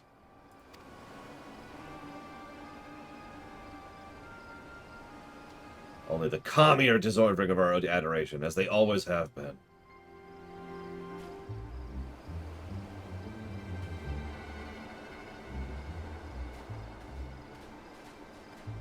Well, you see Cormac Higgs. Yeah, no true Scotsman. That's, yeah. An unfortunately common fallacy.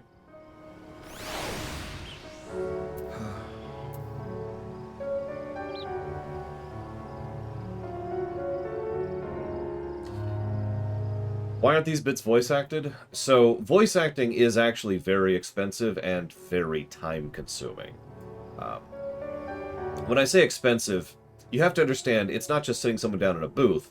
The lines have to be translated, and then the dialogue has to be constructed, and then you have to have the voice director be familiar with it, and there's lots of dialogue to be spoken, and they have to do the lines, and they probably have to do multiple takes, and then they have to do the audio editing on that, and then they have to slice it properly, then they have to get the format properly, then they have to put it into the game and time it properly, then they have to do a polishing pass, find out what they screwed up, redo it. Voice acting is actually quite an involved business. I should know. I've done several at this point.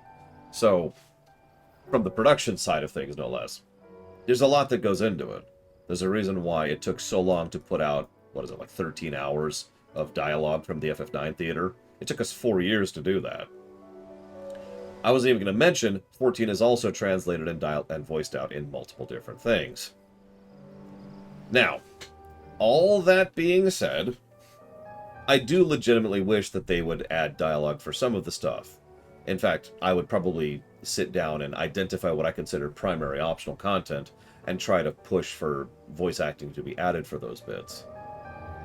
But I also understand reality is reality, and so if I pushed for that, like let's say I'm in charge of 14 and I say, hey, we want this, and the studio in Britain, whose name I can't remember, they say, no, we can't do that, then I would accept that. I would be like, all right, that's fine. That's the line. Okay. And if they say, well, we can do that, but only like a little bit at a time, I would go with that. Like, maybe they could add a bit of voice acting for coils, and just coils, in one patch cycle. And then maybe they can do some Crystal Tower voice acting in a patch cycle, and so forth and so on, right? Kind of part and parcel it out a little bit. So, either way, it's obvious that's not a priority for them, and frankly, never has been. And it is understandable why. The villagers are no doubt loath to ask of it of me, but preparations must be made for burials and funeral rites. I can offer that much at least. You seem distracted. Yeah.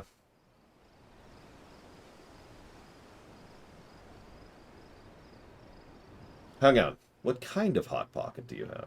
Oh, you have pizza. Never mind. It was answered. The echo, and the blasphemy was indeed born of her stepdaughter. To bear witness to such horror, how her mind must have struggled to comprehend what she saw. As a woman of faith, perhaps her only surviving family becoming one with the divine was the only reality to which she could come to terms. I believe I know what must be done. I pray her fervor does not drive her to oppose us. Come, to the Enclave. Oh, and to be very clear about this, I actually don't think money is the problem at all. Let me phrase this differently. It is expensive, but FF14 has the money to spend. They do. Square is flush, and Team 3 is flush. They could afford it. I really think the problem is time. Because again, even a single line of dialogue requires a huge amount of work from multiple people and a lot of time and effort in order to go through. So, I think it's actually time that is the primary limiter on the voice acting. Once you told me of your vision, the nature of Minato's despair and the focus of her ire is clear. 'Tis plain she is a good-natured, kind-hearted woman, grieving for the loss of her husband. This loss may alone not have been enough to turn her, but my failures hold Yotsuya to account. Oh my god, stop bringing that up! Together with the sight of the other families reunited, compounded the turmoil in her broken heart. A path to despair paved with good intentions. A truth that will weigh heavy on my conscience to my dying day. Ian, you're starting to piss me off a little bit here. Just a bit.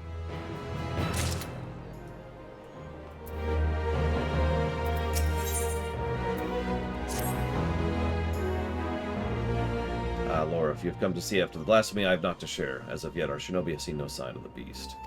The returnees, however, all accounted for, and Lord Hien has seen them safely return to Kiankan. As a result, as such, he is presently assisting with the hunt.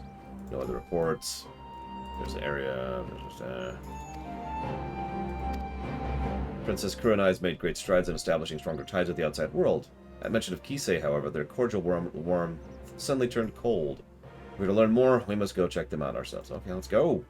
Let's go. Let's go. Why are we talking about this? Let's go. We're always preparing to do stuff. Just go.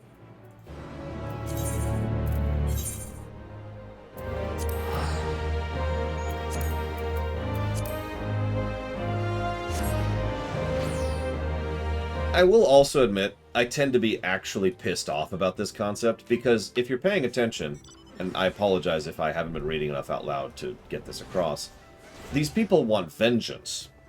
And Hien is apologizing for not getting vengeance. And I'm using my terminology very clearly here. Now, in case you're missing that, let me just break that down for a second. She's dead. They all know she's dead. They all know that she died as a result of her crimes. And they're all pissed about that because they wanted what they're calling justice. They wanted to see her punished for her crimes. She's dead! Now, if you're not catching that, what they want is to hurt her. That's why I call it vengeance. They want to see her suffer. They want to twist the knife. They want to lynch her. Or do a public hanging, or whatever. That's what they want. And that's why this is pissing me off so goddamn much. Yeah, they don't want any kind of restitution, or rehabilitation, or restoration. What they want is revenge. Now, I know, revenge is a really common human emotion for some reason. I know that I don't quite get that. So I'm just going to go ahead and admit my ignorance on that one. But for Christ's sakes, that is not only the source of all the people's perspective, but Lord Hien, who is constantly talking in private to us in Yugiri about how much of a failure he is for failing to get vengeance for his people. And, on top of all this, this is a really bad time for these kind of thoughts. Because there's a despair wave encompassing the planet right now.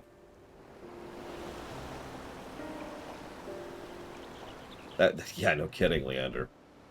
Yeah, here's your Doman.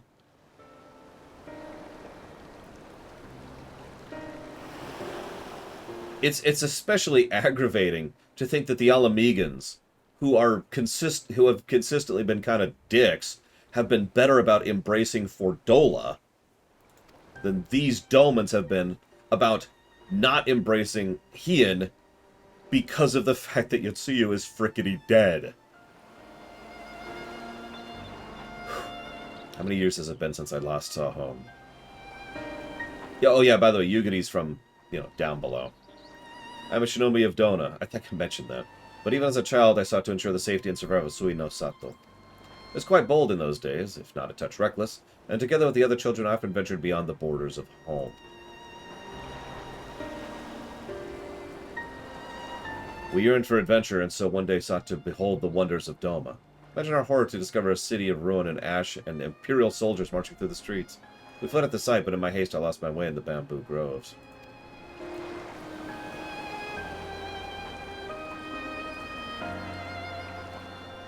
It was there I met a young boy named Shun, a sweaty mess as he swung his wooden sword with reckless abandon. Training to fulfill a duty as a samurai, he said. Having seen the destruction of the Empire was capable, I too felt the need to protect home, so I joined him in his exercises. Every day my resolve to protect those I love grew. You're welcome, the Eternal. Or Tio Eternal, excuse me. I try. At this point, I've kind of covered the story of both Warcraft and FF14. So I've got the two big ones down, and STO, while we're on the subject. Sadly, my elders refused to listen. They were content to remain hidden beneath the waves, and hopefully the Empire's notice. With a heavy heart, I left in search of the strength I believe we sorely needed, and found it as a shinobi. But the people feared war and conflict would follow on my heels should I return.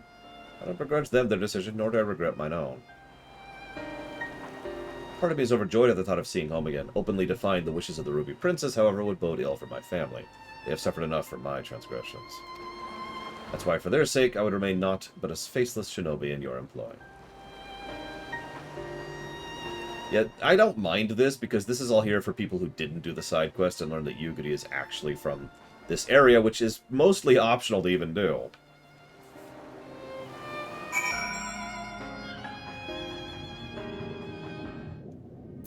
Oh, and we're just...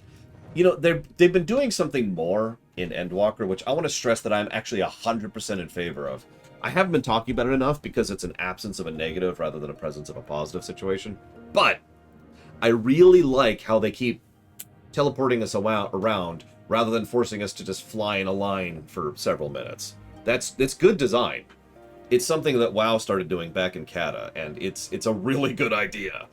It really cuts down on the padding of just transiting from one point to the next. So, good move. Remember that outfit? That's been a while. All these years, naught appears to have changed since the day I left. But now's not the time to reminisce. We have work to do. Isai's departure from Suino Sato was likely decades ago. Maybe the village elders will know why she chose to leave. Let's find out. Yeah, if you remember, one of the biggest negatives I would tend to give certain zone quests, you know, side quests and regional quests, was because, alright, do this bit. Go all the way on the other side of the zone. Turn in. Go all the way back this way. Do the next thing. And so forth and so on. It was one of the biggest problems with the Moogle quest over in the fricking, the Reaches or Fringe or whatever the hell what's the name of that stupid zone? Zone from Hell.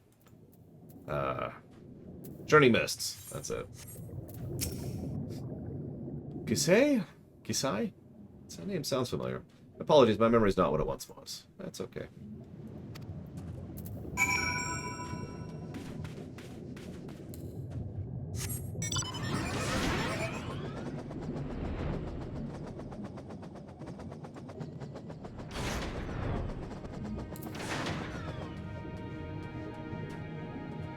See the princess out and about. Oh. Right. Right. Mounting gets rid of them. Or stops them? That was weird, but okay. I'm here. I'm here. Prototype tech. This is RMRP DPS. Jesus Christ. And then after this, we have to do RM DPS, and that's it. It's been quite some time since I last heard that name. She was a priestess of the village, banished after drawing the ire of the former Ruby Princess. What has become of her after all these years? Please, is there anything you can tell us? Yunagi was quite close to her. Maybe you should seek her out.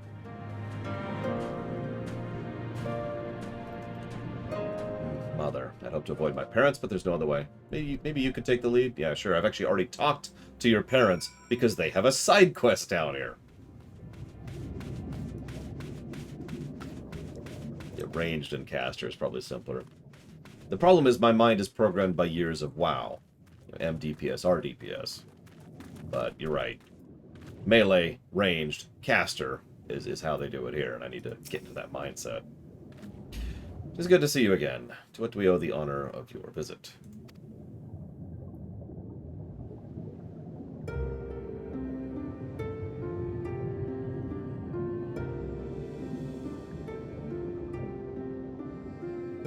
Well, no, it's an important distinction because... Never mind. We were close, but that was a long, long time ago.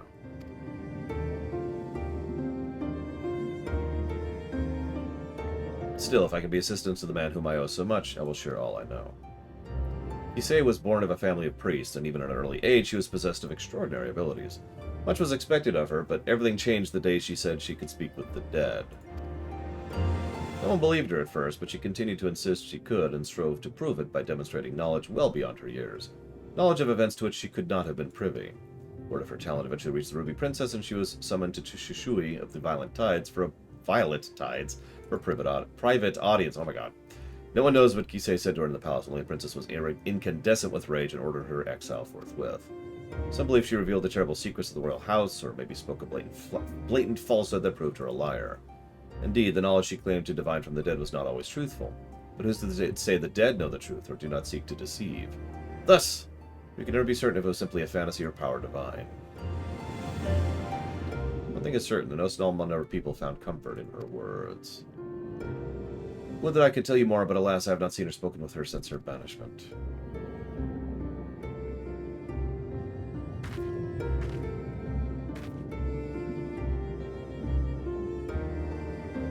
Forgive me, but have we met your companion before? She looks familiar. I've done their stupid side quest. So I'm going to go ahead and try to reveal who she is. And I'm going to get interrupted, because I read that. You could know nothing about me. I'm a lowly shinobi of Doma, nothing more. Being a shinobi, I presume you've heard the tales of Yugiri Mistwalker. Should you chance to meet her, may I ask you to deliver her a message? Tell her mother and father love her. We could not be more proud of her. I will. I have no doubt she feels the same, and not a day goes by without you in her thoughts.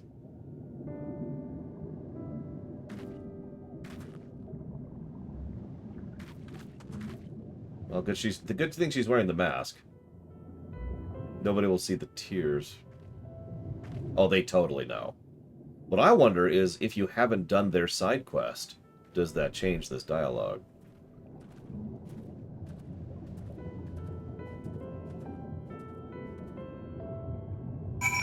Because their whole side quest is basically, we are proud of our daughter. We know that she's doing things, and we suffered for it. And we're part of that, and we have regretted that ever since.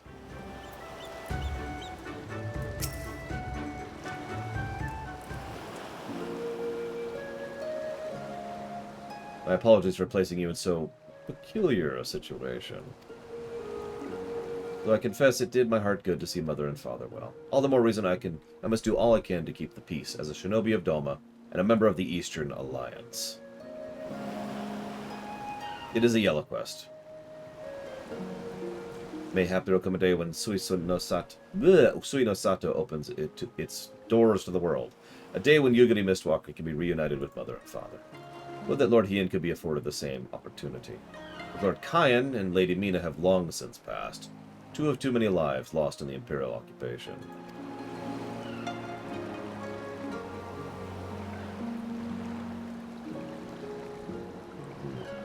I cannot imagine he would ever succumb to despair, but make no mistake, Lord Hien knows the pain of his people all too well.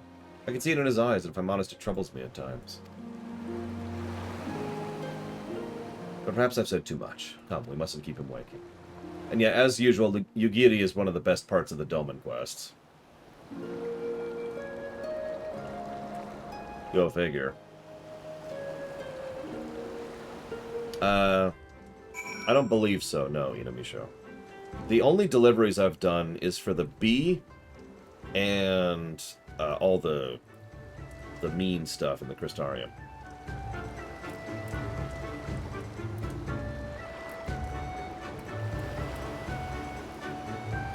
Yeah, I think that's it as far as those chains. Just gonna sit here for 8 seconds.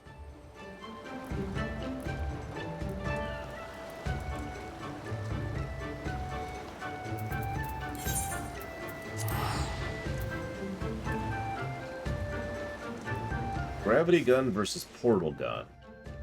I mean, the portal gun is more useful, unless you take into account the has to be on moon rocks thing.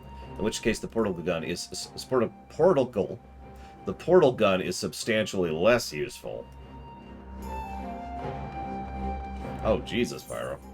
Well, you certainly fared better than we did last night. My God, I need to find a dead area to tell people about how that campaign went, because holy crap, that story needs to be told. Welcome back. What'd you learn? Not much, actually.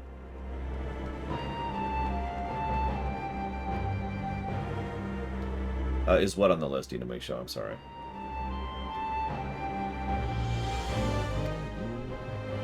People believed her. They flocked to her with every passing day. The refugees are safe. As for the blasphemy, the Confederate allies have not seen it. We will find it. Yada, yada, yada. Oh, the deliveries. I am never doing those stupid deliveries. I'm never doing any deliveries, ever again. So... yeah, we successfully banished a Demon Lord last night. Very, very, very barely. And with fewer participation. You arrived not a moment too soon. The blasphemy has been sighted on the coast. For a mercy, there are no reported casualties. Yet. Just my ears. Oh, you know what? Just the man I was hoping to see. No sooner had we cast wide our net than a Confederate messenger was at our door. If you would join us, Rasho awaits us at Onankoro. Oh, it was so many, Blade Jabal. So, while I'm traveling here, I'll tell you a little bit about it. I won't give you the full details, but here's the bare bones. So, the strategy was always... we talked a little bit about this off-camera. I tend to be the person who comes up with the tactics for the D&D group, because that's kind of my thing. Which is funny, because in character, my character has like an int of 10 and a whiz of 10. Or a whiz of 13, excuse me. Charisma of 10. But anyways, I'm getting off topic. So, we knew that Zugmoy, which is the fungus demon lord, was in this one specific spot. And we knew that we had to get rid of her sooner rather than later, because things were getting worse by the day, essentially. We technically put off that quest for a while, not really on purpose, just because other things kept coming up. So, the plan was always get in there, stir up the hornet's nest, get her to reveal herself, and then banish her. Now, we had a lot of things on our side in order to ensure that that banish would go through. One of the things I knew about, one of the things that I had taken into account when mathing out probabilities for the encounter, was that she has something called Legendary Resistance. For those of you not aware, Legendary Resistance is an ability that several high-level enemies have in 5th edition that allows them to just say that they make a save. They just get to choose to do that. Now, they only get so many of those a day, and I happen to know that Zugmoy has 3 of those. So, we needed to succeed on 4 banish checks, okay? Not too hard, actually. Not that undoable. Everything was all kind of lined up relatively neatly. I was holding the line against what was effectively an entire army, and you know, they were keeping him safe against the other side of things, and we successfully pulled out her, and she had revealed herself, and everything's cool. So here's the thing. She, and I didn't know this, has advantage on those checks. So we suddenly don't have to succeed at 4 checks. We have to succeed at a minimum of 8. And that's it. And that's suddenly become the new floor. Her having advantage on resisting that completely changed the dynamic of the fight. Anybody who was watching last night may have noticed I sort of went quiet after I noticed that, because I was pretty sure that was game, that was a TPK scenario, and there was no victory possible. Credit to Guido, he decided to do something extraordinarily stupid, or rather, extraordinarily risky. He went up there and cast Bestow Curse on her, which gives her disadvantage on certain rolls, which basically made it so we were back to neutral territory. Even that was still a barely thing, because it turns out that, and I didn't know this at the time, it turns out the very first banish we did, she failed both rolls. Even with advantage, she would have been banished. So there was one legendary usage I hadn't accounted for. So we successfully got her banished 3 more times after that. And then managed to get our way out. But just to give you an idea of the status of our party when we did that, we had 2 separate people who were at 0 but stabilized. One person who was at probably about 1/3 to 1/5 of his life in terms of total health. And 3 people who are permanently affected, well, I say permanently, have doesn't expire status effects that we now have to deal with out of combat, including at least 1 madness effect on Guido.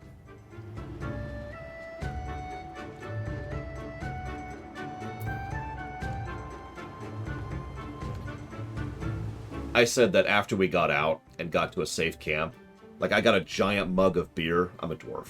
Got a giant mug of beer and didn't touch it because my character is just sitting there like this. Because I was holding the line while standing in flaming webs while being constantly bombarded by spore attacks, while being hit by everything in the universe. I was tanking, and I've been building my monk to be a tank, so I was managing? But, yeah, just...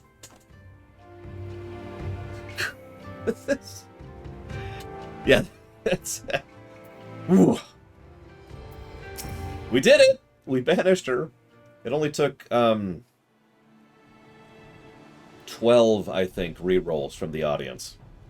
Because the audience can donate or give points to give us rerolls, and it's like, holy crap. Demon Hunter, Pyro. It's a custom. Well, now, the noble Lord of Doma should come in person once again. Maybe these blasphemies truly are a treat. Indeed they are. If you know Demon Hunter from WoW, it's literally based off of the Demon Hunter class. Like, Third and I actually put some work and thought into putting it together, and yeah, it's really fun. I also happen to have some Jubilex empowerment, which enables me to be a slime body under certain circumstances, which has been very useful. Yeah, for a brief period of time, the cleric who was the only cleric, our only source of banishment, turned into a fungus, or for a mushroom for a little bit of time. So that's cool. Anyways, back to the game I'm playing right now.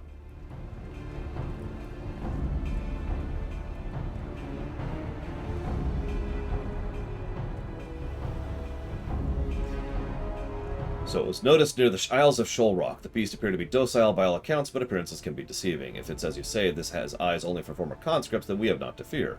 I trust those we accepted in Orkara still are yours at Kynekin, enjoying the finest of Doman hospitality. Oh yeah.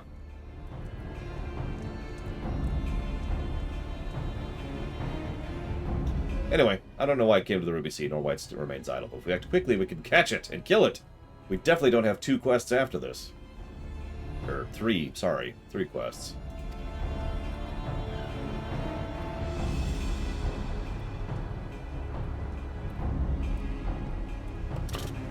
Lol, Pyro. What's funny is I wasn't supposed to be a tank originally. I was supposed to be the DPS originally. And coincidence keeps pushing me into the tanking spot. So I started restructuring a little bit. No, I'm wrong. There's 2 quests after this. At one point in time, I had to tank a boss while sitting on a chair.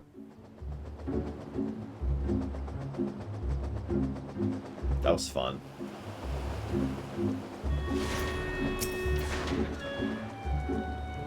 This is where blasphemy was last sighted. If the fates are kind, this will all be over soon. No, yeah, it's exactly how I was picturing it, Tall Zero Tool.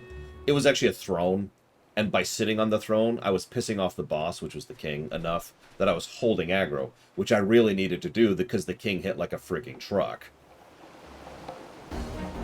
So, I needed to hold that aggro, so I needed to stay in that chair, the throne.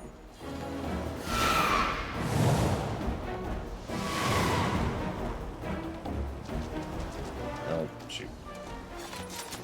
Such speed, I doubt even my falcons could keep pace with it.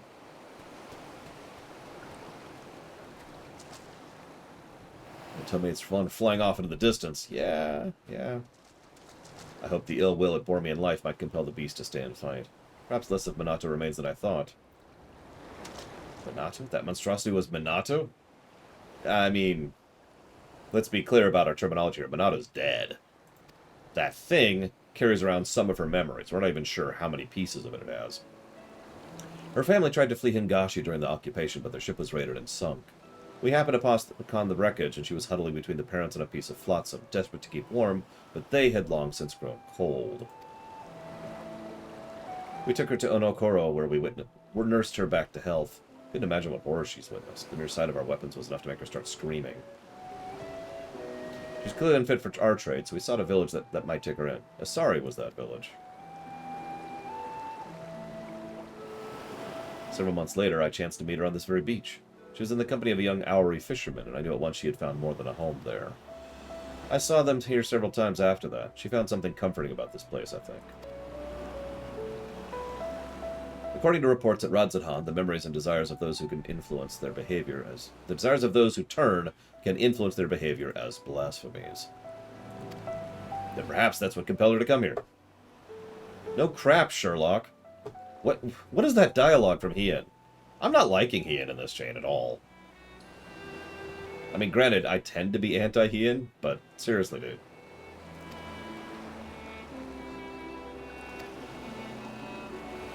Use the brain meat. Understand the risk you take by doing nothing. If we catch sight of it again, we'll be the first to know. Perhaps then we can let our soul to rest. No, no, you can't.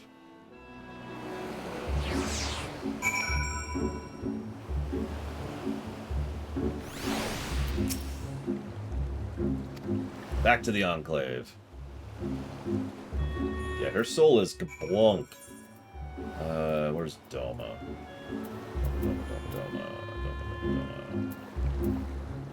Doma? Where is Doma on this list?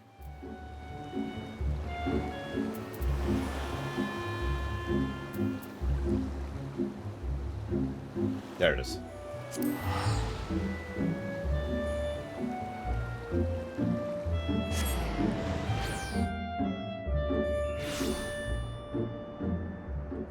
Interesting, Dakota. I kind of like the idea of asymmetrical, non-standard D&D thinking. I actually used that in my own campaign, in the Primus stuff. So one of the things I used, just for one specific boss, was there was this one boss that was essentially hyper-tuned, to use an FF14 equivalent. So every turn, it got a turn. It technically didn't have a turn in the initiative order. Instead, it would be like, you go, and then it goes. And then you go, and then it goes. It would always have a turn after your turn. And they had to accommodate that. And because I'm not a dick, the first thing I did was I kind of tutorialized that by just having it maneuvering for the first couple of turns, so the players could get used to the idea. Stuff like that.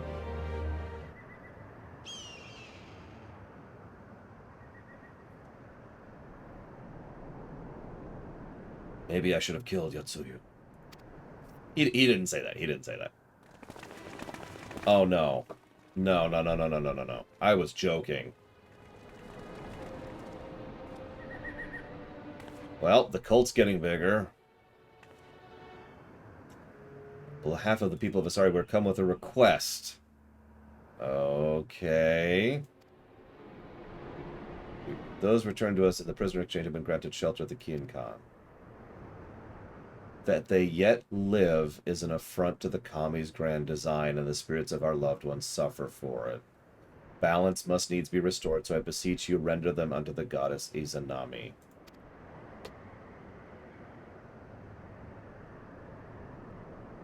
No. And thank you, Hien, for that response. Absolutely not. You idiot. 'Tis not our place to pray for the death of others, nor to draw steel to sate mere bloodlust. When I take a life, be it by command or my own hand, I don't do so in service of vengeance, but to uphold my duty to Doma and her people. How did your mercy for Yotsuya serve your duty? How were your people made better by the sight of her walking free? She was his people!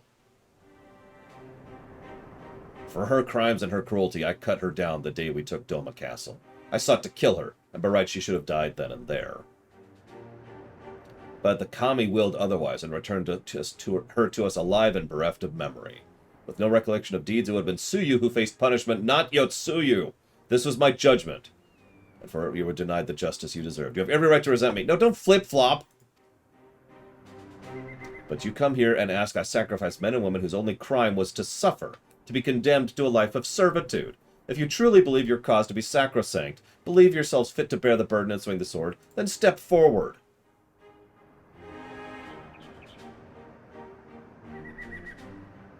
Sophistry and lies. They were meant to die. The spirits demand it.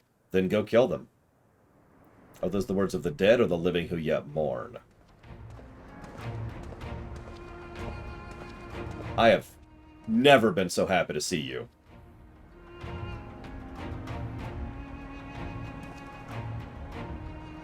And I like Gosetsu. Word of a sorry priestess and her gift is spread far and wide, and I came to see the truth of it myself. By coincidence, I crossed paths with a traveler heading from the selfsame village, who had a mind to return as well, but alas could not, and so he bid me deliver a missive in his stead.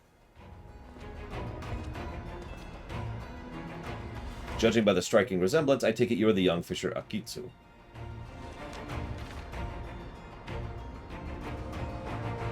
This is a letter from my father. He was severely wounded in battle, but expects to make a full recovery.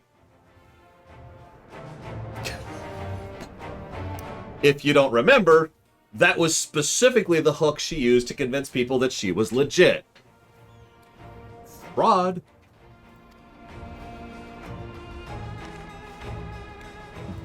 But that would mean... ...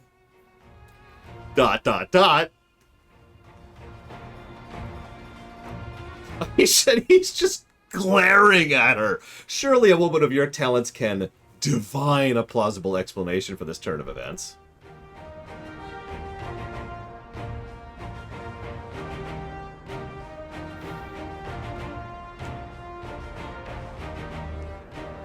You shall pay for this contumely. Contumely? I don't know what that word is. Holy crap. Hang on. Contumely. It's an insult. Contumely. Contumely, apparently.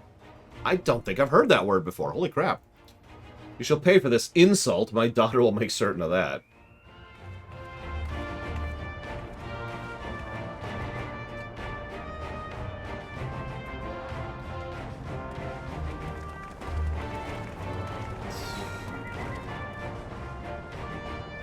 You know, I learned something today. I learned what contumely means. I'm not joking. I have never been so happy to see Gotsetsu. The only other time that comes close was during this run when he first showed up during the ARR stuff. Because if you remember, ARR was kind of sucking up to that point in time. And Gotsetsu was like, oh, I'm here. And it was like, oh, thank God, a character. An actual, honest-to-God, good character. You remember? It was like this whole moment of just, yeah.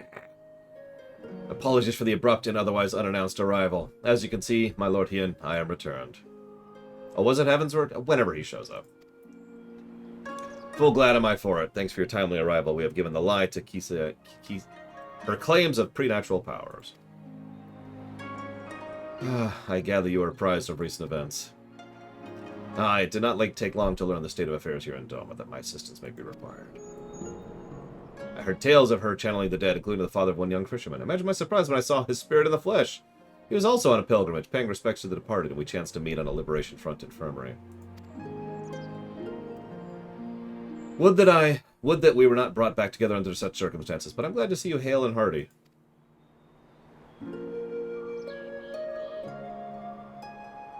Something was pissing me off at that point in time. Because I was in a bad mood. I'm trying to remember what it was.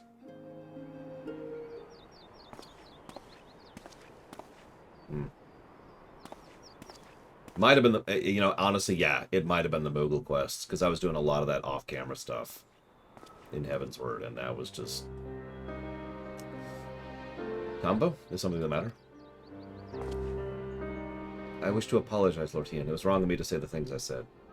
I understand nothing can bring back my father, but I was so angry. No, I understand. Really, I do.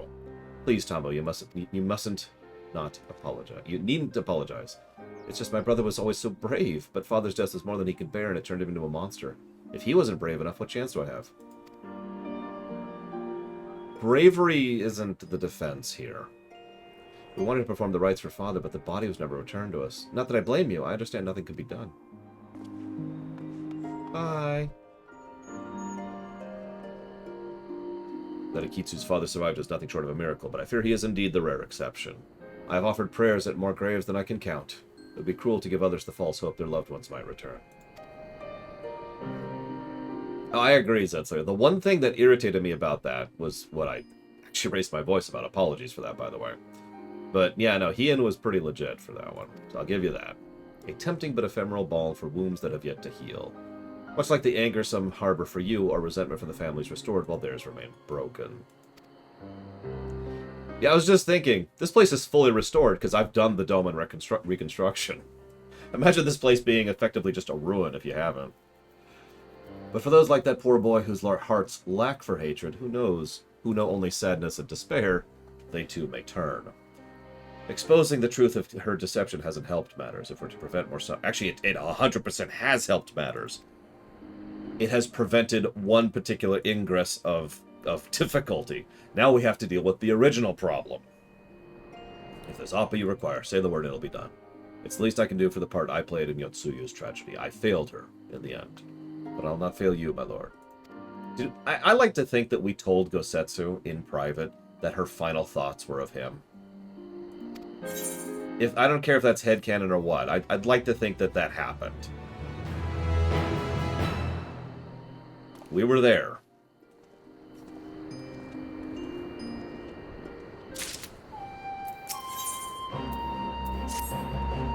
Regrettably, there have been no sightings of the blasphemy since our first encounter at Shoal Rock. As Tensui surmised, it seems to fear confrontation.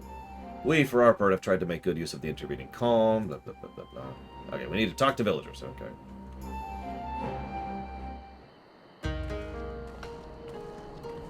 Yeah, Xenos is going to strike her down, and her own memory of Gosetsu saved her from that. And held him off while we dealt with it. It's such a good damn fight. Lore, so glad you could come. As Yuguri no doubt explained, the blasphemy continues to elude us, and so we have turned our attention to other matters we can and should address. After long discussions and much deliberation, we believe we found a means to allay the growing malaise of our people. If you would, Gosetsu. Did I get the Tsukiyomi spell? I think I did. It was the Ravana one I was failing at getting, I think. No, I didn't get it. That's right. I never actually procced, I think. Or did we get it? There was one we did get, and like 3 we didn't. And then I decided to give up on it. The idea came to us after we considered young Tombo's remarks about his father, whose body was never found and returned to Doma. Others no doubt share his melancholy, unable to bury and mourn their loved ones as is their right. Put simply, they cannot make peace with their loss. Their anguish, if left to linger, may consume them as well. That we might provide for the people of Doma with comfort and closure, we will hold a national funeral at the Swallow's Compass. That's interesting. The healer chain was going to do the same thing. Those who choose to attend will be asked to prevent personal effects of the deceased they wish to be enshrined there. Spirits reside in all things, be they living or inanimate, and though we may die, a part of us remains on the items we cherished most in lives. Therefore, in lieu of remains, these belongings will be afforded a place in the royal mausoleum, that the spirits of those lost to us may find their way home to Doma and know peace. The announcement has already been made, and a great many people are now engaged with the difficult task of which keepsake will serve as their offering. It's not a decision to be made lightly, but I suspect they will be made up their minds by the time we go to collect their chosen tokens. I also hope to learn more about the departed from those willing to speak with me for my benefit and theirs. To break free from their sorrow, they must seek joy in memory and love they shared from the departed, and I will help them find it. Might the liberator of Doma be willing to favor the people with his presence as well? I guess. Interestingly enough... Oh, hang on. Apologies, Mortal. There's a small but most urgent matter I must attend to first.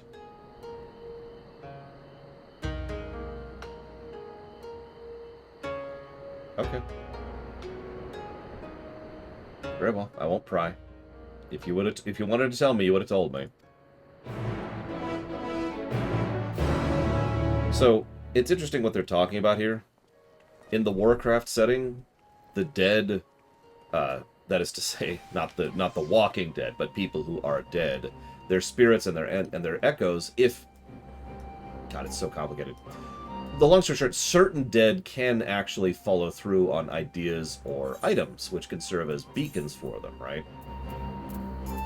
So this idea of giving them, enshrining items that are filled with thoughts and love and memories of them could hypothetically draw the dead to that mausoleum so they could find a place of rest. Unfortunately, that requires like 3 layers of circumstances to work, but it is something that can happen. It's interesting to think about. Right then, before we begin, remind you need only listen to the tales of loved ones. As overseer, it's my duty to deliver their effects personally. Keep clear of any beast that might damage our cargo. Okay. Do not fight whatsoever. Got it.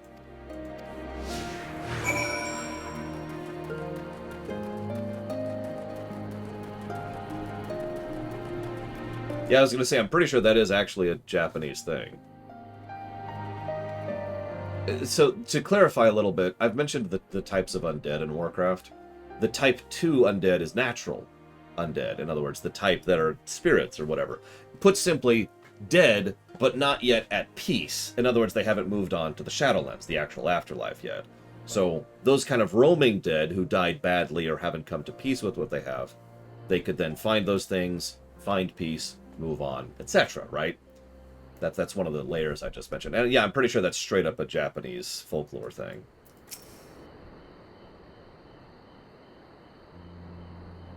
Galakrond made Type 1 undead, which, for those of you wondering of the terminology, is constructs. No soul, no sentience, no mind, just a bot. A golem. My husband, my dear sweet Maroya, never returned from Garlemald, but perhaps now his soul might know peace. Please take this painting brush to the Swallow's Compass. His name was Strago. I shall handle it with the utmost of care. Might we trouble you to tell us more about your husband?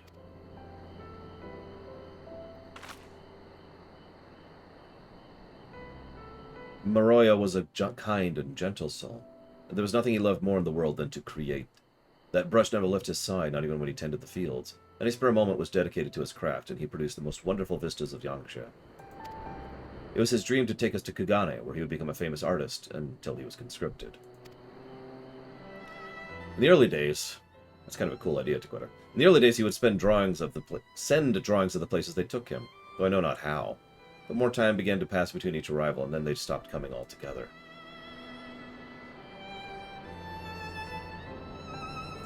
I know not in what far-flung land he died, but I pray it was as beautiful as his works. He sounds like quite a man, to hold fast to his art even when forced to endure such hardship.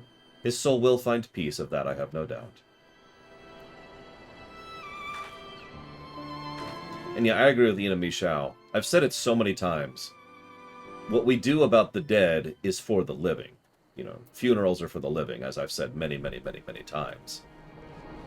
Hey, persimmons. But now, I mean, that's true in normal circumstances. Right now, that's extremely true. We really need to be taking care of the dead for the living, lest they join them. I must thank you again. Oh, that reminds me, I need to write something down.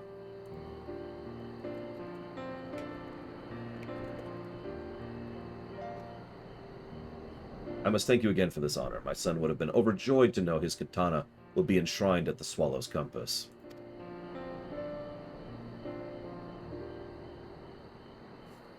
Nay, the honor is mine. I'm sure your son was a fine warrior. Aye, and so was I once upon a time. A samurai, as it happens, in service to your father when the Empire first invaded. Although we were defeated, our spirit broken, my son Motosu was never one to lose hope. Motosuye, I think, actually. He was determined to follow in my footsteps, give his everything to honing his skill with the blade. When I watched him train, I felt pride I thought I'd forsaken swell in my breast, and I knew he would restore family to its former glory. Alas. He could have fled, perhaps started life anew as a vagabond of some sort, but he bore the burden and fought for Garlemald, for fear of what the Imperials might do to us if he did not. 'Tis plain he was a loving son and a warrior true. I will care for his blade as if it were my own, and see it given the honor and respect due a samurai of Doma.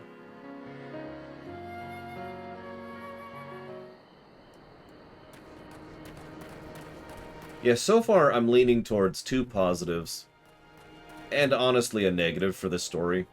As much as the story did turn itself around, the early quests, it was like 3 or 4 quests, were kind of, you know? But pretty much the moment Gotsuyu showed up, the quests just started being awesome. And not just because of Gosetsu, sorry. Not Gotsuyu. The moment Gosetsu showed up, the quest started being awesome. Because Hien started just engaging his brain all of a sudden. And, as Ina Misha points out, there's a lot of really good little, small, personal quests going on here, which is awesome. Yeah, it's pretty much exactly like Stormblood. It's good and then bad. Or bad and then good. I realize it's quite large, but I wanted to offer this on behalf of my brother and our father, Suzushiro. What was it? Yeah, I'd like to hear about them. My father was a carpenter. He was a good man, if a bit stubborn, always thinking about his work. The only time he ever seemed to enjoy himself was when he had a cup of sake in his hand. Ooh. When my brother came of age, he took up the trade as well. It brought them closer. I'd see them laughing over drinks together or listening in silence to the crickets singing under the moonlight. Quite possible, Leander, but it still pisses me off, and it's still irritating, and it still gets a negative. I wanted to join them one day, and this was their favorite sake. I thought they might miss it. I'm sure it'll taste all the sweeter having come from you.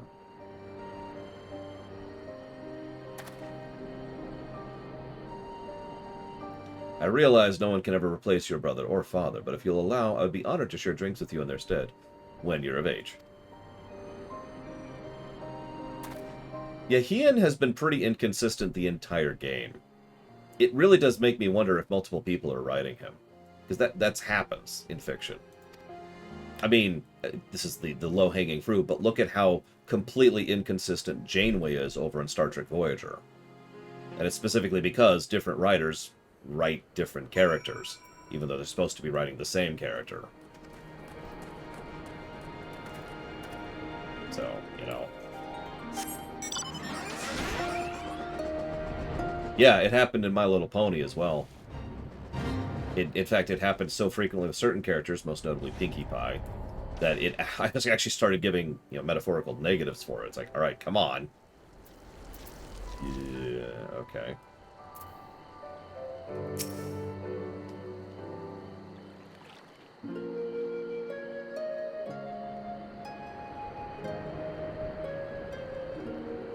I'm just musing, Rax. It's also possible this might have been on the editor. Because most writing, especially for a game, usually goes through an editing pass or 2 or 9 before it actually gets to the thing, so who knows. They put on brave faces, but the people of Namai are still racked with grief. It's at the same village I have recently visited in my recent day. It is the same at every village I have visited in recent days, but it's only now I am struck by the contradictory nature of my goals. Having joined the Eastern Alliance and taken steps to revitalize the Enclave, I believe Doma was at least on the path to peace and prosperity. I still do.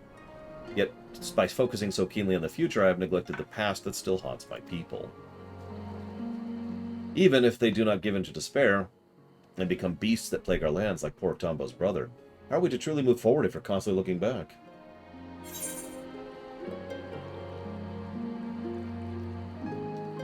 Well, is there not someone for whom you yourself still grieve? Yeah, we've got to get forwards and back, and forwards and back, and forwards and back! And then one step forward. All things considered, I suppose it was only a matter of time before the subject was broached. He cuts to the heart of the matter. For the young lord, for the best, I should think. For the best, I should think, for he cannot lead by example if he has not yet made peace with his own past. God, I hate that song. 1,000 apologies, my lord. I was passing through, tending to the matter of which I spoke earlier, when I chanced to hear familiar voices in the distance. If I may be so bold, the people of Doma one and all understand the source of your pain. To lose your father in the turmoil of a failed rebellion, his staggering duty of the throne thrust upon you, how could you even begin to mourn when you first had to lead? It would behoove you to take part in his funeral rites, my lord. Take this time to make peace with your past, while it is yours still to spend. Though unlikely, if not impossible, were you to become a monster as well, Doma would surely be lost. I thank you for your counsel, Gosetsu. But if I may ask, why is it you keep your blade at the ready? I thought this personal matter of yours be naught but trifle, or am I mistaken? Well, I find the katana a superior tool for peeling persimmons. Speaking of which, I do believe my stomach begs for sustenance. If you'll excuse me. Training, to help slay the blasphemy, no doubt. Fitting he should offer me counsel, yet refuse to heed it in kind. He is not the warrior he once was, but he is wise, our obstinate friend. And awesome. If I'm to be perfectly honest, it frightens me to recall it, the moment it all came crashing down.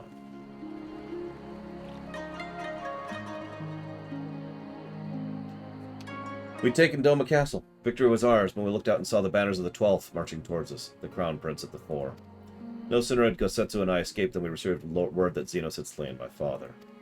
While being bored, I remember how the fight went out of Gosetsu in an instant, how he wept from his lord, while I felt the weight of the profound duty bear upon my shoulders, crushing, suffocating, The heat of my own breath, the chill of my clammy palms.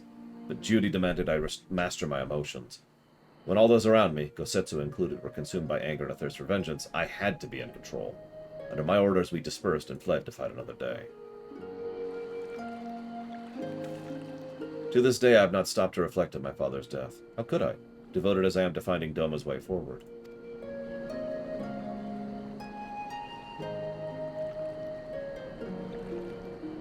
But now I must, and so having taken me into your confidence, would you see this through with me to journey's end? This keepsake I would offer up for the funeral is hidden in a place not easily reached. We'll have to fly there, but don't worry. I will ferry us. One moment. You know, I think this pulls into account why the tank chain pissed me off so much. I know that's a weird comparison, but what I mean by that is the tank chain was bad. Hang on, I'm saying the wrong order. The tank chain was nothing about tanking and was bad. The ranged chain has nothing to do with ranged so far and is good. It's a little easier to stumble over some of these problems if the content is good. Something I've said about many, many things over the years. Yeah, the only reason this is ranged is because the enemy flies, and that hasn't even come up yet. And yeah, melee was just there. It's just there, it's a sightseeing log, and I'll never get it!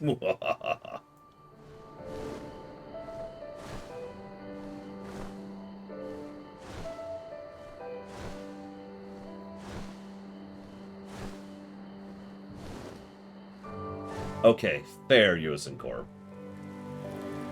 Chakrams fired?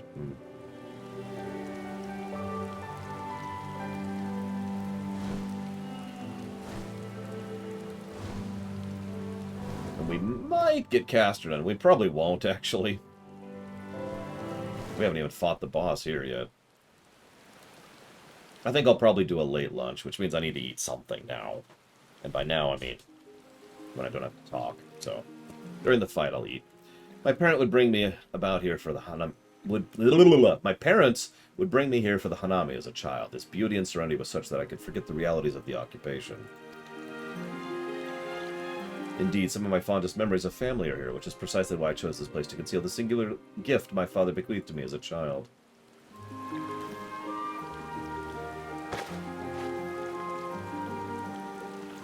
I am absolutely going to finish the Rolequest before lunch. Charming, is it not? The great auspice is said to reside somewhere along the Daryu chain. In those days, anyone and everyone knew the tales of his prowess. Reckless boy that I was. I once even tried to seek him out, hoping he might help us. I buried it here shortly after my coming-of-age ceremony. It seemed a fitting place to both part with my childhood and offer a final goodbye to my mother.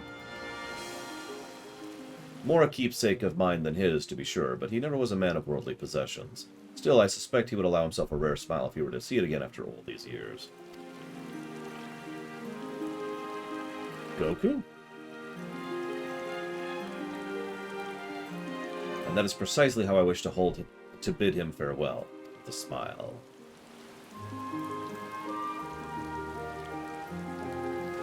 Yeah, we'll see what we think of Caster when we get there. We'll have to wear a new outfit, too. It should go without saying I'd prefer it not be known I had kept this doll here. Wouldn't want the children to grow jealous now, would we? And with that, back to the Enclave.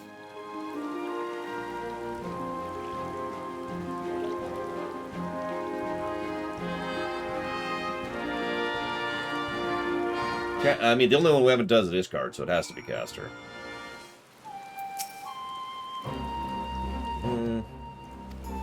Yes, we still need to kill the freaking blasphemy. It's still a problem. Hasn't been dealt with yet.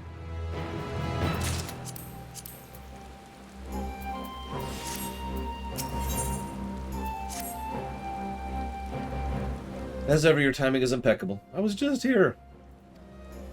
The funeral is ready to go. Ul'dah was healer.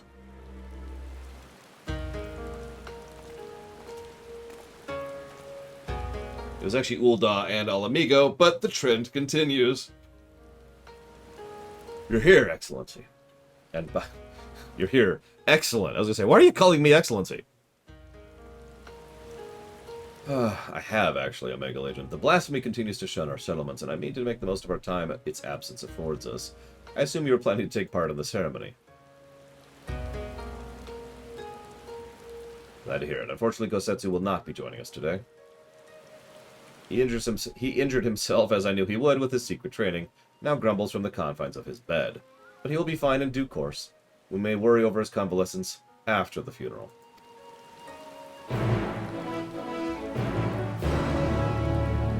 I wouldn't want the title Excellency, mostly because of the baggage associated with it. Too many people have forced others to call themselves that when they don't deserve it.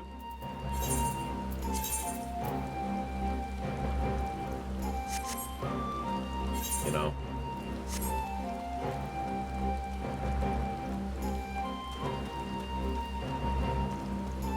Probably, Rex. Also probably worth noting that 14... I was actually thinking about this the other day.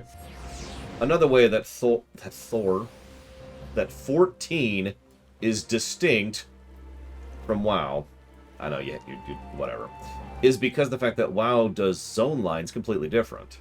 Like, just to explain this in extremely simple terms, I just hit a zone line. There's a loading screen, right? And there's a lot of those. Zones are individual cells in FF14. Whereas in WoW, an entire continent is one cell. Now, they use other tricks to get that across, but the reason that's relevant, with regards to this and what you just mentioned, was it means that they have to take into account it used to be possible in WoW to trail an enemy technically forever. It took work, it took effort, but you could aggro an enemy all the way up in the Eastern Plaguelands and carry it all the way down to the southern tip of the Stranglethorn Vale. Because it's all one cell. There's no zone line, right? There's no loading screen, which you would lose the enemy. Now, they have since fixed that. But the reason that's relevant is because NPCs are targetable objects in WoW. Which is another thing, which is a variance. Which means people dragging things into town was not only something that was possible, it was something that was relatively common, right? Like, it was something that happened. So they had to adjust for things like that, and they had to learn from that as they went, because, you drag bosses into town, and the guards are like, ah! And yeah, this is how a lot of stuff happened. I'm sure most of you remember dragging some of the world bosses into towns, or, debuffs getting throughout the NPCs in towns, and so forth and so on, right? Now, most of that stuff is completely impossible nowadays. They have since fixed all that. But I mention it because FF14 never even had to deal with that. That was never even on the board for them. It's just interesting to think about. And how would I be addressed as Emperor? God, I don't know. I do have a title that I hope to earn someday, and I never will. It's a title that is VEK, Vek. And it's an Imperial title. That is to say, my language. But other than being called Vek, I don't know what I would be called as Emperor. Oh, hey, it's the Evil One. I'm just joking. She's just a grieving mother, I get it. Lord Hien, I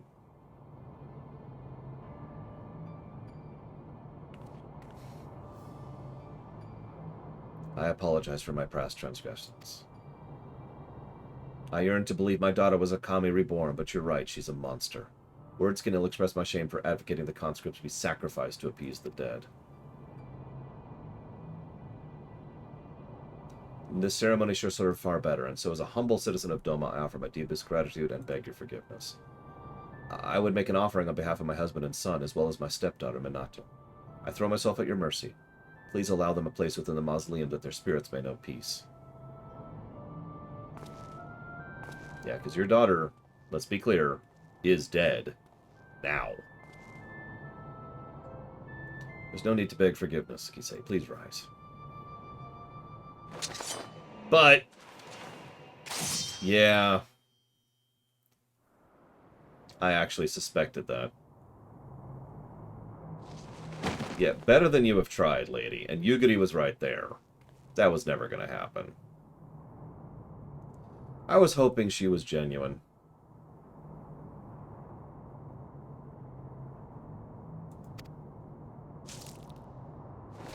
Alas. Better that than she gives in to despair.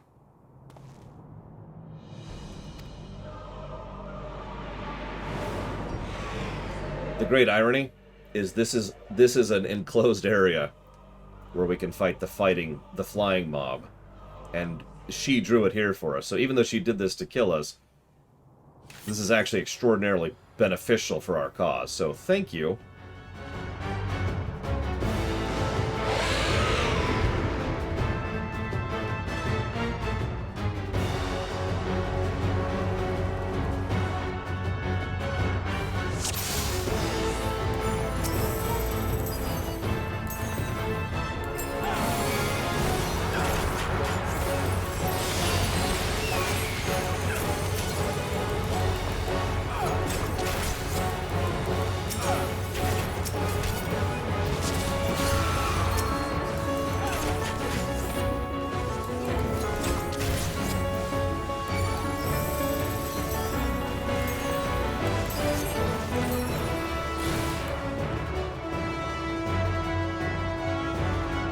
Misguided ire. Misguided retribution. You seen the spell names here? Whatever that attack is really cool, too. I forget which it is.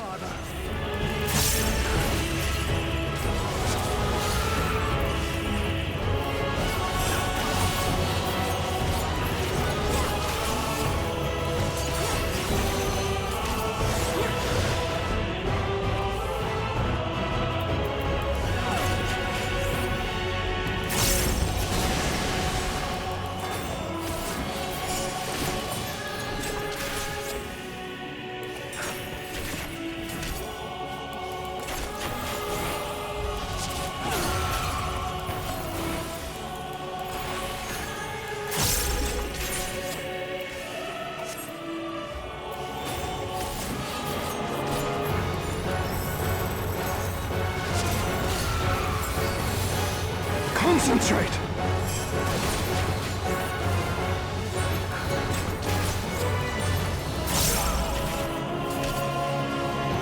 So ironically, the samurai is tanking.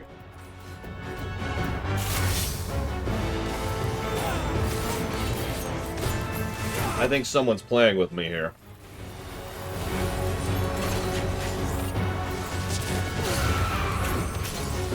It is nothing.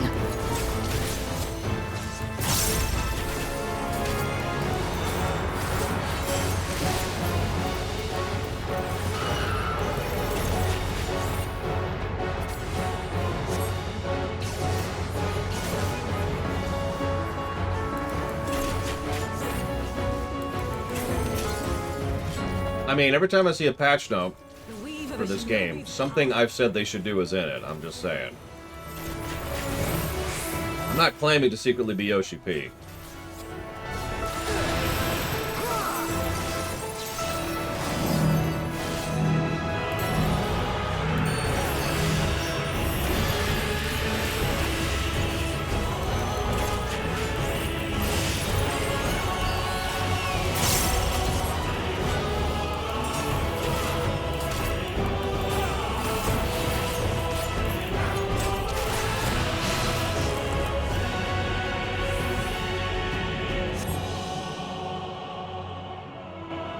Yeah, that's my name, Mr. Enix. What do we need here? A monk, apparently.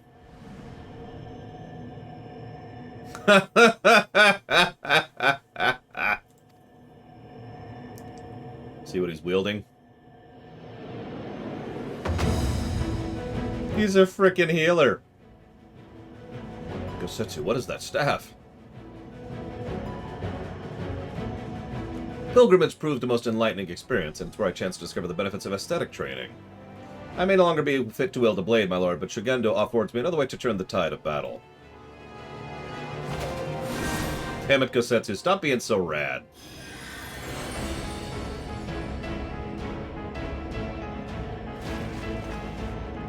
Yeah, straight up Geomancer.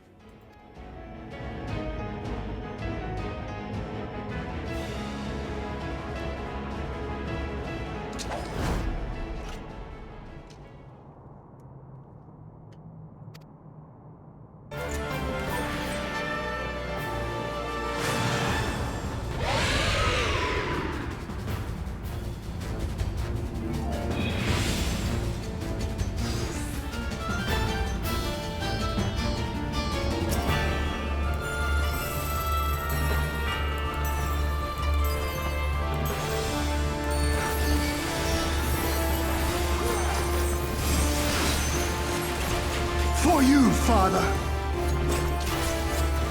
I was actually thinking about that recently, Omega Legion. So, this is a good time as I need to talk about it since I just finished eating. I've given my opinion loudly and repeatedly that there's really no good reason to add another class to the game, and frankly, I think it would actually be bad for the game overall. But there's absolutely nothing preventing us from doing class skins. Now, this would still be a lot of work. I missed it. Whatever. Wasn't ready. I don't just mean like, you know, hey, you're wielding a hammer. I mean, change the aesthetics of the class. Not the functionality. It still plays exactly the same. But change the spell effects, maybe change the animations. Maybe change the animations. That would be the hardest thing. Yeah, you get it, yeah. You could have a Garlean Gunbreaker, you could have Far Eastern Healers. You could have a Geomancer. You could have a big ol', you know, axe-wielding Dark Knight or whatever. Yeah, exactly. Change the animations, change the sound effects. It's something that's been bouncing around my head for a while now. And I actually meant to bring it up before now, so I'm glad I was just reminded of that. Thank you, Omega Legion, for reminding me of that. Because I really think that's a good answer for the, we want something new, but we really shouldn't add new classes to the game problem that I've mentioned several times. Because they really shouldn't add new classes to the game at this point. There are far too many as is. And they already have an inordinate job balancing what is there, right? So, yeah.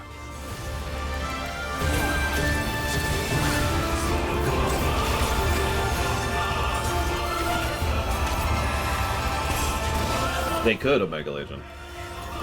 There's the interesting thing. So, okay, let's speak in ideal land, shall we? Let's be in ideology land for a second. If we are in ideology land, I would say the best possible way to pull that off would be have there be like a quest chain you do to unlock being a Geomancer, for example. Become an Eastern Healer, right? Or have a quest chain that unlocks Garlean thing, whatever.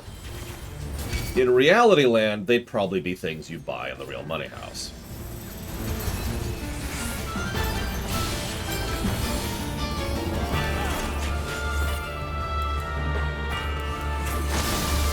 Now, I'm going to go ahead and be honest here. Even though I am anti-microtransactions, and I super am, and that's not an opinion that's changing, I think if they did that, I wouldn't mind that as much.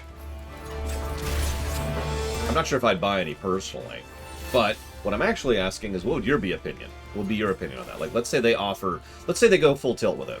Animations, spell animations, attack animations, weapon appearance, and sound effects. All of that. $15. Thoughts?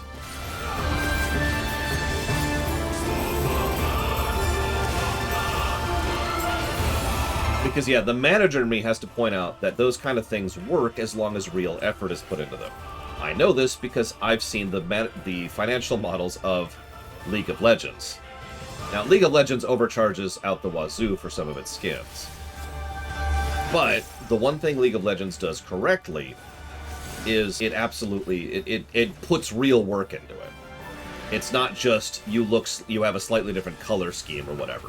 Some of the really high-tier skins in League of Legends are full cosmetic changes like what I am positing here. Well, they charge a lot more than $12 for some skins in that game. But yeah, no, you get the overall idea here.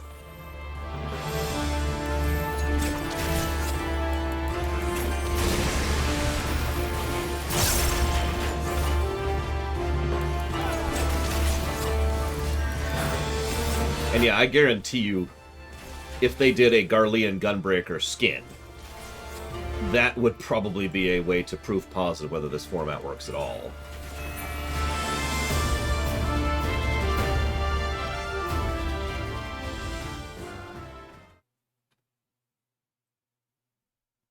The real question is how much work would it be? Which is an answer I do not have. I can only speculate. Yeah, Holy Dragoon, that's a good one. Yeah, what are some ideas? Give me some ideas. We got Garlean Gunbreaker, we've got Holy Dragoon, we've got Eastern Healer. Yeah, some kind of mace wielder. I'm not sure which class would be. Right, like the dual wield machinist. Gambler astrologian. Yep, yep. Necro summoner. I like it. European knight samurai. Probably for paladin, actually. Oh no, yeah, we could do both. We could do like a an eastern paladin and a western samurai.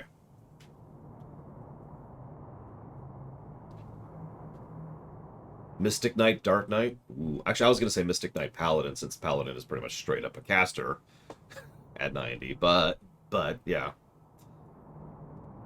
Eastern Summoner. Yeah, no. Change the eggy. A deceiver to the bitter end, but she's still a daughter of Doma, who will have a proper burial and her family's belongings enshrined with the others. And yeah, an alchemist for a machinist might not be a bad idea. Traditional sage. I'm with it. Shapeshifter monk. Not sure what I'd do with that.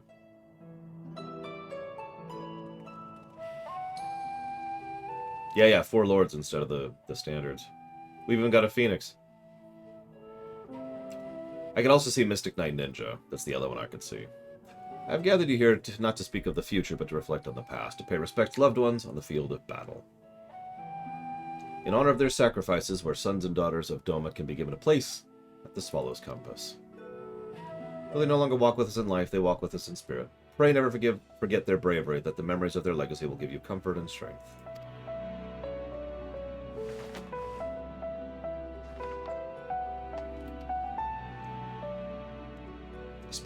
Maria Matukawa, aspiring painter. He was a man who saw beauty in all things, and one day have become a renowned artist in Kugane. Matsuye Jito, warrior in training. He longed to become a samurai like his father and bring honor to his family. Suzushiro Kotakumi, the carpenter, a man wholly dedicated to his craft who hoped to one day pass on his talents to his 2 loving children. And more.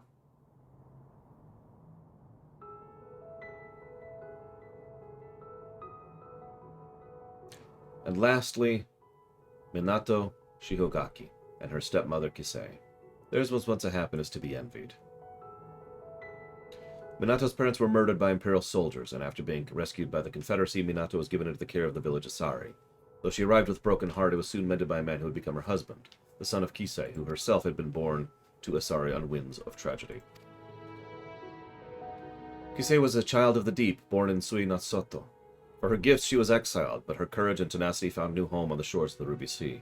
She was a devoted wife and mother, though not related by blood. She loved Minato as if she was her own. That's how she lived. That's how they all lived. And that's how they should be remembered. Let not their hearts dwell with sorrow, but with joy for their memory. Know that the proof of their mark left on this world remains here, enshrined in the Swallow's compass for all eternity. Let us still our voices in silence pray for their souls, that we may share in the peace we have found.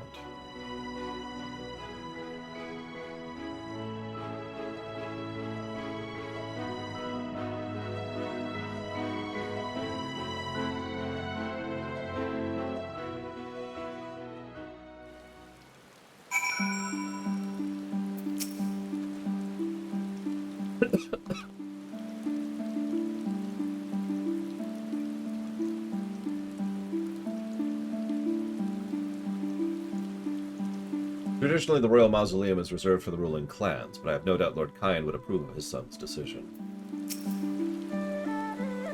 Many tears were shed throughout the ceremony, not for grief, but for relief, I think. Happiness, even. Well, I certainly wasn't expecting battle with blasphemy as a prelude to the ceremony. At least now we can breathe easy, if only for a short while. The villagers have returned home, and I believe it's time we did the same.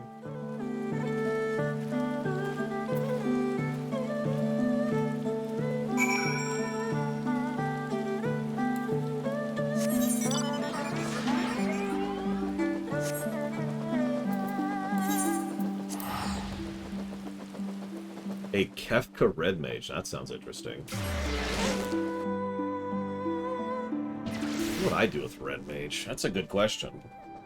Most of the ideas that I both have and have seen in chat are essentially taking other non-represented classes and affixing them to the existing ones. What the hell other Red Mages are there? I'm not well versed in healing magic, but thankfully it was enough. Dude, you're awesome.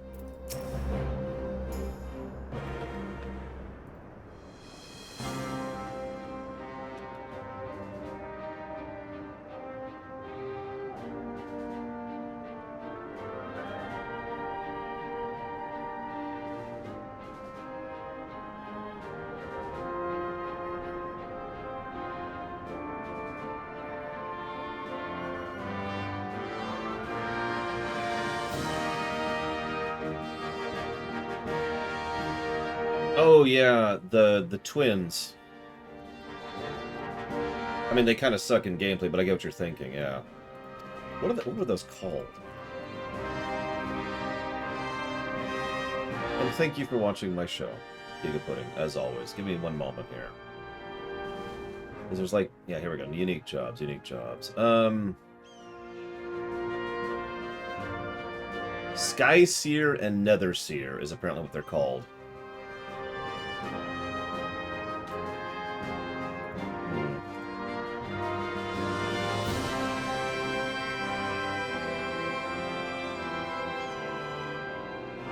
And sorry, that's towards Highway Warriors 2. You got it. Alright, so. Speaking of returns, I speak first all when I see your appearance at Swallow's Compass came as something of a shock. What have your injuries from training? Quite painful for some time, I assure you. Despite my best efforts to reclaim my former skills, my back and hips vigorously protested. I planned to sleep that I might be well rested for tomorrow's hunt, but a voice called out to me. I was needed. So I grabbed my cane and ran as quickly as my ailing body would allow. The cane suits you. But your mastery of healing magics was a sight to behold. Almost as surprising as your resurrection, don't remind me. I am still but a novice in dire need of training. 'Tis my hope I will be able to refine my aesthetic arts during my next pilgrimage. So you're leaving them? I was actually thinking that too, Omega Legion. Holy Dragoon is from Final Fantasy IV After Years, which is a damn shame because that game sucks, but the concept of a Holy Dragoon is actually pretty cool. Should you find yourself in dire straits once more, I shall fly to your side. Not as a samurai, perhaps, but I will nonetheless give our enemies cause to tremble. With that, I take my leave. Now let's see if I can find a picture for you. Holy Dragoon. There you go, straight out of Dissidia, because it's actually a skin you get in Dissidia. There you go. Holy Dragoon.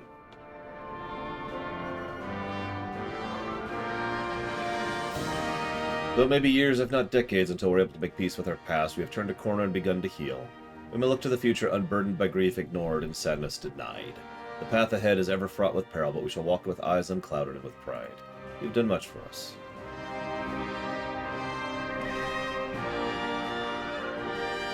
I like the idea. If it may ask one last word, before you leave, inform a representative. Oh, yeah. I like the idea that Holy Dragoon doesn't do dragon-themed stuff, if that makes any sense. But, like, I can picture it in my head. Imagine, like, holy spells instead of dragon-looking stuff. You know, when you do the attack and the dragon, like, appears for a second as you're going. Imagine, like, what is effectively the holy spell, just going whoosh as you're doing that. Yeah, lances of light kind of a thing. If you've seen the Roxas fight in Kingdom Hearts 2, the data battle, that's kind of like the direction I'm thinking of there. Although maybe that would be a cosmetic best served elsewhere. What the heck?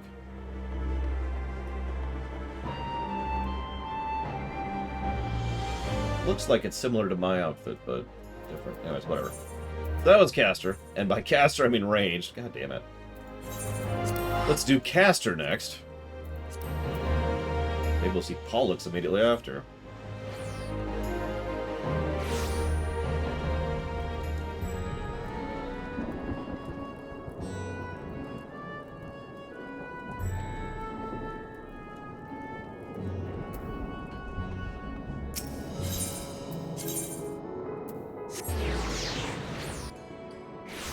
Gun.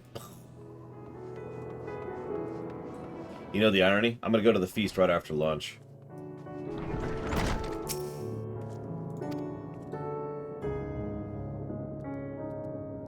I mean, the ogres in Warhammer Total War Warhammer 3 can actually cast Fist.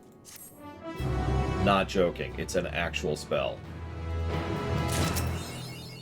And, speaking of Red Mage, Ishgard, let's do it. The Olks can do that too. Lol. My lord, I've been awaiting your company. There's a phenomenon. Yep, I know how this works. Yep. I will lend you my skill.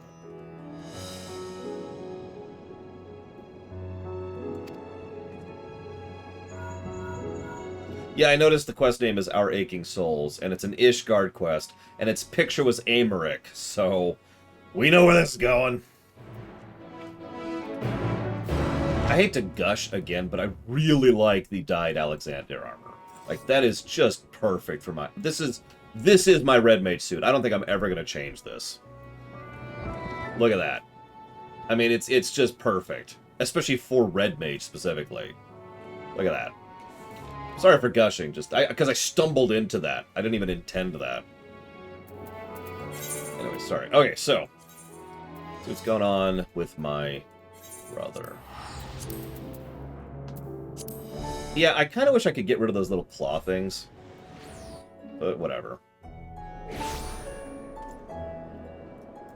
That's true, they could. Inuki Pachuki. That's. Is that a Lalafell name? Like, if I could have this coat without that back thing right there, that would pretty much be perfect.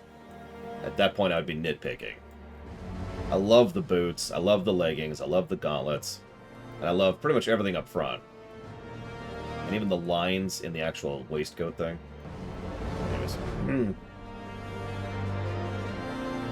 Zervin, is that the one that looks kind of like... Whoops, wrong thing.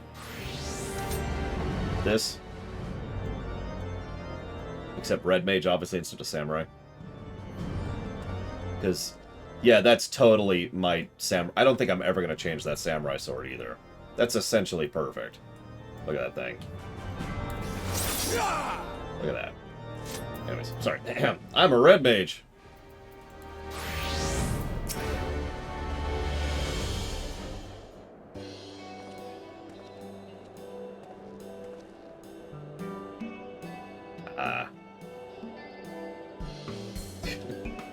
Laura, I've been expecting you. Words cannot well express how heartening it is to have you fighting beside us. I mean, Zervin weapons look cool in general, so... Well, you see Von Falkenstein. Quick, kill Von Falkenstein immediately before he asks any more questions. Greetings, my friend. Lest you wonder, Lord Artorial and I are leading the effort to deal with the blasphemy. With your capable self, I have no doubt we shall succeed. Without further ado, I shall brief on the situation. 'Twas a handful of days after the first beasts appeared in Radzhan.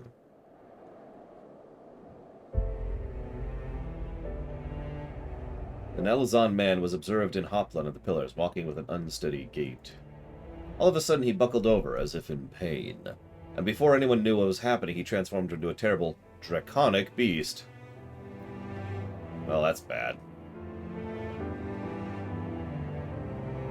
At the mere sight of... Oh, wow. At the mere sight of this, many who chanced to be present also turned, and regrettably the Temple Knights were forced to put them down. Notice most of those look like dragons, or dragon monsters. The blasphemy itself took wing and fled. Profane Fafnir, we have chosen to call it, after the dragon man of Ishgardian myth. Me too, Yosid Corp. Me too. Since that day, the beast has often been sighted in the skies above Ishgard. It does not attack, circles menacingly, and then disappears again. Alas, these brief visitations are enough to cause more people to turn, and for fear and panic to spread further. As part of our investigation, we have sought to identify the man who became a blasphemy, but thus far we have learned not. We have, however, identified a common thread between those subsequently termed. All were people of fervent faith, such as priests and inquisitors. See you around, Jijo. Have a good one. When the truth of our nation's history was laid bare, the legitimacy of the church was called into question. Many Ishgardians struggled to reconcile such revelations with their beliefs, and none more so than the pious. Such men and women, we posit, will be more susceptible to despair and therefore the transformation. We must find a way to stop it. Ishgard has only just emerged from a 1,000-year war. We cannot suffer another great tragedy, much less so soon. In order to attain a better understanding of the situation, we intend to speak with a member of the clergy. The sole individual who survived witnessing the blasphemy's birth without being turned. Clem, this is his name, deacon at St. Remard's Church Cathedral. Come, let's seek him out there at once.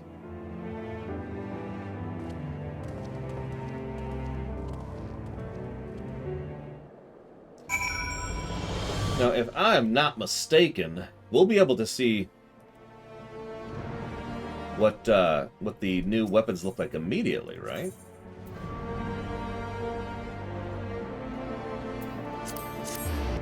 Hang on, I'm going to verify if I'm correct or not here. Because if I am not mistaken, even something that has 0 on the board, which I'm not finding an example of right now. There, right there. There's none of those on the board, but I can see what it looks like. It has a slot on the board, even though there's none for sale right now, so I can still see it. So we'll be able to see pretty much immediately what they're going to look like. Good feature, by the way. It's not quite at WoW's level, but it's definitely a step in the right direction.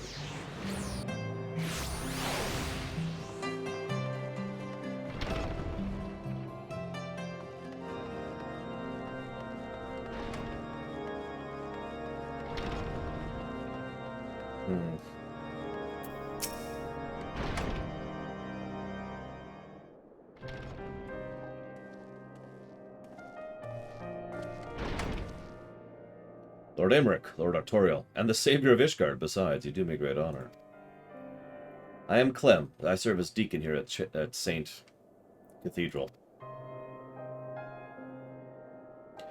I understand you were among those at Hopland when the incident occurred. We give thanks to the Fury for your merciful preservation. I'm referring to the weapon that's being added in the next patch, by the way, specifically. I don't know if it's craftable or not, but if it is, then it would probably be added to the auction house and therefore viewable in the method I just utilized. Now we seek to prevent the blasphemy from wreaking further havoc and would appreciate any details you can provide. Loath though we are to make you recall unpleasant memories, will you not recount to us what you witnessed that day?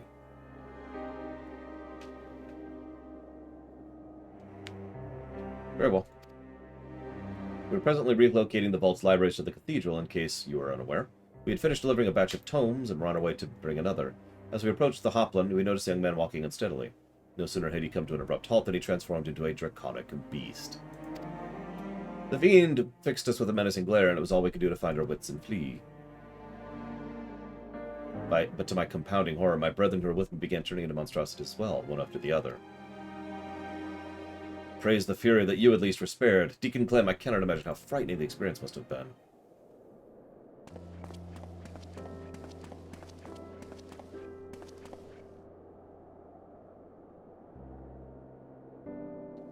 Bishop Vartinoy. Vartinoy? French. Bishop French. Forgive me if I interrupt. I was informed our stalwart protectors were present. I wish to express my gratitude. From the bottom of my heart, I thank you for your service. I pray we shall be soon free of this scourge. Indeed, if there is aught we might do to aid in your efforts, you need but say it. You're most kind, your grace.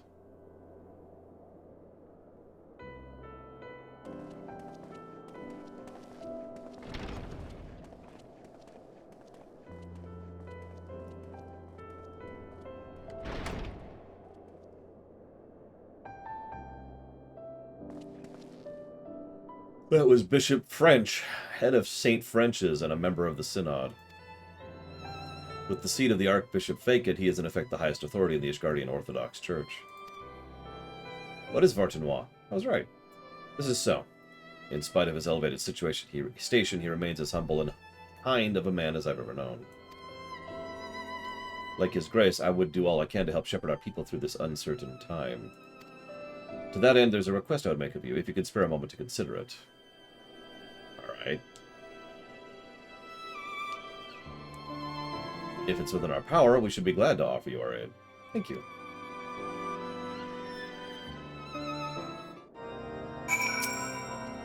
The deacon was no less terrified by the blasphemy than his peers, but he didn't turn. But what grace was he spared? In the wake of the transformations, a group of clergymen fled the city in fear. Yet though they sought refuge in the wilderness, they put themselves at the mercy of the elements and fellow fiends both. Given the cause of the transformation is not clear, we absolutely know what causes it. I wish to set out and find them, but I am not trained in the ways of war. As such, I require those who accompany me. So that's the way of it. Very well. Whither they have fled. The Western Highlands, I believe, between these two places. Very well, let's go. Lore! Go check it out. Yes. I mean, yes. Shut up. Ugh. That's gonna be a trip. Here's a random thought. So because an Ishgardian person turned, we know that draconic blood... How do I walk through this? So, we don't know with total certainty if dragons can give in to the despair wave. But we know that half-dragons can. Which is evidence. It's just not necessarily indicative. Because half-breeds tend to follow different rules, and, I mean, the very nature of the Ishgardian's blood mixing with the dragon blood isn't a natural crossbreeding, so... Who knows exactly how that works out. Now, we might learn more specifics as we go through this, but, you know. Let's see here. Questions. Which job quest NPC would you like to be introduced into the MSQ, such as Estinian? Best job NPC to be dragged into the MSQ. It's not new. It's actually my old mount, Finalizing. I had it before this one. I was just changing it up because people wanted some bourbon. Sid? I could see that. Nice.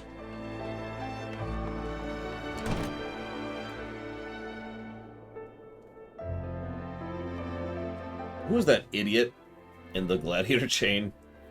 Rowena. I don't think that counts.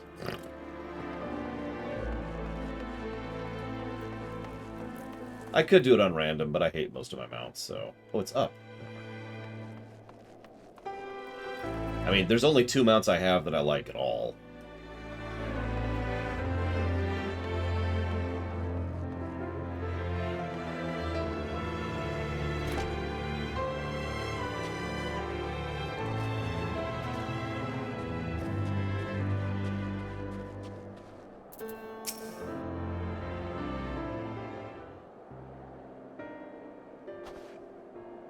We have come to persecute you.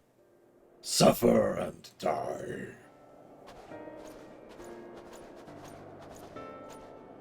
Yes, and none worse to wear, thank the Fury. Not that she exists. Yeah, no, Sid is probably one of the better answers there. My friends, forgive us if we have given you cause for alarm. We come out of concern for your well-being. Though we understand why you quit the city, we fear you have placed yourself at greater risk by coming here. His Grace Archbishop of Artenois, too, worries for your health, and prays your swift return. So please, will you not allow us to escort you to the Holy See? I assure you, you will be much safer there than in this wretched place.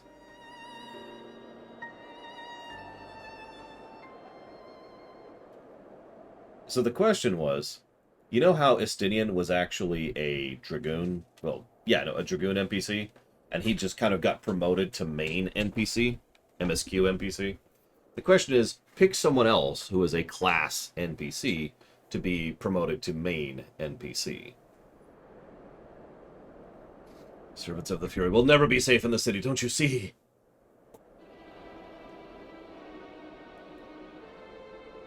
This is your fault, you and your accursed revolution. The people disdain us, mock us behind our backs, spit in our faces. What? And now someone is conspiring to transform us into monstrosities, enemies of the church, I'll wager, emboldened by your deeds. So no, I will not go back to Ishgard. I'd sooner freeze to death than suffer your pity. Well, if you insist. Have we not told them how this works yet? All I have done is in service to her. I'm a good man. I do not... She cannot forsake me. Alone I preserve. It's so stupid, but I love Amaric's sword. I really do.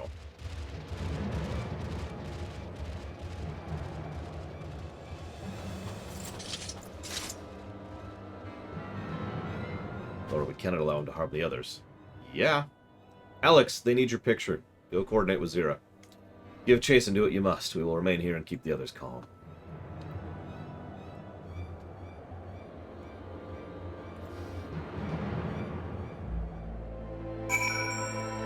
I mean, he's a paladin. It's a paladin sword, and he has the stance of a paladin. Yeah, in-game. Although I don't know if Zira's on right now. Let me think about this. So, Black Mage, Bard. Guide-a-lot's actually pretty legit. I do like Guide-a-lot. Summoner, we have Y'shtola's sister. Machinist, we do have several good people. I do like the main Machinist guy, so I'm with that. Reaper, no. Red Mage, I like both him and her. In fact, having Arya join the main story is something that would interest me. Especially if we could develop her more as a character. Samurai, most of the Samurai NPCs are dead. Dancer, no. Scholar, I would actually be okay with all 3 Scholar NPCs being added to the main quest. They're all interesting in their own way. Ninja, pass. Monk, I think I'd pass on that as well. Not because I dislike the NPCs in Monk, but the truth is, the Monk NPCs are exactly where they need to be right now. They're renovating Alamigo. They have effectively left the main story party, just like Lys did, right? So, similar consequence. Dragoon, Warrior, no. Paladin, no. Dark Knight, Cid, and what's-her-face. Obvious choices, both of them. Gunbreaker, no. Sage, no. White Mage.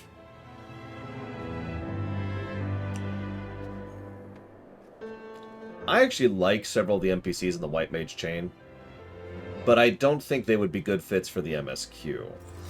So, no on that one. An Astrologian, absolutely not. And I think that's everything. Yeah, that's everything. Correct, FM Elward. That's what I mentioned earlier. Well, the problem is there's only one Paladin NPC. That's, I can't think of his name. The guy who shepherds Nanamo. And that's a no. But I was thinking of the Gladiator NPCs, the head of the Gladiator Guild, and the guy who's an asshole. And I really don't think either of them deserve to be in the MSQ. One of them's busy and the other one's an asshole. So... yeah, no. So that's, let's see there. There's several good candidates there. I like the idea of Arya from Red Mage. And I like the idea of, like, the entire Scholar group. And Cid and the Kid. So there's my 3 picks. If I have to pick from there, I'll just flip a coin at that point. Don't worry about a Seed of the Beast. I cannot have gotten far. Oh yeah, by the way, you're wondering where the shield is. So, hang on a second. As you can see, you do not need a shield to be a paladin. So...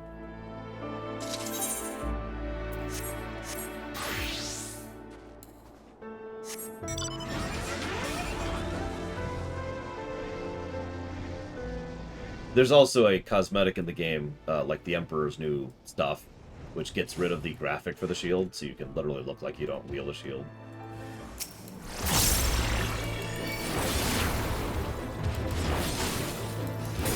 Let's see if it lives long enough for me to do a full combo. Might. There's Holy. And then we got... whatever that one is, and one more. Aw. Well, it looks very cool.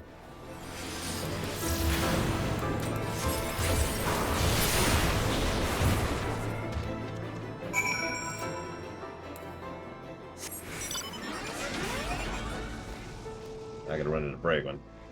Bonk! Actually missed.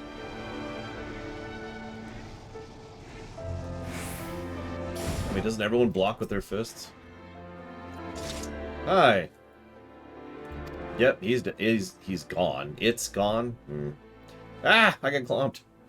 What happened is most regrettable, but we must be grateful that no one came to harm. While you were gone, the Deacon was able to convince the others to return to the city. Have we explained to them how this works yet? Like, we know about the Despair Plague. The Despair Wave, as I've been calling it. And yeah, it's a wave of despair.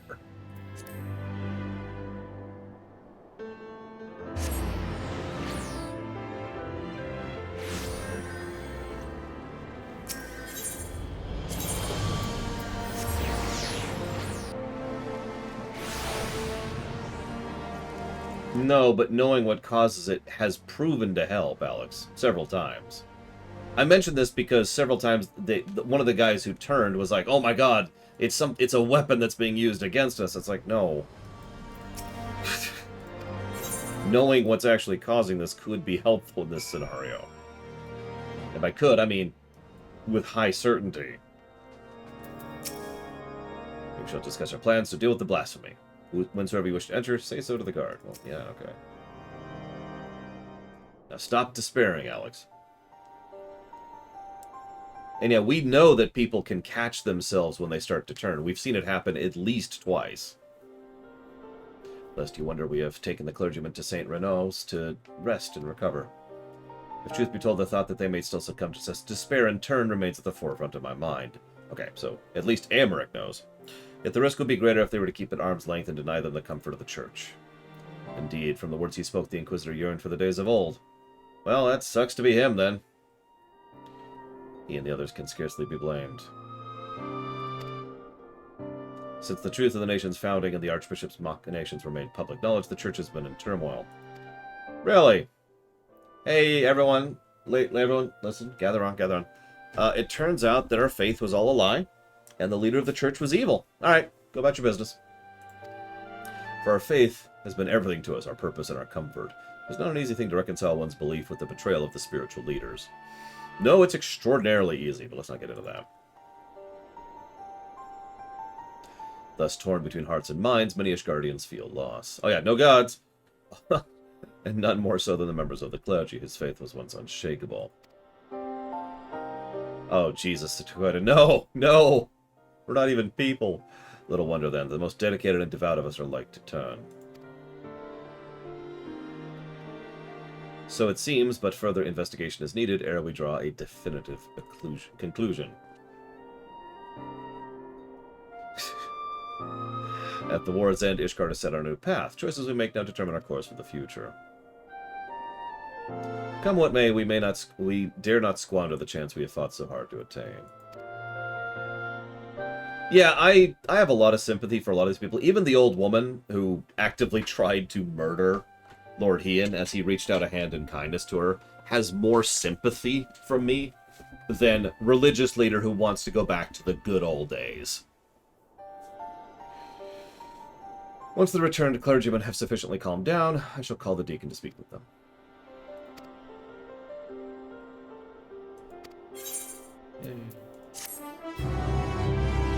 Who would be more destructive to this setting, the Xenagir's colony ship or Lavos?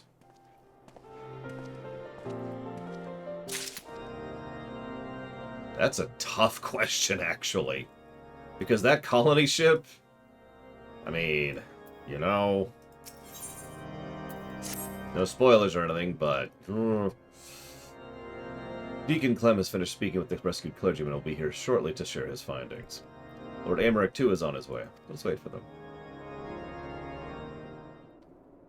Yeah, it's actually funny. The parallels between Chrono Trigger and Xenogears and Secret of Mana and Parasite Eve and I forget what else all continue to be interesting. Oh, and FF7 continue to be interesting when you lay them bare. Because it's clear that Lavos is more of a natural recurring entity, whereas the colony ship and Deus are very clearly artificial entities. Genova we're not sure about. They never really go into Genova's actual backstory. I wonder if FF7 R2 or 3 will ever go into what Genova actually is. So, they have been subject of harassment by certain quarters of the populace, is this correct? I think Mana would be a great crossover for 14. I think it'd be a good pick. First of all, the combat style is already leaning that way. Second of all, there's some great bosses. And third, there's the same number of elements. 8. It's even the same elements. With only actually, no, there's like 2 changes there, so...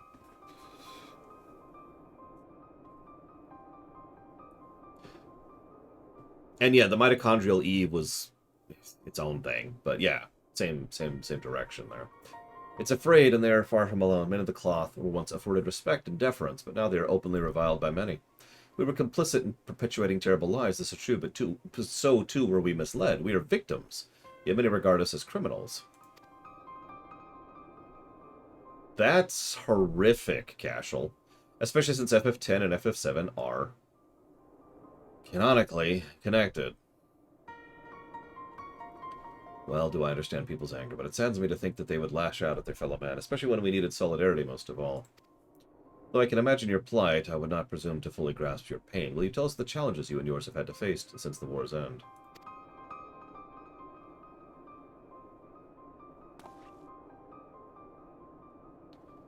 Like all sons and daughters of Ishgard, we dreamed of peace in our lifetime, but now that it's come, we find we have little cause to rejoice. Our faith has long been the foundation of our lives, and overnight that foundation has been crippled by fractures, beyond repair for some.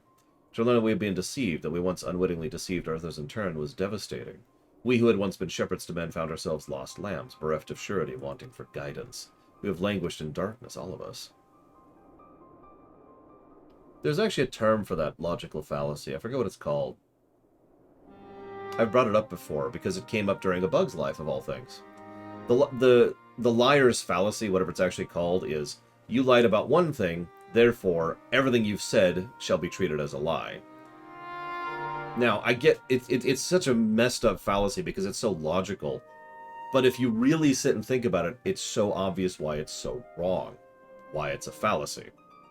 I bring that up because obviously they were wrong about the Pope and they were wrong about the war, but you can also see how a lot of the religious people, we've seen this in several quests, were actually legit. In fact, it's really easy to point out the religious people who are legit, because they're the ones who are still alive. Most of the ones who decided to try and force the issue, or who were not legit, are dead, because we killed them.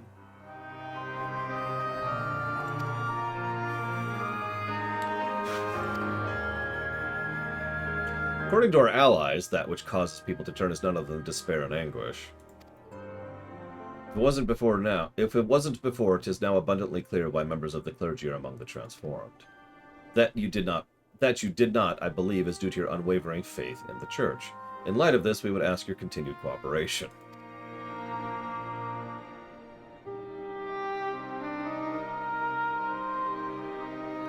Of course, anything to help my brethren. Now that we have established the cause, that leaves us with the mystery of profane Fafnir's identity. The progenitor of these troubles, could he have been a man of the cloth? From what I recall of the garb, I doubt it. He was dressed in common fashion, inadequately against the cold besides. 'Tis said that something of the individual may remain with the blasphemy influencing its behavior. If one can determine what instincts drive it, we may learn what it once was, and with this knowledge prove vital to stop it. Deacon Clem, we ask you reach out for your fellow clergymen. Please do what you can to ease their anxieties. Understood. We're almost done with the Rolequests, Alex. This is the last one. The Hopland is a busy place at a given time. Some ordinary citizens are bound to have been present as the tragic event unfolded. I propose we make inquiries in the Pillars. If you could attend the Hopland, Lord Arturiel and I will look in the surrounding areas. But yeah, for those of you who don't remember Bug's Life, he comes up with a whole plan to fix their problems, and then they find out he's lying about something. And so they abandon the plan immediately because they caught him in a lie and can't trust anything he says. And that's their reasoning, too, is, you know, and again, it is a fallacy, and it's even a proven fallacy in that case because the plan was very sound, and it's worth noting, actually ended up working in the end. So...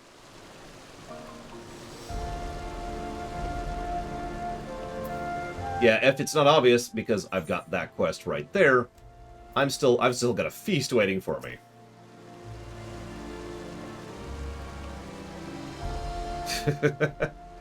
I mean, do you think that's bad? I got to wait on 6.1 for a while, Omega Legion, while dodging people coming and saying, "What do you think about this?" While I'm streaming immediately after 6.1. I didn't see the dragon, nor would I wish to, frightful as it sounds. They say it wasn't a Dravanian attack, but if it wasn't, then what is it? See, that's the really messed up thing about the liar's fallacy, Bregman. It's so understandable, even if it's wrong. It's very valid. It's a good word. It's a very valid reaction. It's just a reaction that needs to be tempered by reality. I wasn't present for the incident at the Hopland, but a young man poorly dressed for the cold that I did see. I recall him well because as an aide from St. Vandro's was searching for him. He was a patient at the infirmary and by coincidence had the same name. Listen, the only primal that tempers people around here is me. Oh.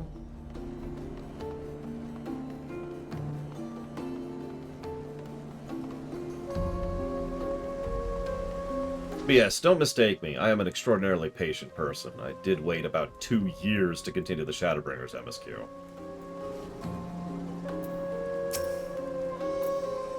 Oh, that would be terrible, Omega Legion. Like, I like doing this in this order. This is my preferred order of doing things.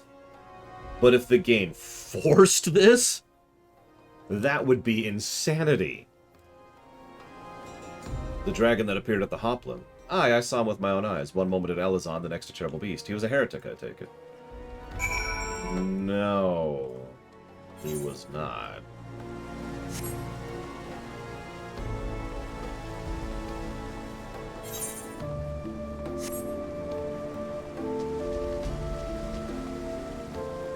And yeah, the Shadowbringers one, we did the healer chain, if you remember, to progress that one.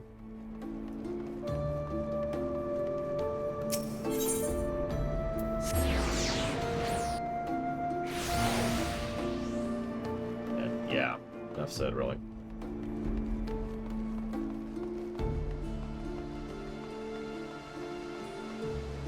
That's an interesting spear? Sword? Axe? I don't know what that's supposed to be. There you are, Laura. Did your research yield any fruit? Not really. We did get one bit of worthwhile information. A patient of the infirmary. Among those whom you spoke, one claims to have witnessed an individual fitting the description. Okay. I dare say we found our blasphemy, but to think the name would be Vandro.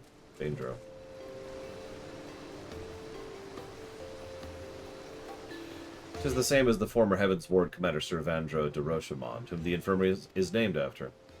He, however, retired from his station at ripe old age some years ago. 'Tis not like to have been him. In that case, we have a lead. To the infirmary.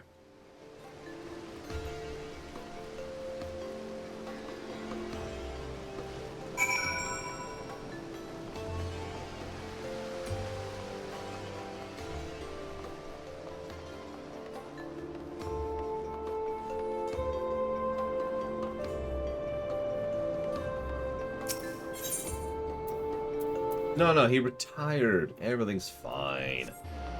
Everything's fine. Don't worry. There's no murder in Ishgard.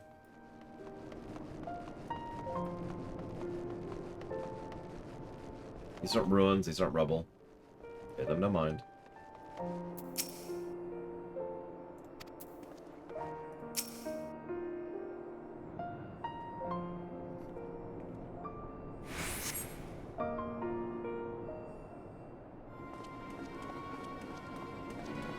It is funny, because he started off as a jackass.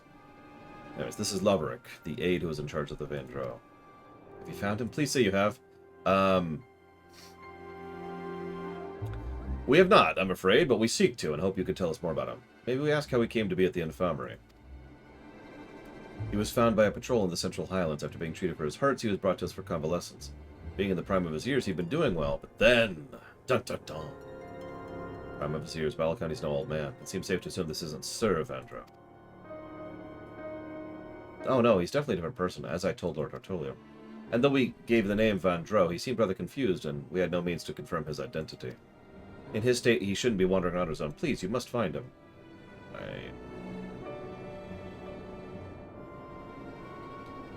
The man who recently turned into a beast at the Hopland. We regret to say it may have been Vandro.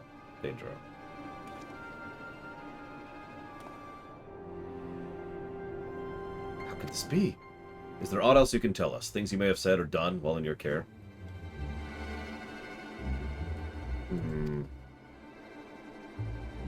While he was still unconscious, he would ramble. Although most of it was incoherent, he mentioned the Archbishop many times. Oh, and he spoke of a bishop, too. Bishop Vartenoy, excuse me. I assumed he was a pious man, given this.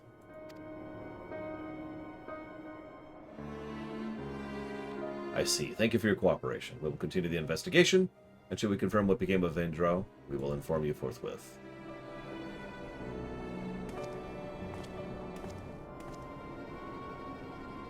Let us return to the congregation.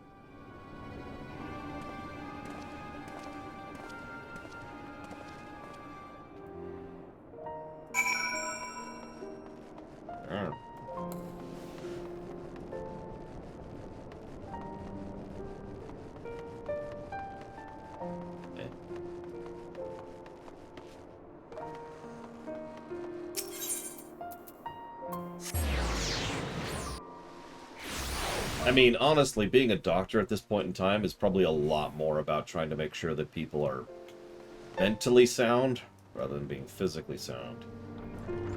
I mean, they're literally talking about it here. We know it's being caused by some kind of despair, which is being pushed, theoretically being pushed by some emotional wave thing. I keep calling it the despair wave, but that's actually my term for it. It's caused by Lavos. The mystery remains, but we're one step closer to identifying him.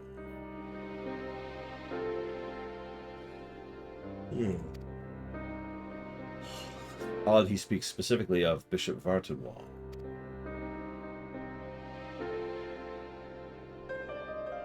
Perhaps he was personally acquainted with His Grace. In light of this possibility, I believe we should speak with him directly. Agreed. We will request an audience. But it'll take some time. Go gain 1 level. Just 1, please.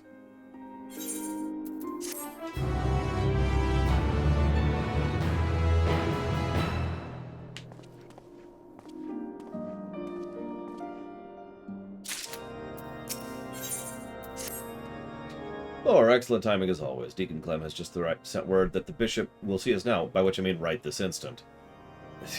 Okay. Let's go. You know, I just realized the reason we keep dealing with Artorial instead of, you know, the Count. Anyways, where am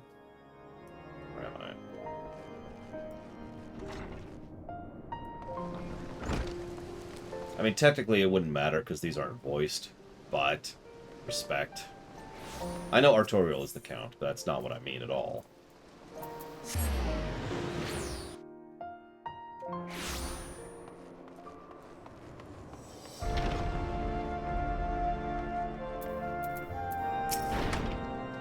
Well, glad am I you could join us. Grace has yet to arrive. I informed the Grace you were making your way thither, but shortly after you arrived, he recalled he had urgent business and had to leave at once. He cannot have gone far, though if you wish to search him in the hopes you could steal a moment of his time. Grant us an audience only depart with haste. What business could be so pressing? Also, that's the Lord Speaker, and one of the heads of houses, and me.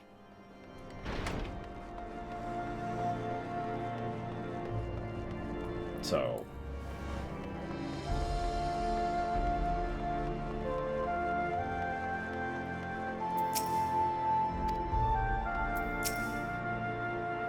now, that even the Saber of Ishgard should be here. Your Grace, perhaps 'tis simply a misunderstanding, but we were under the impression you would grant us an audience.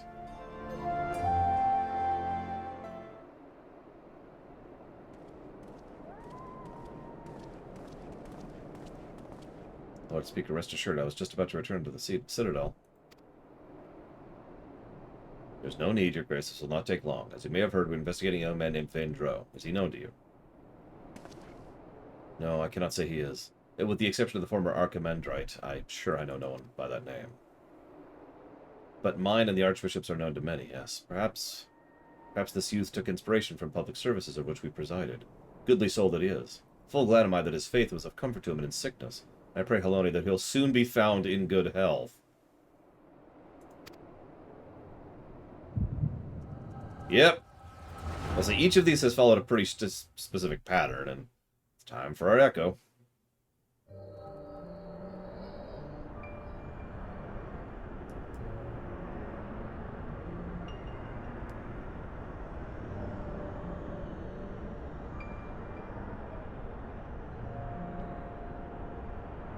Fear not, your eminence. I shall carry on your legacy. Notice where they are, by the way. The goop in the background gives it away. We have completed the preparations as per your instructions, but are you certain this will work? It will. It must. Lord Aymeric spoke the truth when he revealed the Archbishop sought primal powers to strengthen the people's faith. I cannot bring myself to believe it, not at first. But in the course of cataloging His Eminence's personal articles, I came across his journal. Therein he had written that through a budget of ether and fervent prayer, it's possible to make gods of men. All the power we require lies in this place, Oz's Law, by channeling the essential elements into the soulless flesh and the sword we found.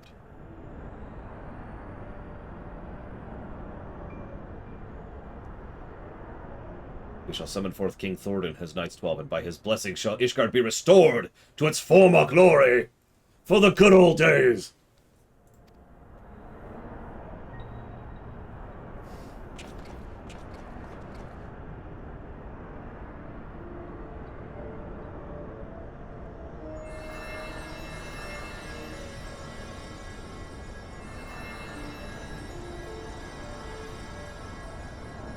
I know this is shocking to think that a religious person is actually evil.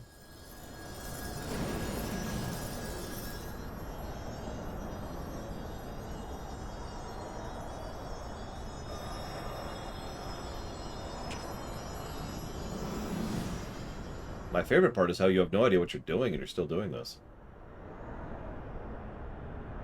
What's this? It's just an ordinary man, scarcely changed from before. He was dead. That was a corpse, you idiot.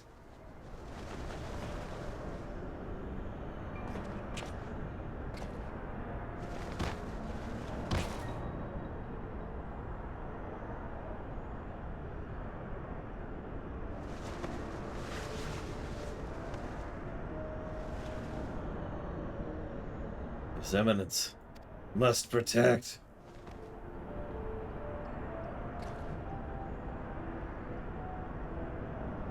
No, this isn't right. Confound it, maybe I overlooked something. I must return to the Holy See and review the journal.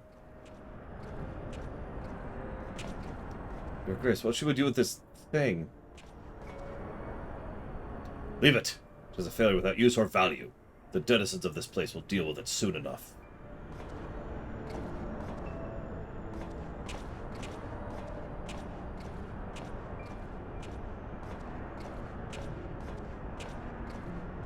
What?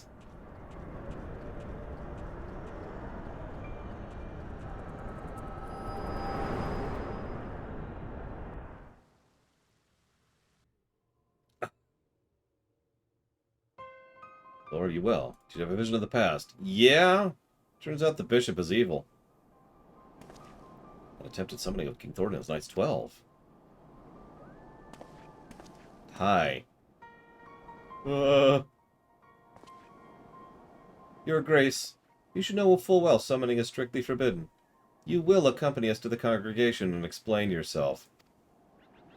Or give in to despair right here. Your soul being stricken from the ether might actually be a good outcome.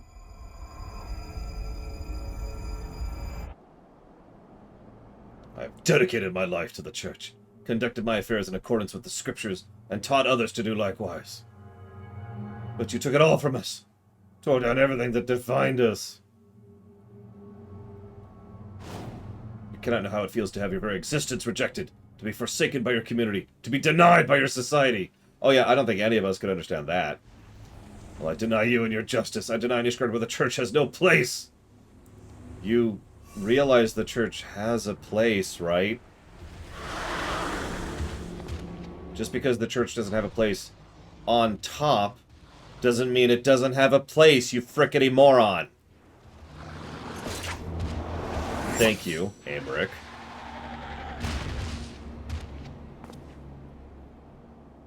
Your Grace. Well, not anymore.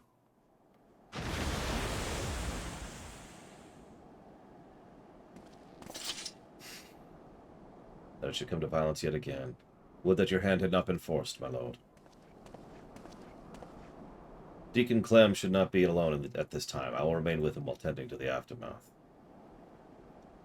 When things have settled, I'll return to the congregation. Pray go on ahead and get some rest. I did, Giga Pudding. Thank you for watching my show. I put it towards whatever you put it towards. I'm going to write it down. Hyrule Warriors 2 is what you put it towards. Yep, he will not be walking in Halone's halls. Or walls. He won't even be decorating the walls. To be perfectly blunt, I agree, Alex. I don't want to get into what is extraordinarily polemic territory. But within the realm of fiction, in a setting like FF14 where there are no gods, I still think a concept such as a church does serve good purpose, or perhaps more accurately, can serve good purpose. And I mean that. Assistance, aid, medical supplies, storing of research, you know, the categorization of things, comfort, therapy. I mean, where do you think the frickin' term sanctuary comes from? You know? Yeah, morale. I'm with it. Hypothetically. And that's the problem. I do think fiction... I know why fiction, but I do think fiction makes churches evil a little bit too often. It's one of the reasons I like it when there's more gradients there. Something I pointed out in FF10. Where we actually meet plenty of individuals who are actually just chill. Who are members of the Church of New Yevon. Or, excuse me, Church of Yevon, sorry. How fares the deacon? Well enough, given the circumstances. He is understandably shaken. But to think even a member of the Synod could succumb to despair in turn. I've said it before and I said it again, Wakka's my favorite main character in FF10. And that's all I'm going to say about that, because you're still playing the game, Ross. The crisis gripped the church far graver than I imagined. In pushing for such abrupt separation of religion and state, we may have exacerbated the growing divide between clergy and general populace. Yeah, that's not necessarily a bad thing. I know that sounds so awful, but by doing such a stark separation, what you did was you forced the extremists to play their hand. I wasn't joking earlier when I said most of the evil church people were dead because we killed them. We just did it again. You know? We found another evil, extremist church person, and now he's not there. And now the church can get better. You know? That he should seek to use one of the Alog's unholy abominations to create a primal. Yet that which manifested is not like the being you fought, but rather retained the form of a man, one driven by desire to protect the Archbishop. Wakka is extraordinarily good in pure gameplay.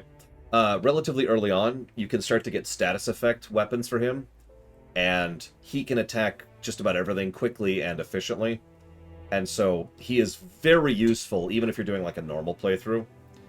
He also gets access to some extremely useful abilities and skills, and has arguably the best limit break in the game. Wakka's awesome. Yeah, he is part of my main party for a good reason. Yeah, one of the most common tricks is you can give Wakka Stone Touch, which means it has a chance to petrify the enemy if you hit them. Any petrified enemy that's in the air dies instantly. Now, there's some other caveats on top of that, but, I mean, that's all you really need to know. You may safely assume the bishop did not have sufficient ether. Bereft of Needhog's eye, the Sword of Ascalon no longer has such power. Nor does that of the Warring Triad remain to be harnessed, thanks to your valorous intervention. But if the summoning failed, how'd the clone come to possess life, and what purpose drives it? Lack of ether notwithstanding, the necessary components were present for a summoning. Perhaps the ritual itself was a success, and the vessel, though imperfect, arose as a champion of the Archbishop. How did it come to be in the Central Highlands? You believe the clone of the man who became the blasphemer are one of the same? No, I merely speculate. Whatever the truth may be, we will look into it. Go get a level.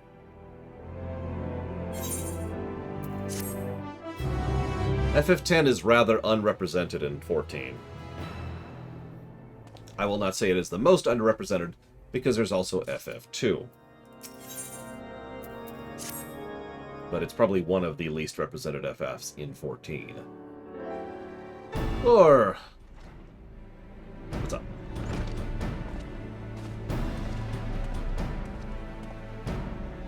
Ill tidings, my friends. I dispatched the Temple Knights to find the clergyman who aided the Bishop Vartenoir's summoning attempt. Regrettably, when confronted, all turned and had to be put down. Without their accounts, how then to ascertain the clone of Svein Dro are the same individual? Maintaining the assumption they are, perhaps we should send someone to consider how he found his way to Kurthus. According to Lord's vision, he was abandoned in Azislav, but what do you do afterwards? Riku is extraordinarily useful in many circumstances, but the thing about Riku, gameplay-wise, is she is super situational. In a situation where she's useful, she's a godsend. The rest of the time, not so much. Nevertheless, Riku is often one of my other main party members in FF10. In fact, Riku, Tidus, and Wakka became one of my primary trios for a long time in multiple playthroughs. Come on, there we go.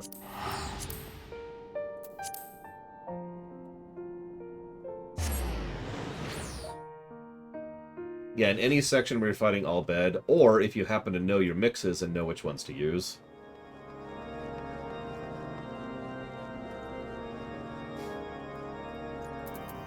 Yeah. Investigating the stranger we found, are you? I wasn't involved myself, so I can't tell you much about the fella. But in case of it, it's of interest. Earlier the same day, I caught sight of an airship flying dangerously low.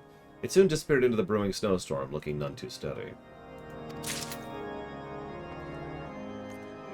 Now, I will admit, one of the things that's important to me is animation speed, because fighting random battles gets old the 50,000th time you do it. So, all three characters I just mentioned, if you're paying attention, have a very quick animation speed for their attacks. So that is relevant to me. He was not attired for the snow, much less the snowstorm, yada yada. Like, Tidus is literally shunk, and Wakka's is funk, and Riku's is chunk chunk, and that's it, right? So Yuna, clonk. Lulu is actually the slowest in terms of animation by a wide margin, and frankly, magic gets outpaced almost immediately in that game. Standard black magic. Buff magic is still useful, white magic is still useful, but black magic falls to the wayside very quickly. Come on, there we go. It's an honor to receive you. What brings you to our humble camp? Oh yeah, my team also is the underwater team, which is on purpose. I don't have to change anybody out for any of the underwater mandatory sections. By the way, in case you're not aware, Ross, there are mandatory underwater sections, in which you can only use Tidus, Riku, and Wakka, so FYI.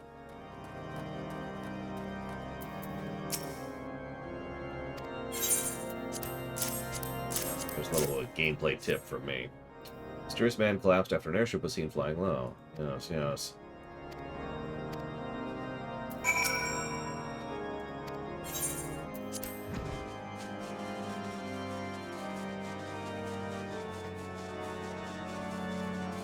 They are short, but they are there.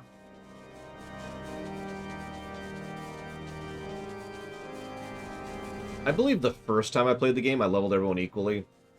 And then every other time I got sick of replace, do, replace, do, replace, do. Swapping people out every battle just gets old. So on replete playthroughs nowadays, I tend to just pick 3 and live with it. Kimahri is the so Kimahri has the best magic stats in the game, which is bizarre, but it's true. I mean, without maximizing the grid or fixing the grid. So just by innate going through a section, he has the best magic stats.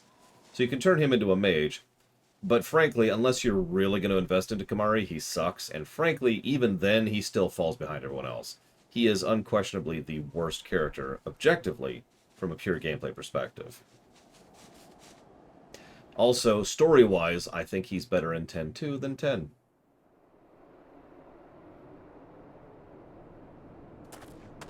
It's a shame that all of his story stuff in 10-2 is optional. Well, like 90% of it.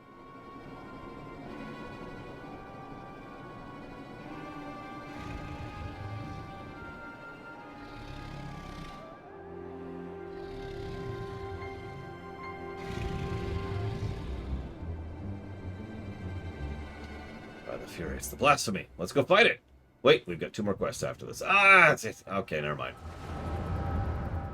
Yeah, it's funny because most of 10.2's story that's good is optional. And I find myself wondering how many people have played 10.2's MSQ and, you know, been like, well, that sucked. Because the MSQ in 10.2 kind of sucks. But yeah, as Pillars of Snow points out, the overwhelming majority of 10.2 is optional, both in gameplay and in story. It's an interesting approach. His Eminence. Must protect His Eminence.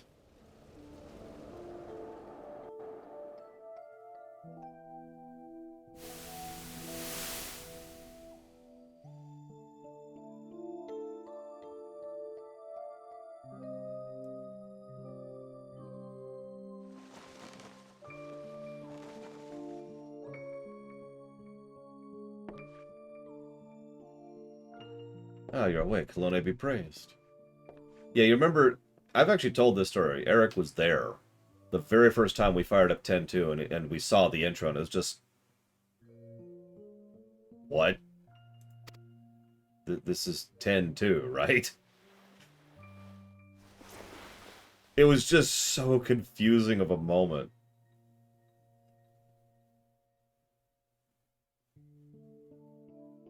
My name is... Zephyrim? No, Cherubert. Or is it Villeneuve? Holocrane? So many names swirling in my mind and the voices that reject them. Is there none they will accept? You alright?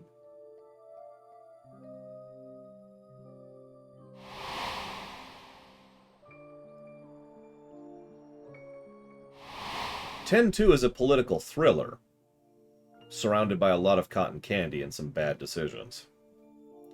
Vendro. My name is Vendro.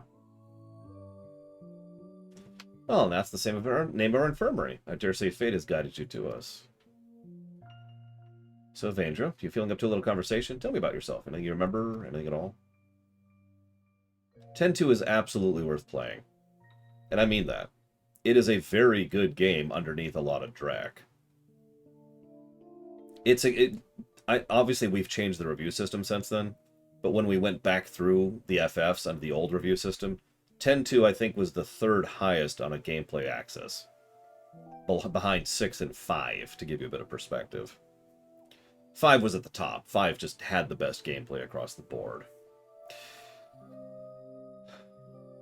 A proud son of House Zamail. No, a devout... Oh, it also has jobs and cross jobs, Ross. It's not quite like FF5 or FF Tactics. I don't want to spoil too much, but let's just say that it's got jobs, and basically every FF that has a proper job system tends to be good on the gameplay axis to some extent, so can recommend.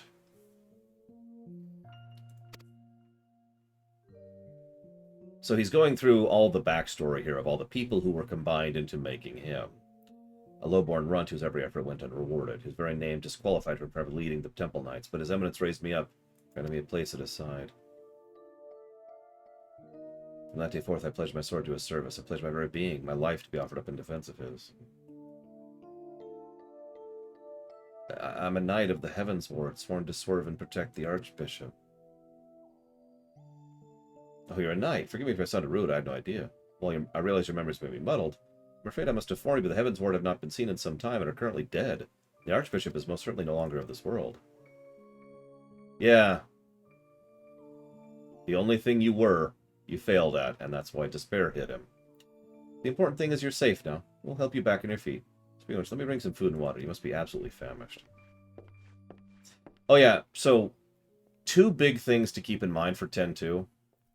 There's some anime wackiness, you know, there's some cotton candy, is what I've heard someone say, and I've talked about that several times. But here's the real thing, and I mean this. There's a character in 10.2 named Brother. You may have seen him already in 10. He's the worst thing about Final Fantasy X-2. I am not exaggerating. I am not trying to be funny or whatever. He is the single biggest source of negatives in FF10-2. So be warned about that, okay? The Archbishop dead? No, this cannot be. How can I still be alive when he is not? I must find him.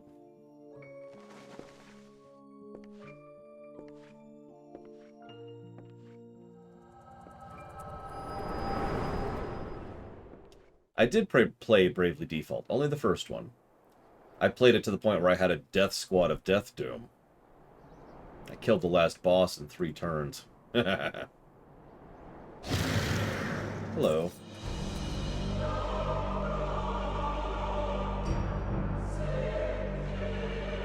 For the glory of King Thorin.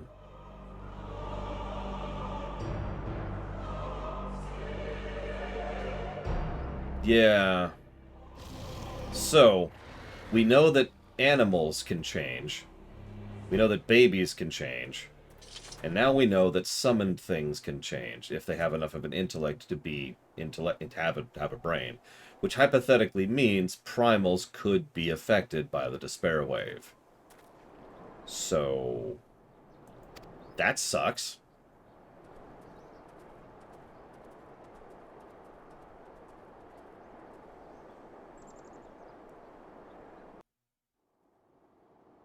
Unlikely. But the point is there's no immunity, which is the relevance here. You've probably heard you've probably heard most of the voice actors in 10 before, Ross. I already pointed out the obvious one, but they actually got a pretty decent cast for that.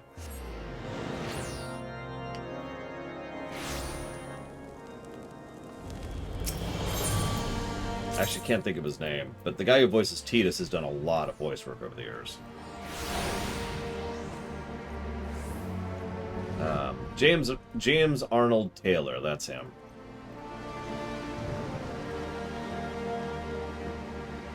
Who I don't even know what you would have heard him from. He's done a lot of stuff.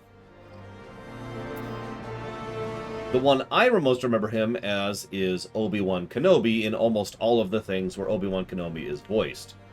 He was Obi-Wan in the Clone Wars series, for example.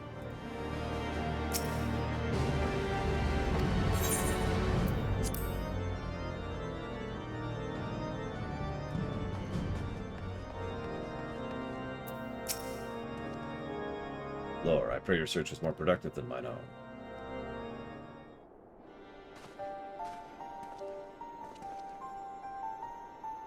Everyone's here. Oh, he's a good Obi-Wan. He does a great job in Clone Wars.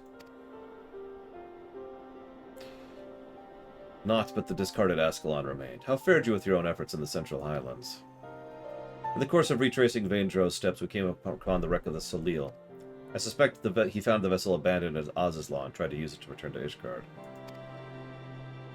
But he crashed en route and was subsequently rescued from the patrol by Camp Dragonhead. Interesting, Alex. So, blah, blah, blah, blah, blah, blah, blah. You know what's funny, Michelle?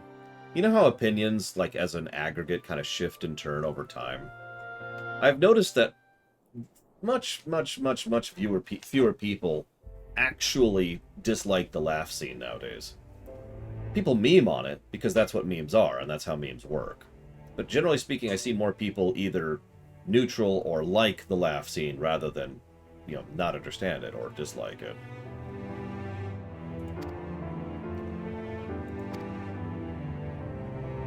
So, according to the Scions, primals retain the memories of the previous incarnations. From this, it may be assumed the clone harbors the memories of all those who became King Thorin and his Knights 12. Though he struggled to reconcile these conflicting memories, he managed to settle on the name Vaindro, whose voices were clearly in agreement when facing Lore, the mere sight of whom drove the blasphemy to flee. Above all, however, they shared their desire to protect the Archbishop. This desire was seared into Vaindro's very being when he learned he had no longer a purpose. See, that's valid, Takoida, as opposed to people who don't like it because it's a fake laugh. The Heaven's Ward took up knights against us and Ishgard. By their hands we robbed one of the finest knights and a dear friend. Even so, we would not wish terrible fate upon them.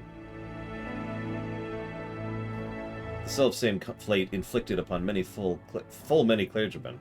A fate I fear an ordinary citizen will succumb to if we fail to act. Frankly, I'm amazed Ishgard is doing... no, that's not what I mean. Frankly, I am amused Ishgard is doing as well as they are, because I totally called that. Yeah, the church can still be a source of comfort, but things need to change. I feel like I just said that.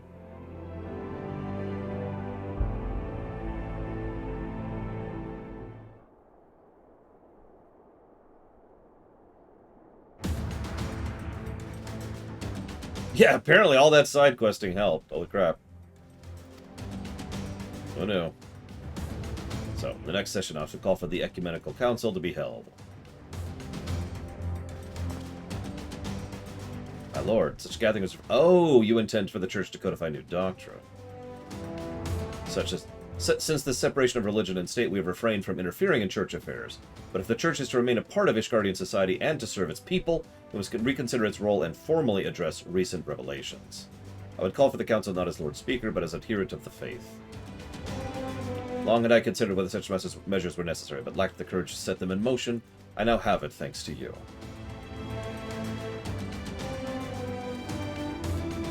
I shall tend to the necessary preparations at once. Among other things, we shall reach out to those in the clergy who are amenable to reform. Ask for your patience in the meantime. That's another thing I've noticed. Ross mentions how the laughing scene is early in the game. I've talked about this before, and the more I see it, the more I think it's not a theory. That things earlier on in a work tend to be memed on and remembered more than things later. My favorite example of that is just getting on the damn train from San Andreas, which happens very early on in the game, and is by far nowhere near the worst or most irritating quest in that entire game. But so many people experience it because it's so early on. In fact, think about this for a second. The third scene in Phantom Menace has Jar Jar in it. So...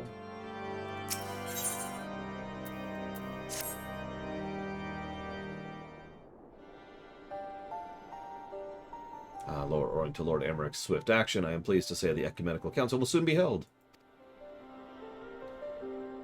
In case you're unaware, the Council is the highest assembly in the Ishgardian Orthodox Church, its purpose to deliberate upon and decide doctrine. Yeah, exactly, Taquito. Every GTA game has that problem, except for 5. The previous one was held no less than 80 years ago, and 4 archbishops have since come and gone. As such, most Ishgardians know little of it save what they have read in the historical records. Traditionally, the Archbishop and members of the Synod would meet behind closed doors. In light of Bishop Vartenois' fate, however, this time the doors will be thrown open to the public. That's true, Overseer, you're right. Like I said, the more I see it, the more I think that's kind of an indicator. Indeed, for the first time in history, all men and women of the faith may have a hand in shaping the missions and teachings of the Church. 'Tis my hope you will join us in this endeavor. Yeah. Allow me to express my gratitude for your efforts in facilitating the council. Why is this the magic class quest?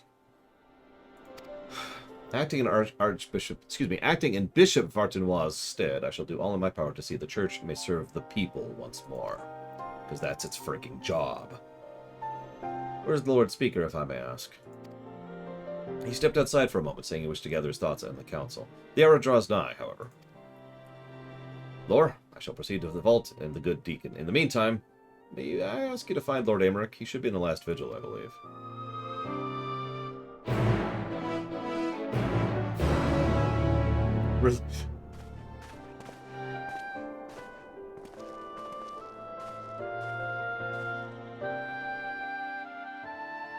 I mean, honestly, I'm just making fun at this point. Really, of all of them so far, only one of the role quests have had anything to do with a role. Healer.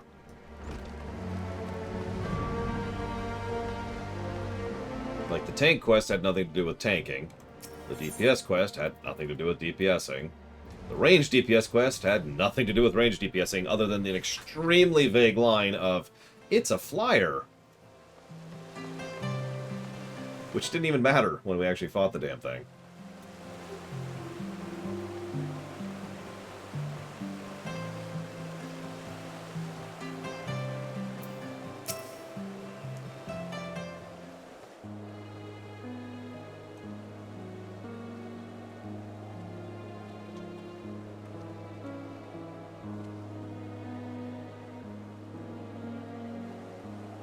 Oh, 'tis you, my friend. Is it time already? As I say, I don't think this game technically has flying as a status for enemies. Like, there's no... It's like Morrowind. There's technically no actual Z-axis. They're just enemies.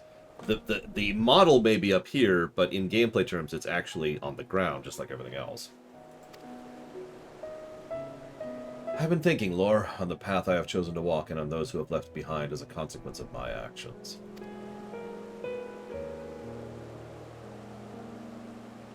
Those who died fighting, those burdened with boundless grief, those deprived of position and purpose.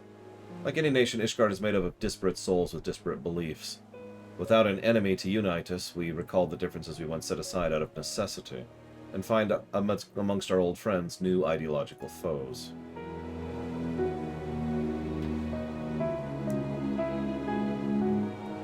The future I had envisioned is far more difficult to secure than I ever imagined. What must I do for our people to live in harmony, for our nation to move forward as one? Such questions I have been pondering. We should begin making our way to the council. Shall we continue our conversation while we walk? Yeah.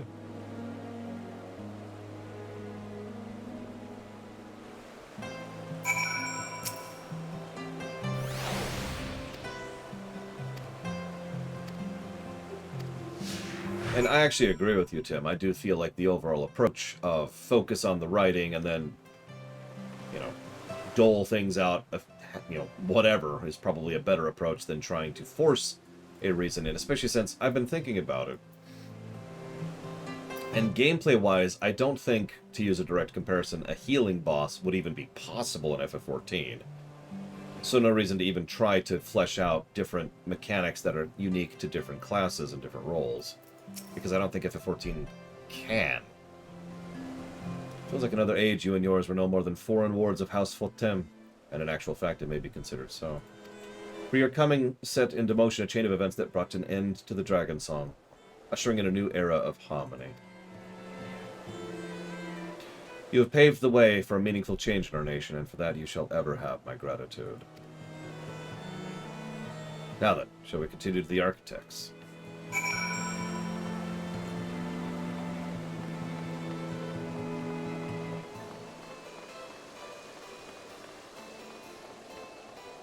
How would a healer boss work?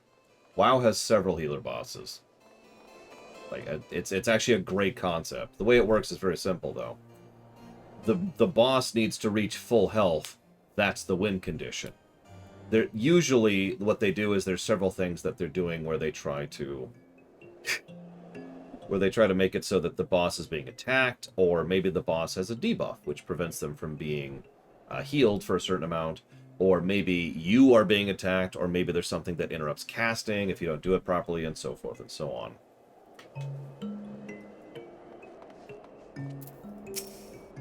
King Thord and his Knights 12, murderers of Ratatoskr. Since the truth of their ancient crime came to light, many have demanded these images be torn down. Yet, through what our founding fathers did, though what our founding fathers did was wrong, neither is it right to simply expunge them and their deeds from history. To do so would be to deny our people's part in what followed for 1,000 years. We have a chance to forge a new future, but we as a nation must decide how we must confront our past. Forgive me, I was lost in thought yet again. Either way, my point is not to speak derogatorily, it's just something that's been bouncing around my mind as I've been playing this game for the last 2 months. I feel like a lot of the really unique, fun, engaging boss gimmicks literally cannot be done in a system like FF14. And that's fine. That is what it is, and it is how it is. It's just something that's been occurring to me, especially most regarding quests, class quests, and role quests, both, which are, in my mind, supposed to be, gameplay-wise, entirely focused on the class and the role. But FF14 has decided to effectively ignore that for the sake of doing, you know, just its own stories and its own arcs, and that was probably the correct decision, if we're being honest with ourselves. There you are, my friends. Council's about to convene. Let's take the place in the audience hall.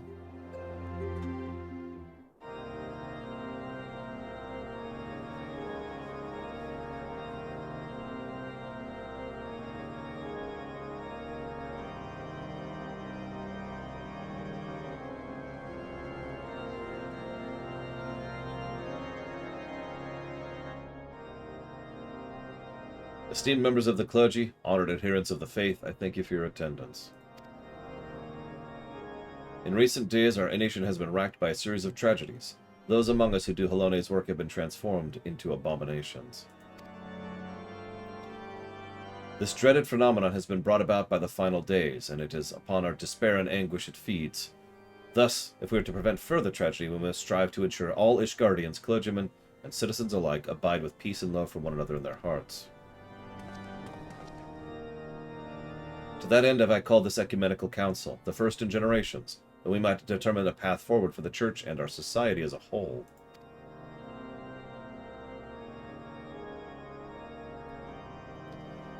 Since antiquity, the Ishgardian Orthodox Church served the people in two respects, as the Fury's spear to strike at the heart of dragonkind, and as the Fury's shield to safeguard the souls of men. But now we are at peace with the Dravanians, the Church no longer needs serve as spear, so we must reconsider how we might better serve as shield for our brethren. The hierarchy must be reformed, and for that we need accountability. The upper echelon must be stripped of rank at a minimum, investigations conducted, trials held. If evidence is sufficiently damning, then we may turn our attention to their doctrine of lies.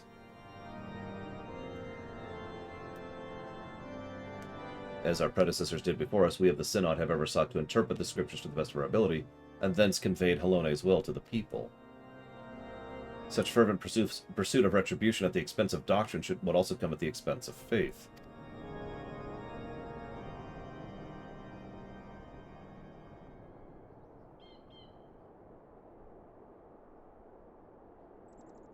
Have we won the war to lose our souls? Are we outside your grace, Halone?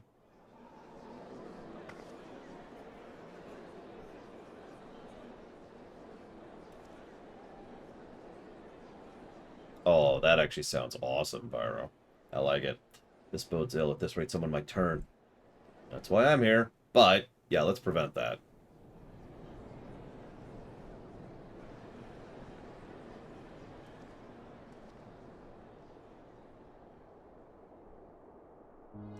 Since the war's end, the Church and the faithful have stood at a crossroads, unable to take the next step forward. Oh God, what's your AC, Byro? His bishop, Vartanois, may he walk in Halone's halls, was one such soul, and in his longing for simpler times, he resorted to using forbidden magics. He succumbed to despair.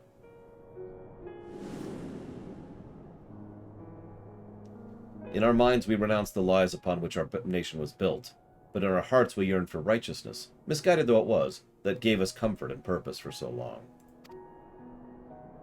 So let us not forget who we were. A common thread of these, I might add. Or at least of the healer chain. Ha! Let us confront the mistakes of the past and learn from them that we do not repeat the mistakes of our forefathers. I stand up. By the way, there's no gods, and they all turn.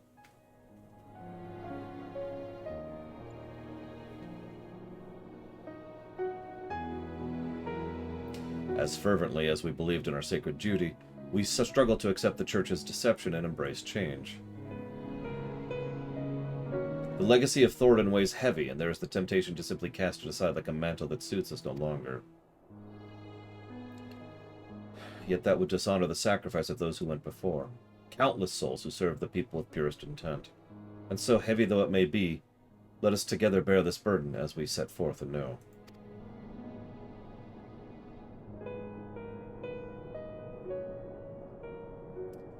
Our friend Lore risked life and limb to reveal the truth to us. The truth that our legends and our scripture were tainted by betrayal, but not wholly corrupted. Hey, liar's fallacy. Though the great walls and towering spires of our city may have been built with murder and deception, they rest on a foundation immutable and true, our devotion to Halone, who does not exist. The Church is a font of practical wisdom. Its teachings guide us in our daily lives. Such things define our faith no less than the lies. We can acknowledge our sins without renouncing our religion. No comment. And without rejecting who we are. A comprehensive review of Scripture, as well as historical literature, will be necessary. Revisions as appropriate will be made to ensure the truth of our past is preserved for future generations.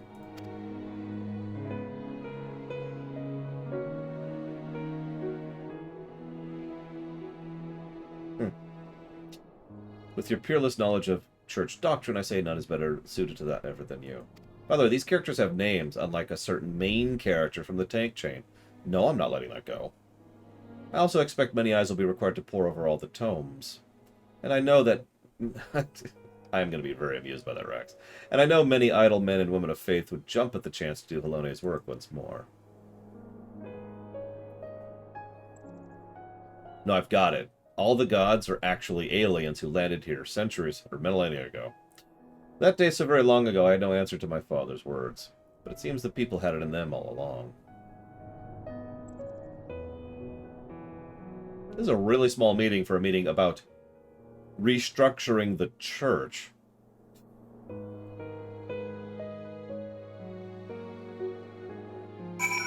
The aliens were like, look, y'all need to worship us. Why? 'Cause we're aliens. We're evil. Okay. Good. Kill yourselves. It's okay. Once I kill the 12, they won't exist anymore. The details remained undecided, but that was a resounding success. Your words helped everyone find common ground. I know not how to thank you. Much credit goes to Lore. In the face of great hardship, never did hesitate to press on, and our people have not forgotten this.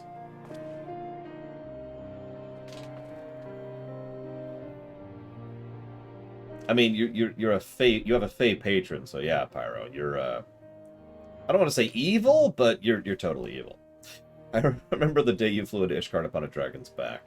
In making the impossible possible, you inspired us all. In you, we glimpsed the fury, a vision of courage in the face of uncertainty. Looking to your example, we shall endeavor to bring about change to the Church, for the future of all Ishgardians. There will, of course, be those souls who struggle to rise above the mire and despair, but my fellows and I will be there to take hand in faith and love.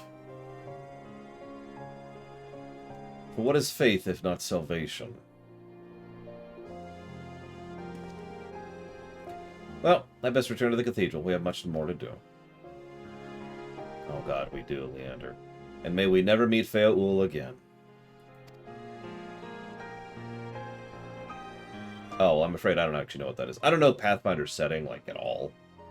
I've only played, like, 2 Pathfinder games ever. And then, you know, Kingmaker. And that's it. Ah! I have tasked the Deacon with finding an item. A secret weapon, one might say. Given what we know about profane Fafnir, I suspect it will be of great use to us to our hunt. With the Church having reached an accord with the people, the risk of more clergymen turning is greatly diminished. And we'll now focus on the blasphemy. It is time we kill Vaindra, relieve him of his torment. Yeah, Feaul has been busy keeping the First apprised of what's going on, because you better bet I would be doing that. One more quest.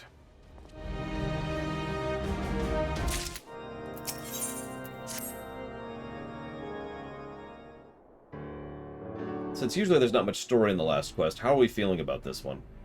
Story-wise. Obviously there's no real gameplay to speak of. The blasphemy. We found the blasphemy. That was easy.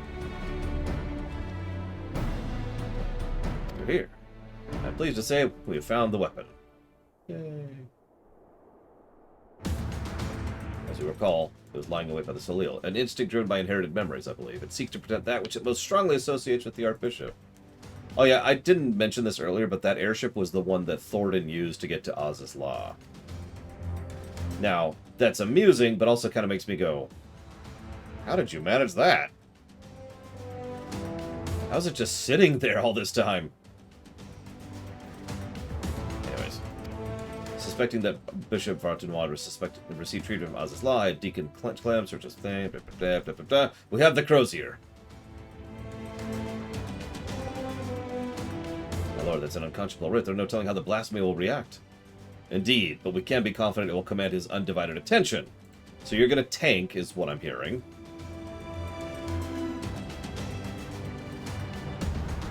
All the Knights of the Heavens Ward fell in Oz's Law. As a vessel for their memories, Vaindro may be considered the last of their number.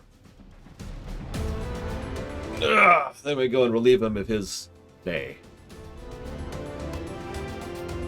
Their duty. duty. See, I actually said that yesterday as well, Alex, while we were discussing the Despair Wave. The first is extremely defensible right now against the Despair Wave, assuming it's hitting it at all, which we don't know, by the way. We're not 100% sure if the Despair Wave is even reaching the other shards. They are dimensionally shifted. It's another piece of information that's dangling right now.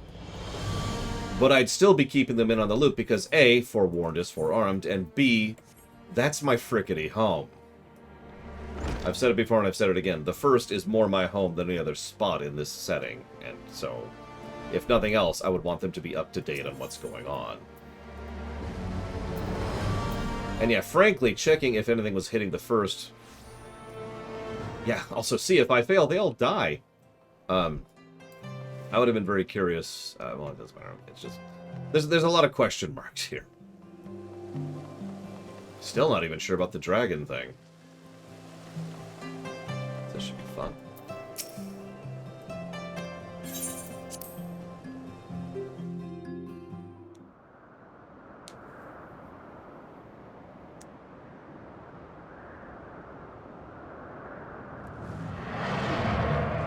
I'll, of course, be retiring to Eulmore because I have no taste.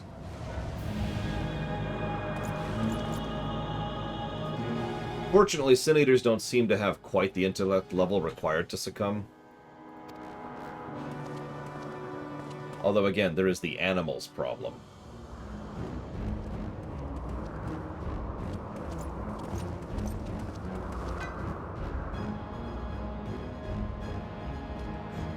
That's actually the staff I use. Oh, no, it isn't. Never mind. It's very close to the staff I use on my White Mage. Hi, Gary. Oh my god. The Despair Wave hitting Warcraft, hitting Azeroth would... Oh. You can give in to despair in that setting. It leads to Type 2 undead. There's a lot of them. There are thousands of Type 2 undead we encounter across that world. To me, my knights... I can't believe that worked.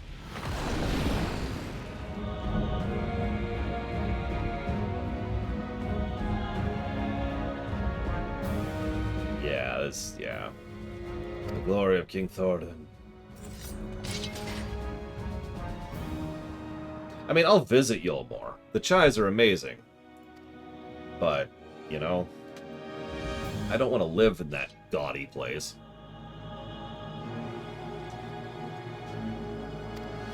Two paladins and a red mage. Sounds like the beginning of a joke.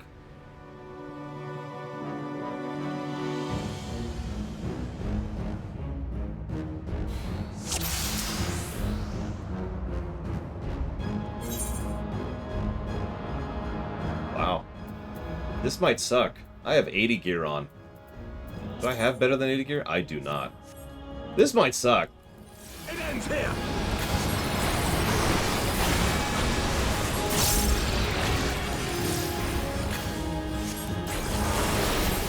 Let's see what I manage. The good news is I have my full rotation. I've got everything.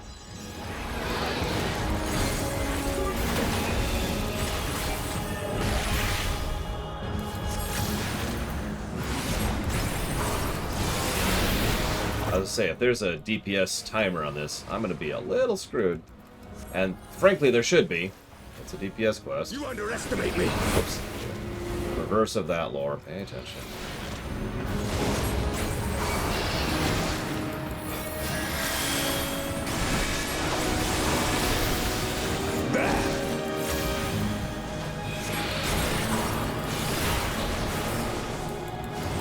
Great parse means you suck. Put that as simply as possible. That's what it means.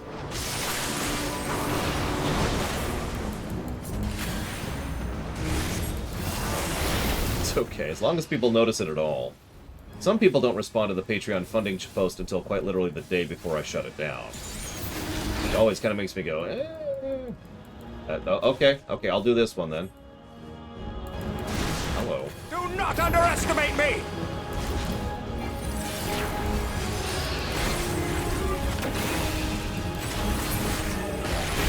love that attack. Alright, so we're not doing terribly so far. Thankfully, I do actually know how to play Red Mage.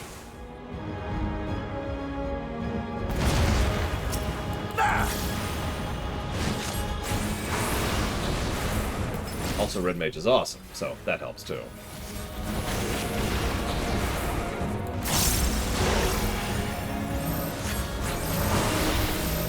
This could suck, but We must stand our ground! whatever.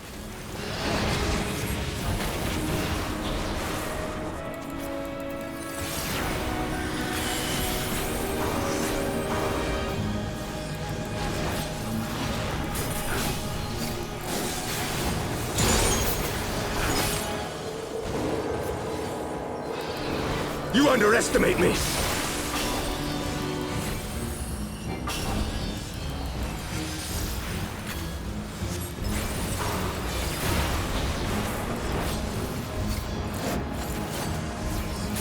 Oh, that's bad. Okay, yep, nope, that's even worse. This might be the white point. See what we manage here.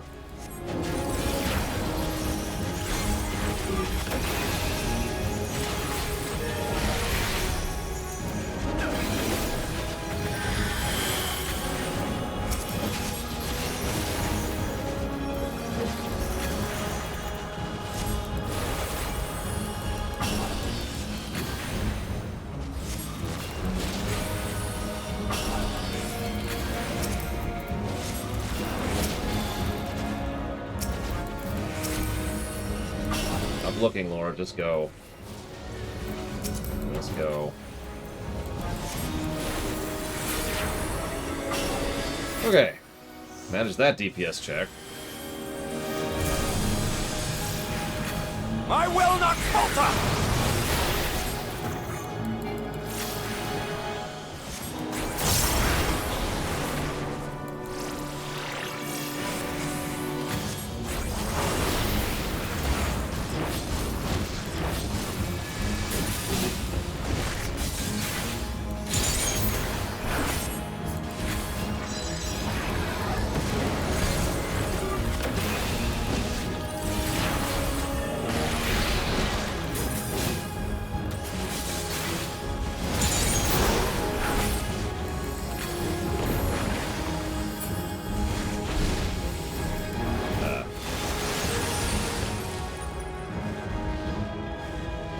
Oh, they gave me a second on that one.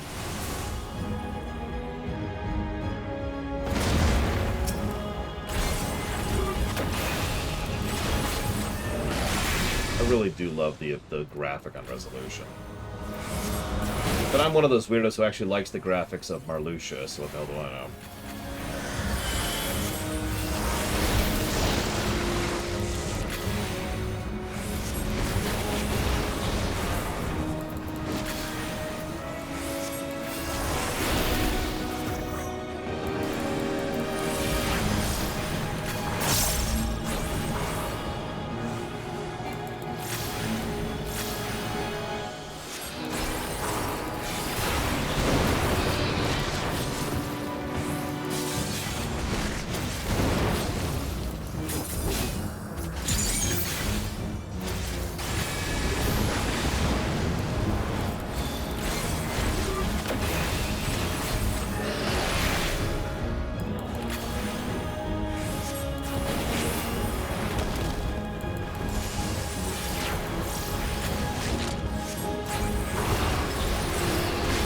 Is the Keyblade zone?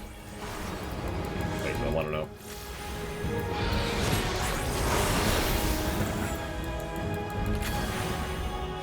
Yeah, sorry this is taking a minute. It's probably because my DPS is low. If and I were to guess.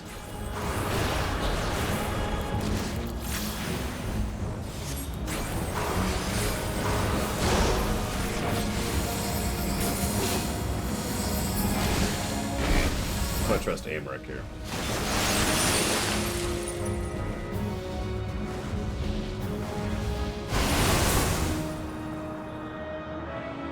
I just never got around to it, Rax. That's really all that is. This knight does not yield!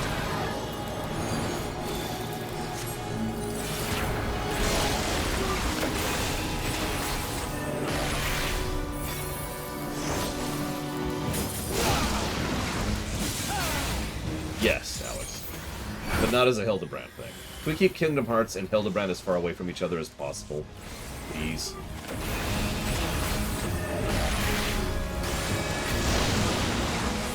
Oh god, I'm in the hard enrage, or the soft enrage rather.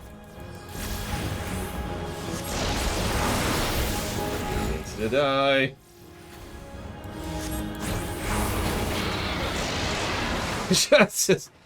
If you see the boss just spamming an unavoidable AoE over and over, the fight is supposed to be over, and that's the fight's way of telling you, get on with it.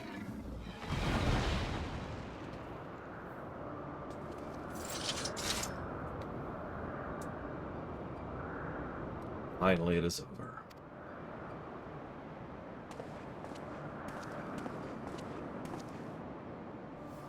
One of the most unique-looking blasphemies, but considering that that wasn't even a person, that makes sense.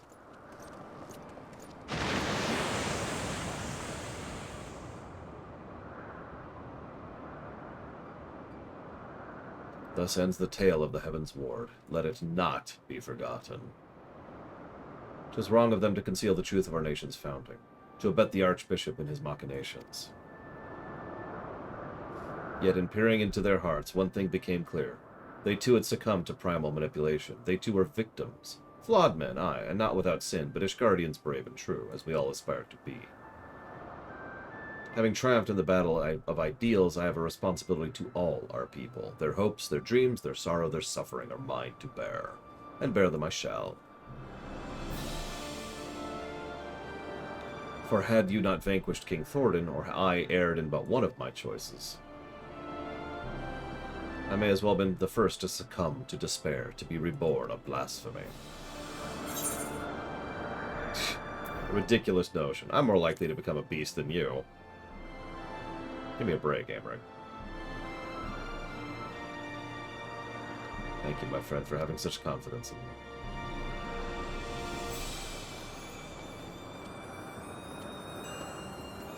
Trying to take over Disney, it's so hard, Rax. It takes so long.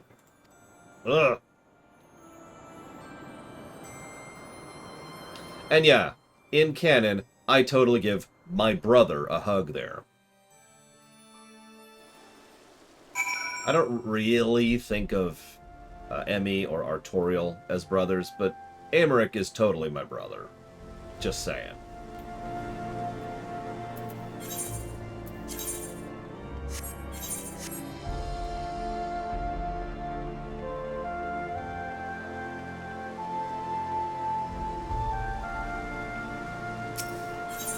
Along with Enchefant, consequently.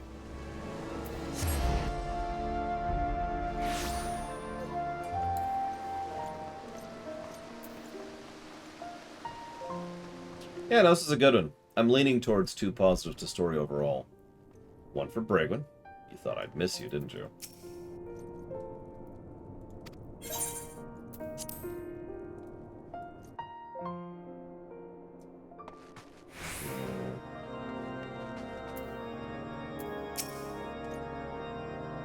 Lord, permit me to offer my gratitude for helping us overcome not only the blasphemy, but the despair which spawned it. But this is only the beginning. On the face of it, we may have made tremendous strides in breaking down ancient barriers, but there yet remains great rifts to be bridged. 'Tis no easy thing to rise above a lifetime of preconceptions and prejudice. I myself have struggled to do so, as you must know. But I shan't give up. On the honor of my house, I will do everything in my power to build a new Ishgard, one in which all people can see eye to eye, regardless of birth and station. Now, the Deacon wants to talk to you. My Lord Lore. It's a weird sentence. May I say how glad I am to see you safe and well. But just before you arrived, Lord Amric explained to me the true nature of the man who became the blasphemy. The poor, confused creature was born of the Church's mistakes, and on behalf of the clergy, I want to give you my heartfelt thanks for laying it to rest. As we work to reform our institutions and rebuild our relationship with the people, we will remember and pray for all those who have fallen in service to the faith. And we shall pray for you as well. Wheresoever your path may lead, may the Fury watch over you, even though she doesn't exist until next patch.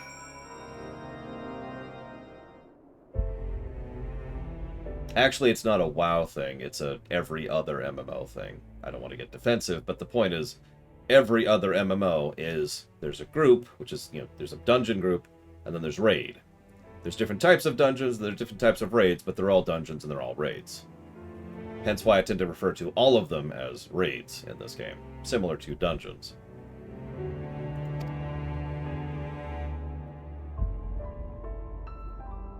Yeah, that predates WoW existing.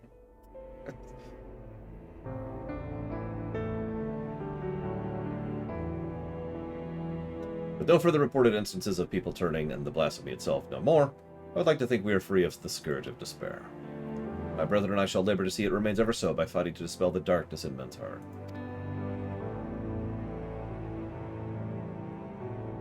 And I shall fight with you, not only as Speaker of the House of Lords or Lord Commander of the Temple Knights, but as a man of faith in our God and in our people, who do not exist. Wait, our people don't exist? Ah!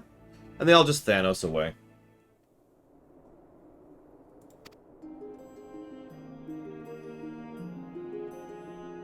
Lore, by now you will be sick to death of being thanked, but I must nonetheless express an additional word of gratitude. Full oft have you saved our nation and our people. I speak not only of our lives, but our hearts and minds as well. That's a good question, Alex. It only matters under certain circumstances. And that's my answer to that. I meant what I said earlier. The church, even in real life, should be a positive force. It should be a force for good. Whether there's a god or gods doesn't matter to that. It is irregardless of the equation. And yes, I mispronounced that on purpose, just to really emphasize. I am a very firm believer in the concept of sanctuary. And I tend to get pissed when I see it misused or abused. But yeah, like, to go back to the whole thing, like, there's three categories of things. Or more accurately, there's two. Or more accurately, there's one. So let me start over here. The term instance is the term that refers to something that is spawned specifically for the sake of what is effectively a dungeon or a raid. So, to stick completely by FF14 standards, a dungeon, a solo duty, any kind of raid, all of that would all be an instance. Now, obviously, all of those then contain all the subcategories within them. You have your solo duty stuff, which is exactly what it sounds like. You've got your... Actually, I don't think FF14 really has scenarios, so we'll skip over that one. But then you have dungeons, and then you have raids, and within those, we have subcategories. And of course, here, you know the raid categories. We've got trials, we've got normal raids, we've got savage raids, we've got extreme raids, we've got ultimate raids, etc., etc., etc. So it's kind of a kind of a thing going on. And yeah, treasure maps, that's another example. But yeah, the reason they call them instance is because it's actually a programming term. It is an instance that has been spawned in an instant for you and for that interaction. And yeah, once you go away, the server stops using it. FF14 players are probably more familiar with the instance concept than most MMO players, because FF14 at multiple points in its history has had issues with having too many instances spawned. And the servers couldn't handle it. Cough, cough, robe on. So, it is now time for lunch. Only about an hour late, not too bad, not too bad. When we come back, we're going to go to a feast. Ironically. Oh, and before I forget, I do want to give the 2 pluses to story. That was some good stuff.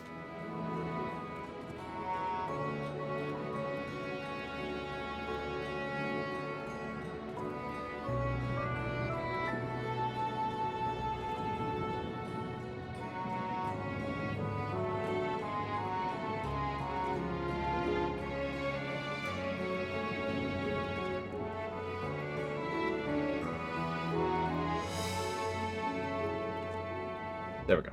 Plus. I'm gonna go eat some food. I'll see you in a bit.